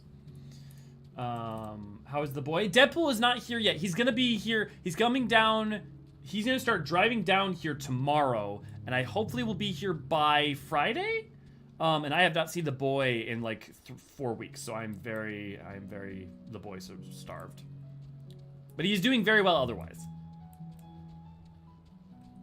Wait, can Emmett's Aether thing travel from the first to the source, or is he like stuck? So, like I was saying earlier, Loop, well, souls can be brought from the source to from the first to the source, but only by very specific action. I would just say if you haven't replay Endwalker if you haven't in a while. There's an answer to that in the game. In P9S, I start with Provoke to pull the boss in the middle of the arena. See, but it depends on what job you're playing, but for instance, for Paladin, you don't start with Provoke. You start with either a Shield Lob, because you want to get the extra damage, but actually what you should be starting with is like Holy Spirit. Or if you are, it depends on what job you're playing, but you don't use Provoke because you want your Provoke off cooldown in case you need it for an early swap. You also want it, so you want every little bit of damage you can get. Is Deadpool like a dog? Yes, that emote is Deadpool. He is my good boy. Let me, here, I can pop up a picture of him real quick. Oh, Discord's down, never mind. Actually, maybe I have a photo of him in my photos.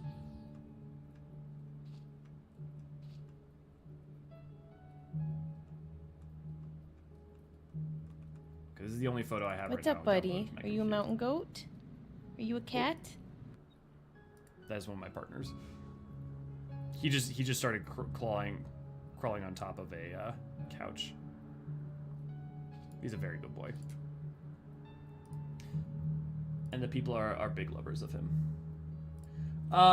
Wait, it's been interesting playing Paladin on an alt. Still feels rough, but I like the ability to refuse damage for 10 seconds. I mean, Hollow Ground. The thing is like 80 and 90 Paladin, especially 90 Paladin, feels amazing. Like, the problem is that 70 and below is kind of eh.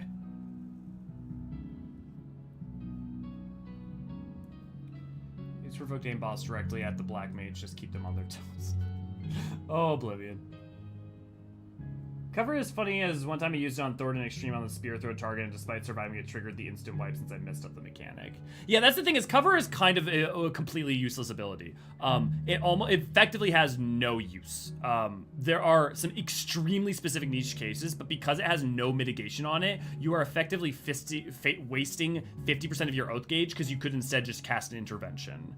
There's really no reason to use cover. I'm sure there's someone who in the comments or something could like, this specific example during using binding coils. It's useful for doing this, but it's like 99% of the time, there's just no reason to not just cast an intervention on the main tank if you're not the main tank, or to use a Holy Sheltron. I don't know why you would use cover if you were the main tank. I love Paladin so much after the Heartless, Deliver and Regenerate, 4 people run. Tank just kept involving Queen's Doom, yeah. Doombuster. Covering DPS, though. There's no reason you should cover DPS. Because the thing is that there's no reason to cover a DPS, because if you cover a DPS, you're going to kill yourself for a mechanic that's... If the mechanic's like a raid-wide, you would be better off using Intervention. Because you're going to mitigate more of that damage and potentially heal them or give them the benefit of that. Whereas cover may just end up killing you. Because you're going to take damage for both you and them. I'll let them keep the boss and just cover it if they're able to troublesome rule it, yeah. What is Zipple like during road trips? He's great. He's phenomenal. He loves going for rides. Yeah. So he can't do it himself? No. You cannot. If you're a soul trapped in an ethereal sea, you can't yourself remove yourself to another reflection or shard. You can't invuln from it using home gang super blight or load because it causes doom anyway. It's only Paladin can dodge it. Okay. Deadpool is the best dog. See, even Ray Ray agrees. 50 Paladin is the worst as no self-heal. Yeah, 50 Paladin doesn't feel great, but again, not a lot of things do. Tracy, have a good night. Cheers. Mainly use cover if I notice someone is about to die, like healer. I try to keep them alive from AoE. Yeah, but instead of using cover, just use intervention. Unless you're talking about this. I mean, this probably, I'm assuming, level 50 or something. But then again, that usually shouldn't. There really shouldn't be a reason that you have to use that. Because a reprisal will prevent most of that at 50. Cover is very helpful in dungeon runs if the healer died during a boss and you don't want to wipe. Clemency. I mean, you just use clemency or intervention. And also DPS isn't gonna change whether you wipe or not for the most of the time, because most of the time if you don't have clemency, you will wipe without a healer because you have no sustain. Like that's what's gonna happen usually anyways. So if it's at the point where you're talking about like early 50s that are like like what 58, yeah, that's gonna happen. Whereas, like, if you cover a DPS, you're gonna still die because you're now taking damage for them and you're the tank without no way to sustain yourself.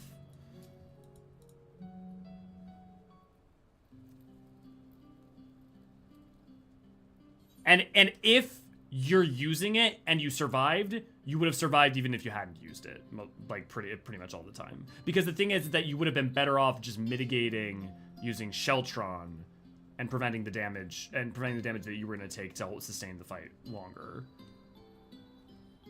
Like, I'm sure between level 48 and 58, there are a niche circumstance in which the healer has specifically died that if you use cover, you will keep the DPS for an extra little bit of time. That means the fight will go down sooner. But that, like, really is more proving my point than anything, because you're talking about a very specific niche case in which it is effectively a useless ability except for those specific cases, and those specific cases almost always are only outliers in of themselves, but literally if you had just used Sheltron and kept going for a little bit longer yourself, would have done the same amount of damage, because you're either at so far away from the health from being done that it's a wipe anyways, or you're so low down that it's like you could have soloed at that point. Or if it's not, then like that's a niche on a niche on a niche. Elio, you've returned.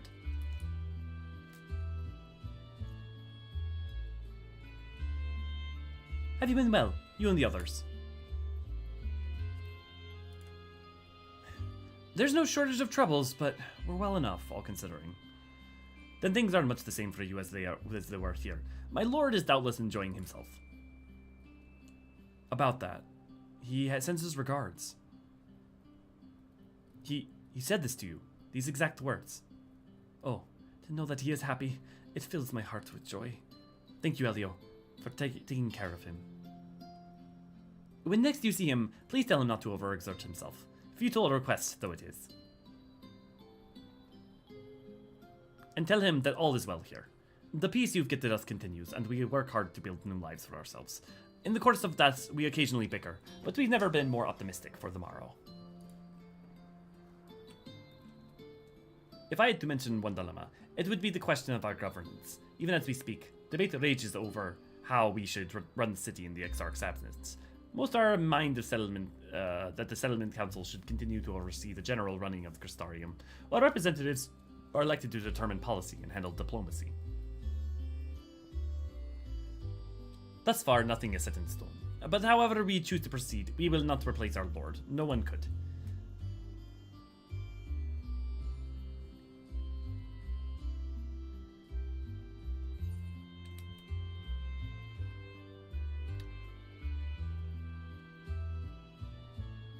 Yeah, but Creeper, the example you're getting, there is almost no attack in this game that you would not kill yourself from double taking. That you wouldn't kill yourself from double taking, that intervention would not have prevented enough damage from the healer, from the DPS being able to do it. Like, that's my point. Even in higher level content, healer dead, DPS almost dead, and raid-wide damage incoming, you cannot heal in time. So first off, most of the time you have Requiem Scat anyway, so you should be able to heal, you should be able to toss an instant heal. For like large swaths of, like, when that happens, it's very, very rare that you do not have time to be able to do that. That wouldn't be a wipe anyways. Yeah, and other MIT won't save. The thing is, like, especially if we're talking at higher level, you have a heal off of intervention and you have a major mitigation bonus. So, yeah. Yeah, definitely enjoy your channel. Thank you so much, Loop. I can't wait to hear more. Thank you. Yeah, of course, Loop. Anytime. Have we recently observed any unusual phenomenon? Let me put it this way. The problem is not, can you come up with any example in which there would ever be a benefit cover? Here's the other problem with cover, is that if you're not in physical range, it also is so easy to break, and that the DPS isn't like bouncing off that, it oftentimes won't even work anyways, or won't even trigger within the time. But those are, there's so many things that have to go wrong, and so many like specific points in the fight that has to happen for that to be viable. It's a bad ability. Like, if you have an ability that you can only use when everything goes wrong and has a specific use case for being not even more beneficial, but potentially beneficial compared to other abilities you have that are more readily used, that's kind of just a waste of button space. Like, cover has effectively just become like like for controller players, a nightmare that you basically omit. Kind of like how Shield Bash is, except for Shield Bash, at least at earlier levels, has some utility. No, I cannot say there have been. Curious that you should ask me this question, though. Some days ago, Reen came asking the very same. She was rather unsettled, in the stark contrast to how cheerful she has been of late. She and other Crystarian youths just hosted a festival, you see. It proved so popular that there are already plans for another celebration. One much bigger than the first.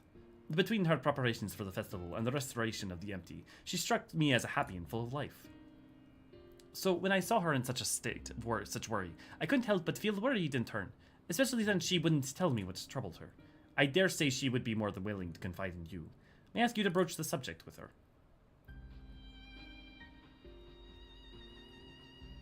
But Shield Bash has way more use. Pre-50 Shield Bash has way more use than cover. You wish to enter the umbilicus. Very well. I shall fetch the key at once and take the opportunity to find Reen. Please wait for me in the city, in front of the Cabinet of Curiosity. Shall we say? I'll be along as soon as I can. There are points at which your DPS, the DPS you could do, like here, let me give an example. I need the exact level for your Shield Bash because it's early on. Yeah, 10. So you have 10, but you only have total eclipse at 6. So like you have total eclipse, but there are points at which to mitigate the amount of damage you're taking if your healer is not perfect but is good, you can Shield Bash a couple extra enemies which will actually allow you to continue on where it's total eclipse. Like for instance, Shield Bash can be useful in Long Stop or in like I don't ever use it for that. You don't need it. You shouldn't ever have to use it. But there are like way more like standard cases where things haven't gone wrong that it can be used to like give a little bit of breathing room to the healer. Yeah, darn. Shame I'm planning on running through Stormblood as a paladin. I've got monk leveling as well in case it becomes annoying. Yeah. It's true in general for almost all classes. I mean, 70 paladin's fine.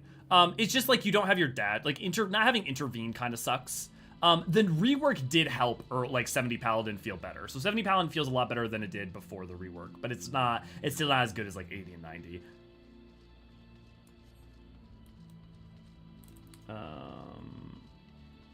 Yeah, that's why I play warrior. Yeah, totally, Creeper.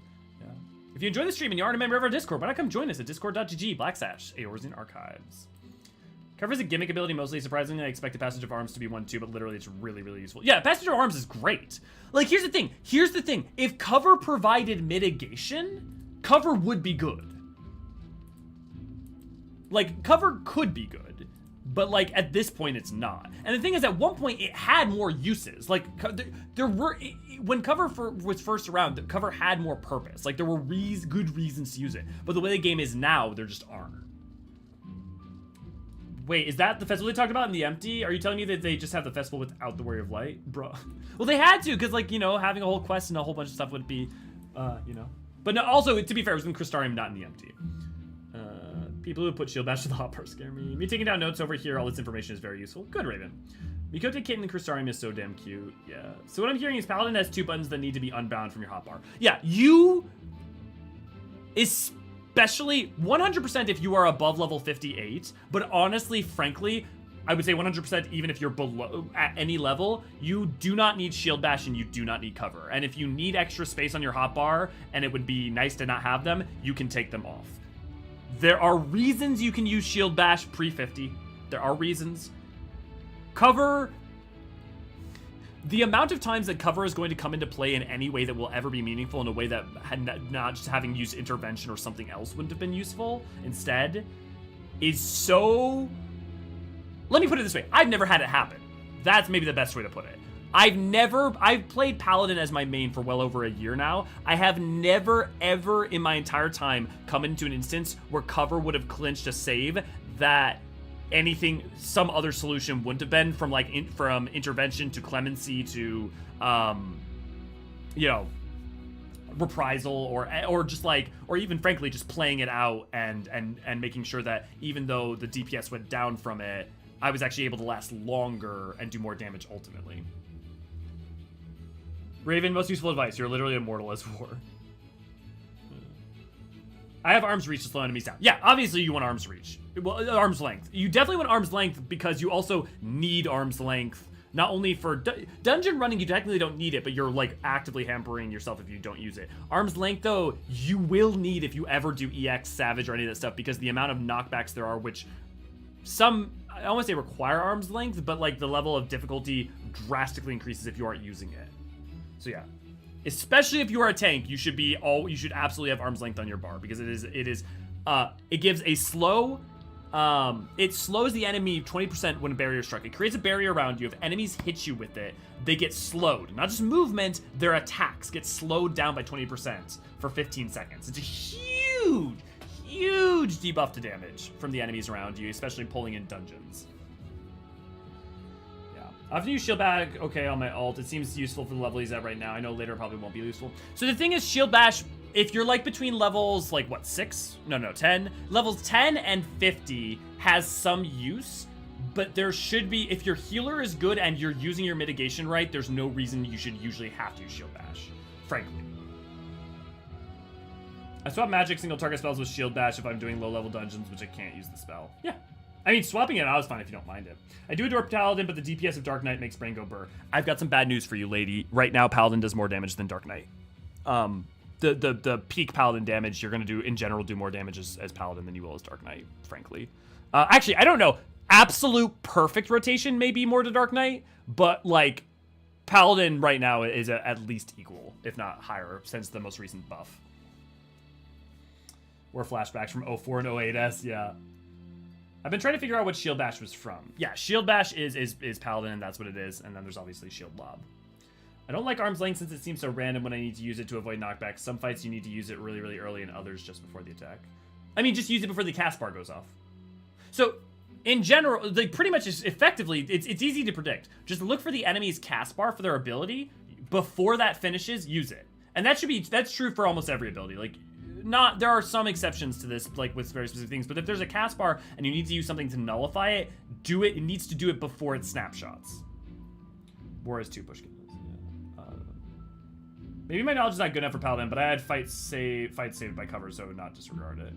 I take Creeper's advice as any of you will. I will just say I have played a lot of Paladin, and not just my own experience, but like it's been This sounds like I'm going to be used the weighting of, like, everybody agrees with me, and that's not so much what I mean.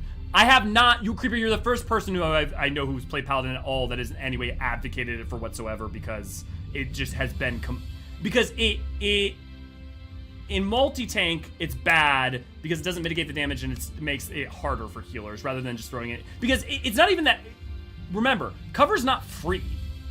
Cover isn't free. Cover is 50 of your gauge. So, you know, it's still like, but for no mitigation whatsoever. It's still that you're not decreasing any damage that's outgoing, you're just putting it on a different target. Which I realize is not your entire point, because part of your point was about dungeons and saving it with DPS and stuff, but also, there's no attack that you can't get a clemency off, because any attack that's raid wide will have enough time to clem.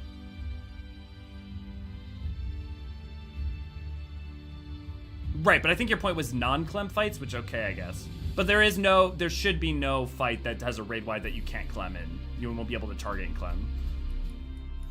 Okay.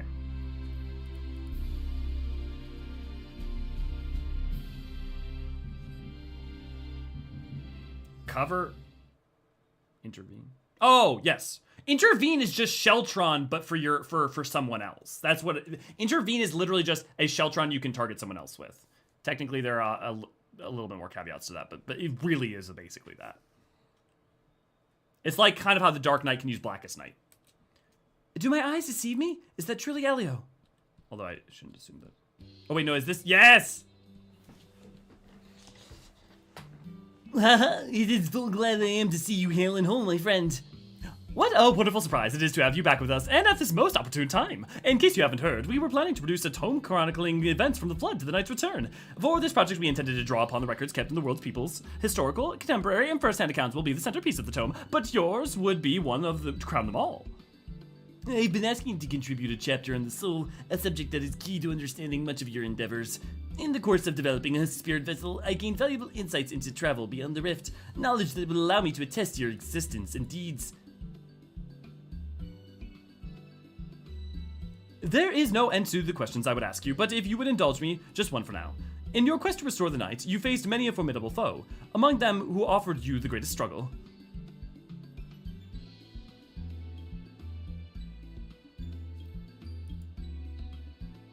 Hades, who bore the burden of his people. Ah, yes, Hades. He sought to resurrect his ancient brethren. He was the final obstacle in your quest to restore the night. Your battle in the depths of the Tempest, the stuff of epics. Yet, compelling as it is, I worry that mere words wouldn't do justice to that fateful confrontation. Not that we would think to omit it entirely, of course. No, at the very least, we would impress upon the readers that it was the climax of your hero's journey. I know you'd love to talk his ear off, Morin, but we really should be on our way. Those documents come from Yulmore, won't collect themselves. Of course, and afterwards, would you care to join me for tea? I was hoping you might clarify a few points in your treatise. Till next time then, do tell the others to look after themselves. Our overzealous friend in particular. Remind him not to overexert himself again and again till his ears fall off, eh? That's what it takes for him to take it to heart. If I learned the lyrics infinite, I definitely could. I would just need to like look up the lyrics and like read it and memorize them a bit.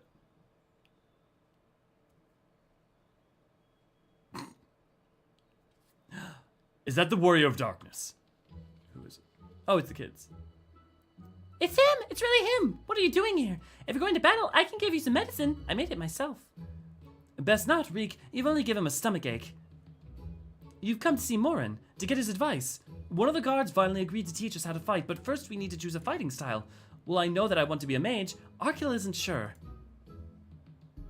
Magic really isn't my thing, so I was thinking of taking up the axe, or the sword, or maybe the bow.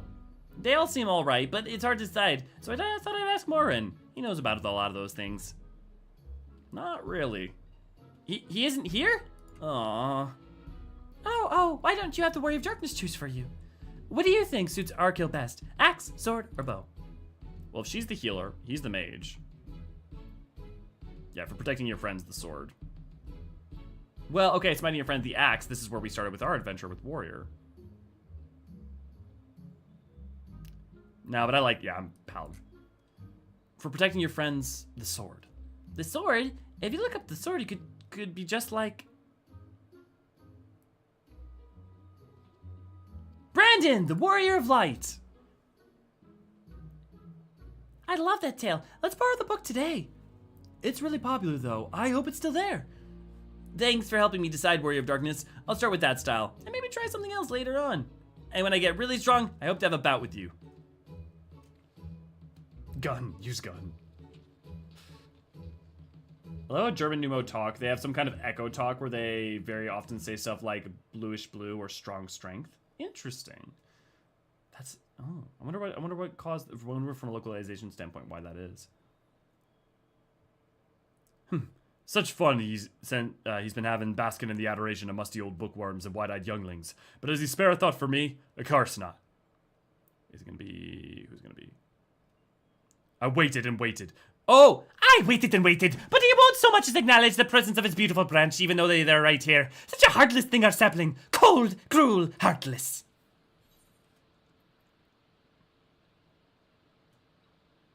Oh, faithful Feoul, lovely of branches, how I've missed you. If you truly miss me, you should have cried for me at the top of your lungs the instant you arrived. You may make up for it when to make up for it, you'll call me twice the passion next time. Though for there to be a next time, you've some few struggles to overcome. So, my adorable sapling, the world is on the verge of destruction, ain't it? How'd you know? How do I know this? Joined as we are, spying on you is as simple as sliding down the back of a rainbow. Would that I could aid you in your quest, but the fate of we fae folk is bound to that of the star. Whither it goes, so too do we follow. Such is our way. The most I could do for you is spare you the pain by gifting you the sweetest of eternal dreams. But if escape's not to your liking, then you must struggle with your fellow mortals. Ah, but here are the ones you're waiting for. I wonder what manner of conclusion awaits at tale's end.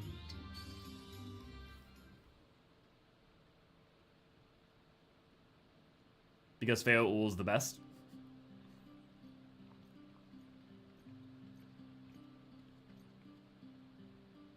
My apologies for the delay. Elio, it's so wonderful to see you again. You doubtless have much catching up to do. I shall leave you to it. I've taken the liberty of unlocking the umbilicus, and you may enter at your leisure.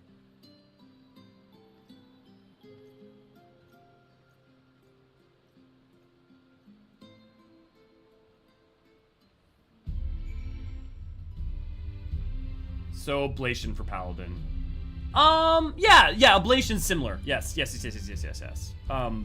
Although I guess actually Dark Knight is more, they got oblation because, Paladin had infinite. But for context, let me explain Holy Sheltron. So Holy Sheltron, is reduces damage taken by 50% for 8 seconds, and then for 4 seconds, the first 4 seconds reduces damage taken by 15%, an additional 15%. So it does even more, and also it has a heal on it, for 250. Intervention is effectively the same. Does it have... But instead of granting Knight's it gives increased damage reduction by an additional 10% if Rampart or Sentinel are activated. So if you have your Sentinel or Rampart in use and you throw it out on someone, it gives them an extra 10%. And then also it's got the first 4 seconds are also stronger as well, and it has the heal on it. So this is basically, you use this, if you're the off tank, your job is to use things like intervention on the main tank. And still to use your reprisals and stuff, and use your Divine Veil and whatever, obviously, to create a barrier for everyone.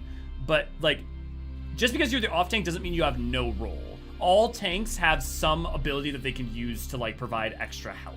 Like, with Gardenbreaker, you have Aurora, right? Dark Knight, you have the Blackest Night can be used on your allies. Instant Flash for Paladin without the heal. I'm relieved to hear that everyone is well. I've had this feeling, like a pit in my stomach. I was afraid that something might have happened. Maybe I'm overthinking things, but it's just that... I'm the Oracle of Light, but I've never spoken with Hydaelyn. Never once heard her call. Even so, I'm always had this feeling deep inside me, a connection to something immense. These past few days, though, that connection has wavered, as if that immense something was distant, then close, then distant again. And then the other night, I was jolted awake by the feeling it had been completely severed. Wanting some fresh air, I went to open the window, and to my horror, the sky was ablaze like during the star shower. See, she even references that it's like the star shower, so I definitely think that the final days could have awoken the echo in people. But then I blinked, and everything was normal. The next day, no one said a thing. No one else had seen what I had seen. As far as I could tell, nothing was out of the ordinary. I began to wonder if it was a figment of a half-remembered dream. Elio, what are you not telling me? I have to know, please! It doesn't matter how terrible it is.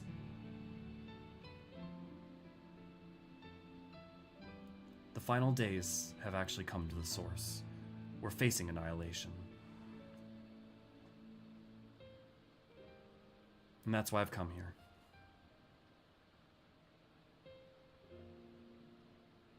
It wasn't my imagination then. The doom we witnessed in Amrot has come again. I can't believe it. Like I told you before, all is well here in the First, so don't worry about us. Please, look only to the threat before you.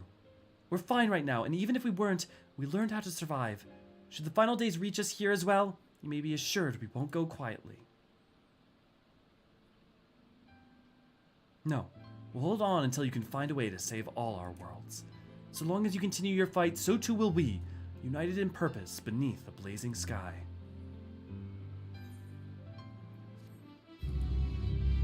It's so funny. Maybe it's a good thing that last time ended the way it did, because we're at time.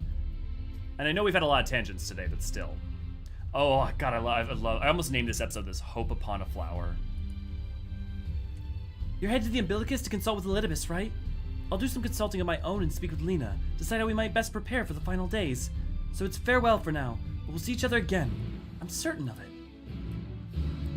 Okay, guys, it's time now. And also, once we step into this cutscene, it's gonna take us to map 5. I think we may call it here and might save the cutscene with the boy for next time.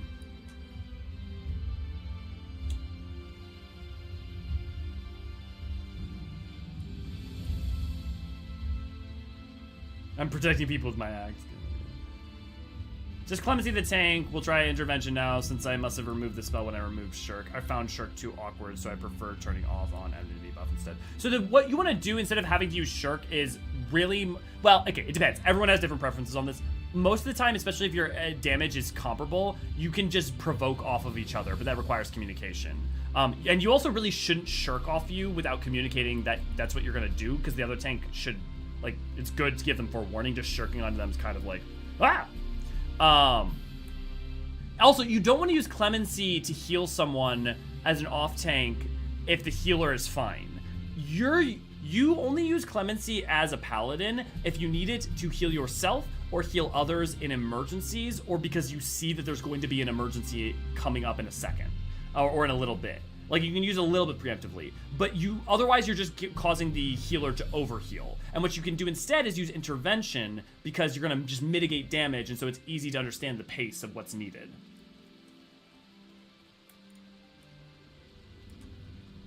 Not the boy, our friend. Correct, Rag, correct. I'm not sorry for being partially responsible for derailing the stream. Nope! We had time to talk today. It was a great day for it, Creep. I feel like Paladin's even stronger as an off-tank than as a main tank. So what's interesting is that you'd think that, Creep, but weirdly enough, it ironically isn't actually so... It ironically is not any stronger than, like, Dark Knight, for instance. Like, Dark Knight has TBN and Oblation and, like, Raid-Wides, and, like, has multiple tools, for instance, and also... Paladin has more self-sustain in some ways, which just means that it can take on damage better. It's because it doesn't have to use like Abyssal Drain, but it has access to Clem and blah blah blah. It should be though. I mean, it should be the preeminent kind of like off tank. I definitely think it should be. In a theory, what it was for a while was Dark Knight and Gunbreaker were main DPS, and Warrior and Heal and Paladin were kind of the off tanks effectively, but it's always oscillating. No joke when giving the option. I think you should do this, yes? Okay. Here, I'll put up a vote. You guys can let me know.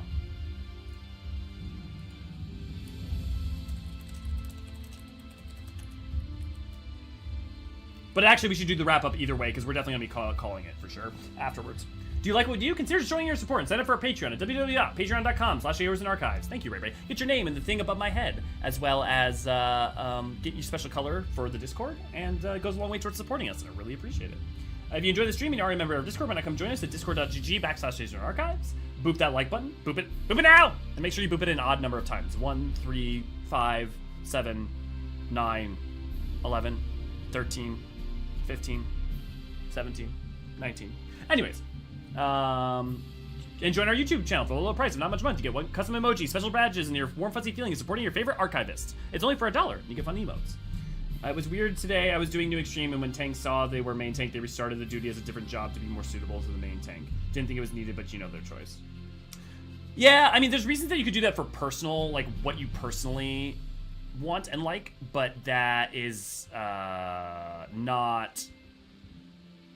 There really shouldn't be other than maybe arguably Gunbreaker would be nice, but like Gunbreaker is nice because it's theoretical max damage, but none of that matters unless you're playing absolutely perfectly. Yeah, there's really no reason to switch jobs unless it's personal preference. There's no no real good reason, no solid reason, like from like a balance standpoint or anything like that. Catch our series, Overheard in Eorzea, over on Twitter. Okay, that's 2/3 to 1/3. As a Gunbreaker who always plays absolutely perfectly, I can confirm. But like even a Gunbreaker playing absolutely perfectly versus a Paladin playing absolutely perfectly, you're talking about maybe 1% or 1.5%. Ah, Master Elio, welcome back. The captain has told me. Give the word and I will show you to the ocular.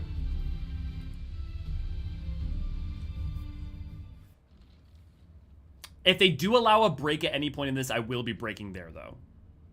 I do not believe so. I'm pretty sure this is all one cutscene from here to... It's one of my favorite cutscenes in the whole game.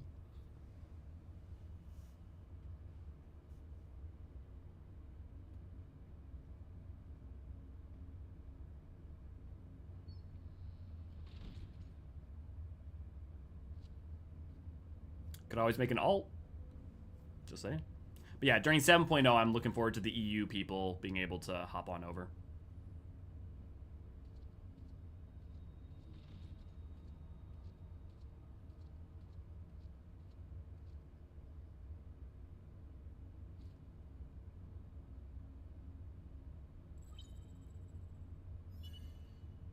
Biometric authentication complete. Please state your business. Searching for Elidibus. Acknowledged. Reinitializing Circus Tower systems. Searching for Elidibus entity.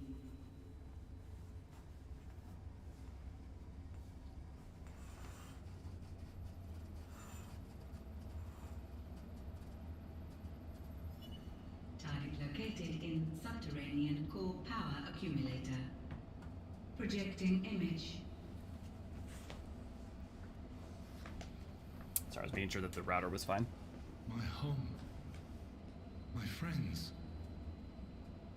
No more than a dream.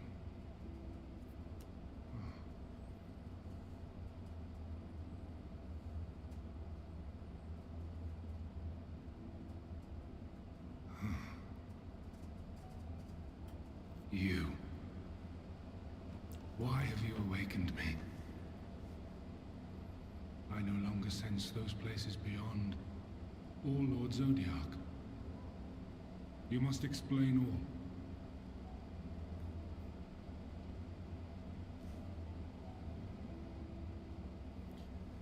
You see, we defeated Zodiac, and now the final days of it last come to the source. I can explain more, but give me a moment.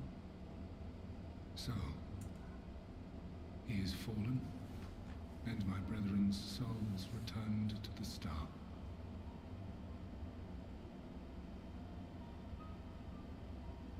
The doom we sacrificed so much to prevent is come again. Old burdens now yours to bear. But if this is Fandaniel's design, then I, as Elidibus, have a duty to fulfill.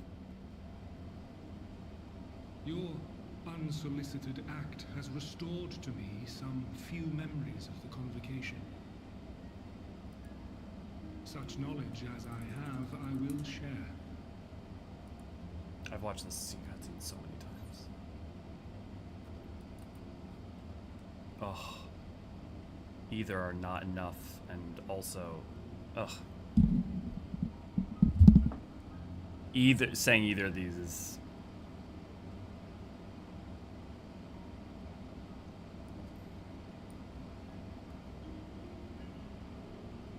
I'm sorry, Why Lydos. apologize for receiving a favor of the defeated? If it sits ill, consider it payment for freeing Lord Zodiac from servitude. Where to begin? The end. Your understanding of what caused the final days is consistent with our own.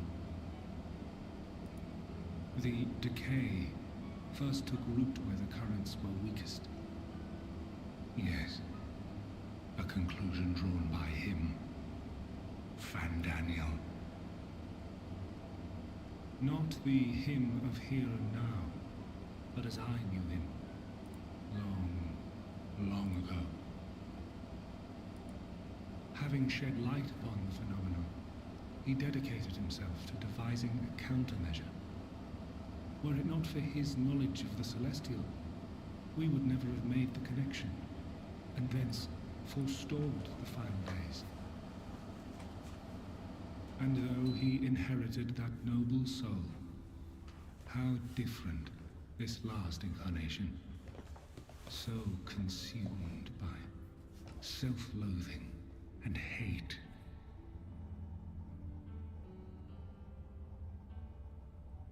But why was he like that? And what of Elpis? How does it all connect? Elpis.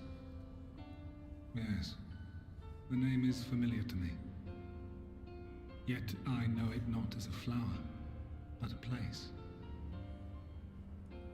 A testing facility for determining which of our creations were fit to be released into the world. Many worked there, and before joining the convocation and assuming the title of Fandaniel, he was their chief. He was Hermes.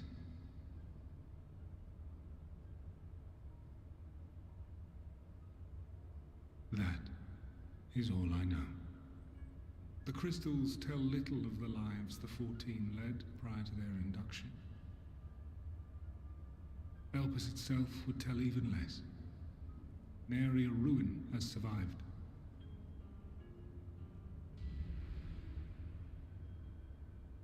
Wait. I saw you there. In Elpis. No. I did not. But I did. I did. A lingering trace of impossibility. And a truth that fills my heart.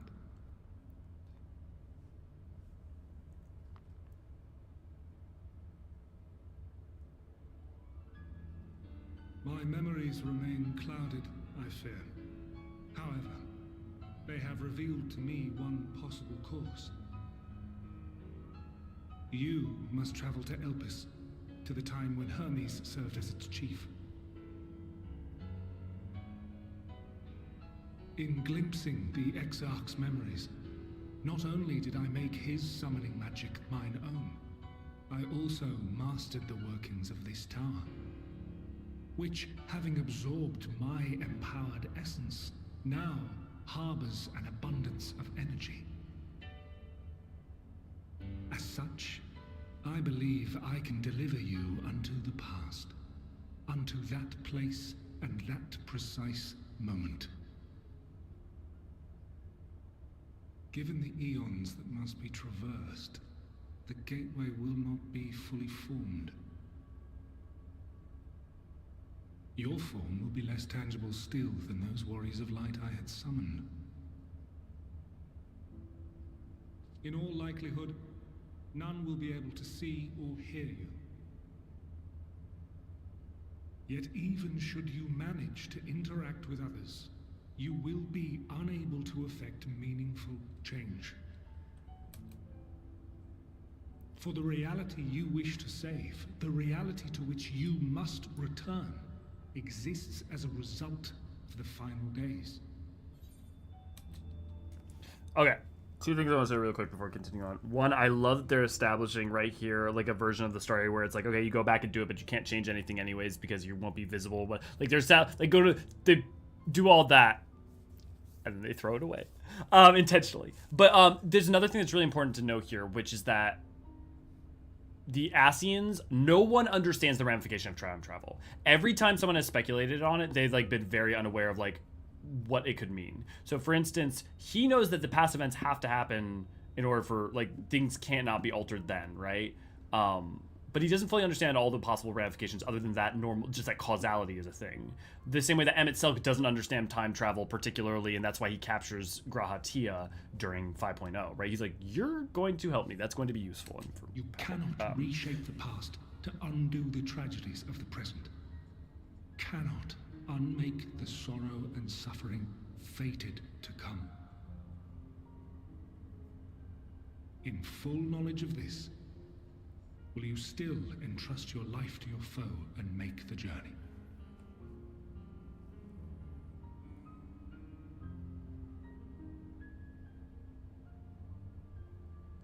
Very well. I shall cast you unto the river of time. Let this be my final act. You must input the commands. I no longer have the authority. First, you must reconfigure the systems, that the tower's ether may be channeled for the magic.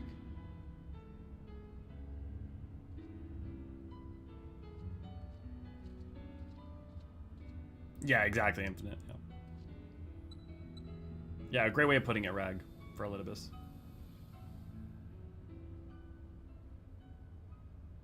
Yeah, Infinite, yeah. His hanging out was not just like an idle thing. But we also know The gateway will soon open. Return at once to the ocular. I just want to point out that we knew that Zodiark was on the moon, or at least it was heavily implied as early as 2.x, 3.0.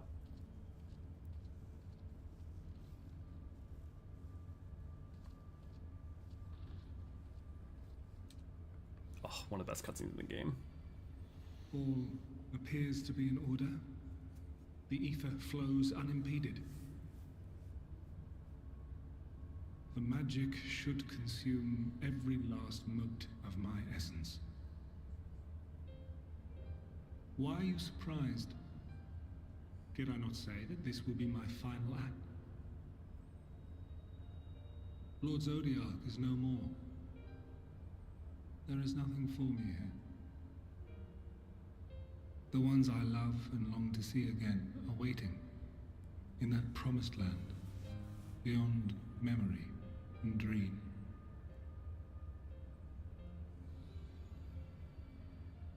Now He gave us everything for his people. Of light. Go and do not look back. Buddy.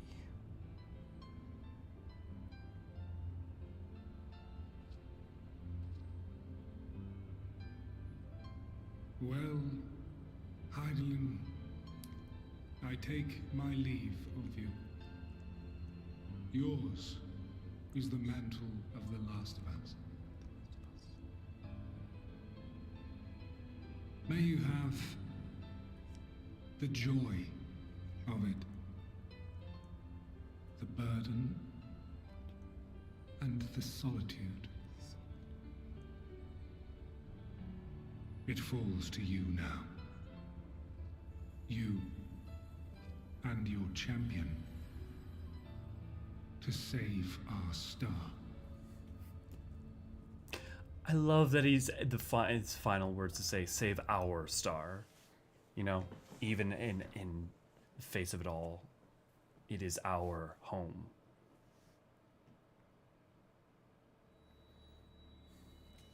Okay. Ethereal rift. The timeless expanse between space and time where all exists in a chaotic rift? Chaos? Swirling storm of moments and people and places.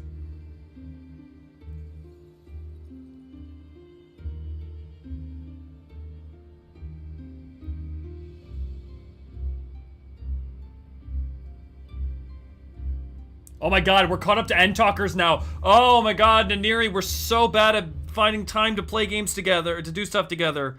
Oh my god, we've been doing End Talkers since Endwalker came out. Well over a year.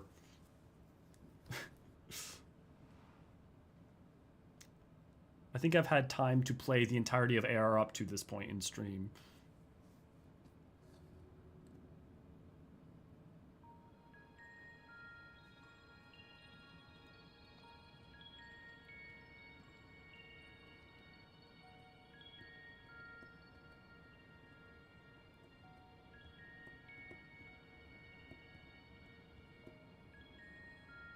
Thank you for the reminder, V.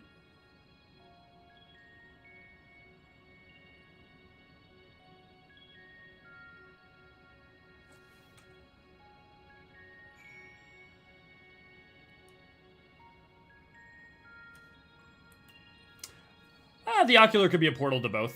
Easy enough, Infinite. Let us spend countless ages looking at the planet from the moon, unable to interact with people, phased out of reality to most people, just watching what happened now to die, fading away for us. I love how they turn the Eorzeans from generic evil guys to normal people with understandable motives who help us if we want to achieve the same goal. Well, yeah, ultimately, yeah.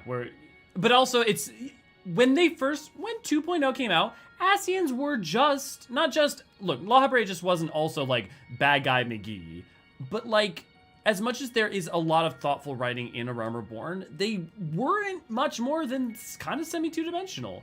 But luckily, because they got to take the journey of building them and growing them and expounding upon that over the course of this MMO, they got to become that, right? And I do think that the juxtaposition ends up being very strong for it, starting from a place of feeling like it's going to be this bland, okay, bad guy number 642, and instead being compelling. And that arcing it works really well, but, yeah. Well, they're not Eorzean, and they're not Hyur. They're ancients. The Amaranteans are a different race than us. They just look. The man stands dutifully by the Aetheryte-like device, a guide for this facility in all likelihood. Is this what it's like to play a Lalafell? You attempt to get the man's attention, but if he sees or hears you, he gives absolutely no indication. As Elidibus warned, it appears your form is intangible. Ray's trolling you, don't worry, Rag. This is the right place, yes? Propylion. Judging by the woman's words, the facility is called Propylion. Can you hear me? Hello? You attempt to gently prod the woman to attract her attention, but feel nothing, and it seems neither does she. Well, that's assumptive about her interior life.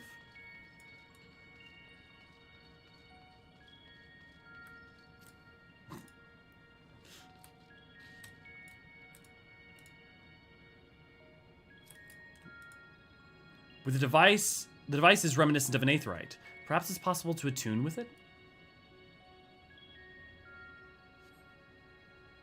Despite attempting to channel and focus your energies, you fail to attune with the device. You can only assume it operates differently. Okay, so to go over it real quickly, there are two possible outcomes. That either when Zodiark was created and new life was born before the Sundering, that new life was many of the races that we see in Hydaelyn. So, like, Hyurs, Miqo'te, and stuff. The other possibility that seems to be more likely, and so far is the understanding given to us by Yoshi P, which when Yoshi P says something it's canon, is usually ambiguous to whether it's actually canon or not until confirmed, but is that the Sundering happened, and when the Sundering happened, it created the many different races that you see across the reflections in Source. But those are two possibilities, and we don't know for sure which is the case. That it was either after the Zodiark pre-Sundering, or it was after the Sundering. It was a byproduct of the Sundering, even.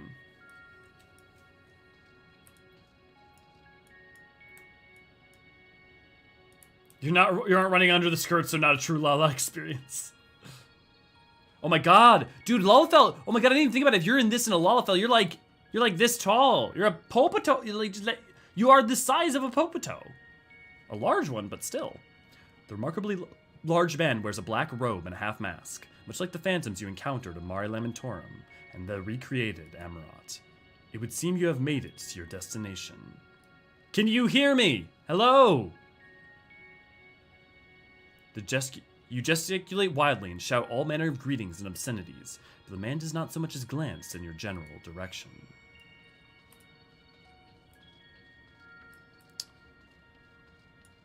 Ooh, look, a door. I wonder what's on the other side.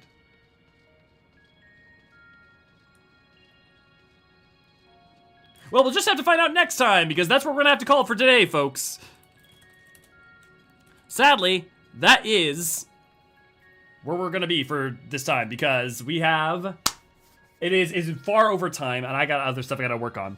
But don't worry, I'm excited to find out what it is on that other side of the door for those of you who are not in the know, which I can't imagine is many of you at this point, but still, gotta play with the mystery. Byproducts, do you think Mikote wasn't intentional? No, I don't think so. I think there's no reason to assume that Mikote or any of them were intentional, or any of the races were intentional. Is this canonically the first time the Word of Light swears when nobody can hear them? No. No, there's gotta be other implied times where we've sworn, or shouted obscenities. Possibly that Mikote were a familiar prototype that developed the soul and became a full-fledged race. I mean, is it possible? Yes, but you could say that about any of the races. There's no reason to think that that's true about the Mikote over others. I feel like as them created a cat, people to screw with them itself. Possible. You get unique dialogue options as a Ro or Lala in the upcoming cutscene because of your size. I'd stand away from the door in case you accidentally click it, yeah. I mean, you can play piss off Kupo to Moogles, so not really. Yeah, right, there we go. Thank you, Infinite.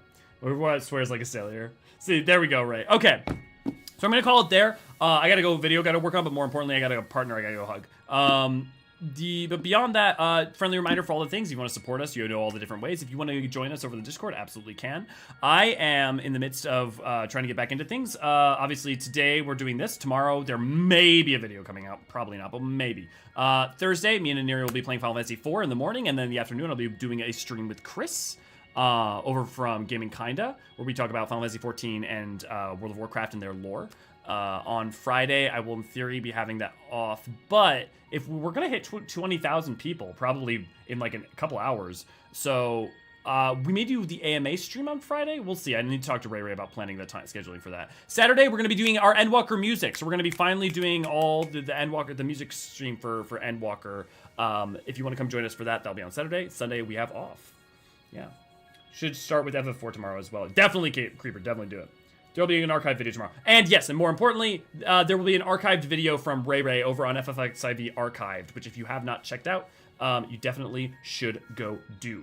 Which was used to be T+ and is now lovely Ray's ability to, vehicle for posting a lot of archived footage, which she does with Comet. And like it's nice and edited and put together, which is very lovely. Yeah. All Manwalk music, including 6.5 dungeon theme. I'm assuming you mean 6.4? Unless you mean 6.5 and assuming that the dungeon theme is new. Because we don't know what 6.5's music in general will be. There may be new, like, there could be another trial, and there could be new trial music, or any kind of new music. Yeah, totally, Raven. Does anyone have any final questions or lore things that they want to touch on before we call it? Because if not, I'm going to call it for today. I mean, it doesn't out yet, yeah. Well, I mean, there may be other new songs, like, you know, the trial theme that we had for 6.4, for instance. Who knows what else we might get in 6.4. Maybe we'll get a new Manderville theme, or maybe we'll get a content we weren't expecting, or, you know. I don't know, 6.5 is going to be interesting. 6.5 is going to be really interesting. Also, friendly reminder that next week we'll be doing Final Fantasy 16. Once that launches, I'll be doing a lot of playing of that. I know some of you will probably definitely hardcore bail out of that because you don't want any spoilers, but just so y'all know. Serene, how do you have such a preternatural ability to come in right as we're closing the video, or there's some sort of problem with the tech? It's amazing. It's so skillful. How are you doing? How's your sleep fixed? I assume not. And so it ends next to a large door. This isn't Kingdom Hearts. See you next time on another episode of Tank Talk with Elio and Creep. Yeah. Okay. Well, love all you guys. I will see you soon. I gotta go. It's just me. Well, I gotta come to your club this Sunday or something. I gotta come to you because otherwise I'm never gonna get to see Sarian the Endwalker walks near to the end. Heartless, darkness, darkness, my heart, heartless, darkness, yep. The darkness, ha ha ha ha, the darkness, ha ha ha. I smell the darkness, darkness, dark. Oh, Goofy. I'm Goofy. Okay, well, you get some sleep, y'all get some sleep. It's a short E, so like crepe. Great stream. It's, yes, a very long one, definitely for sure. Okay, guys. Says darkness and light like 1 times. Have a great night, everybody. Cheers.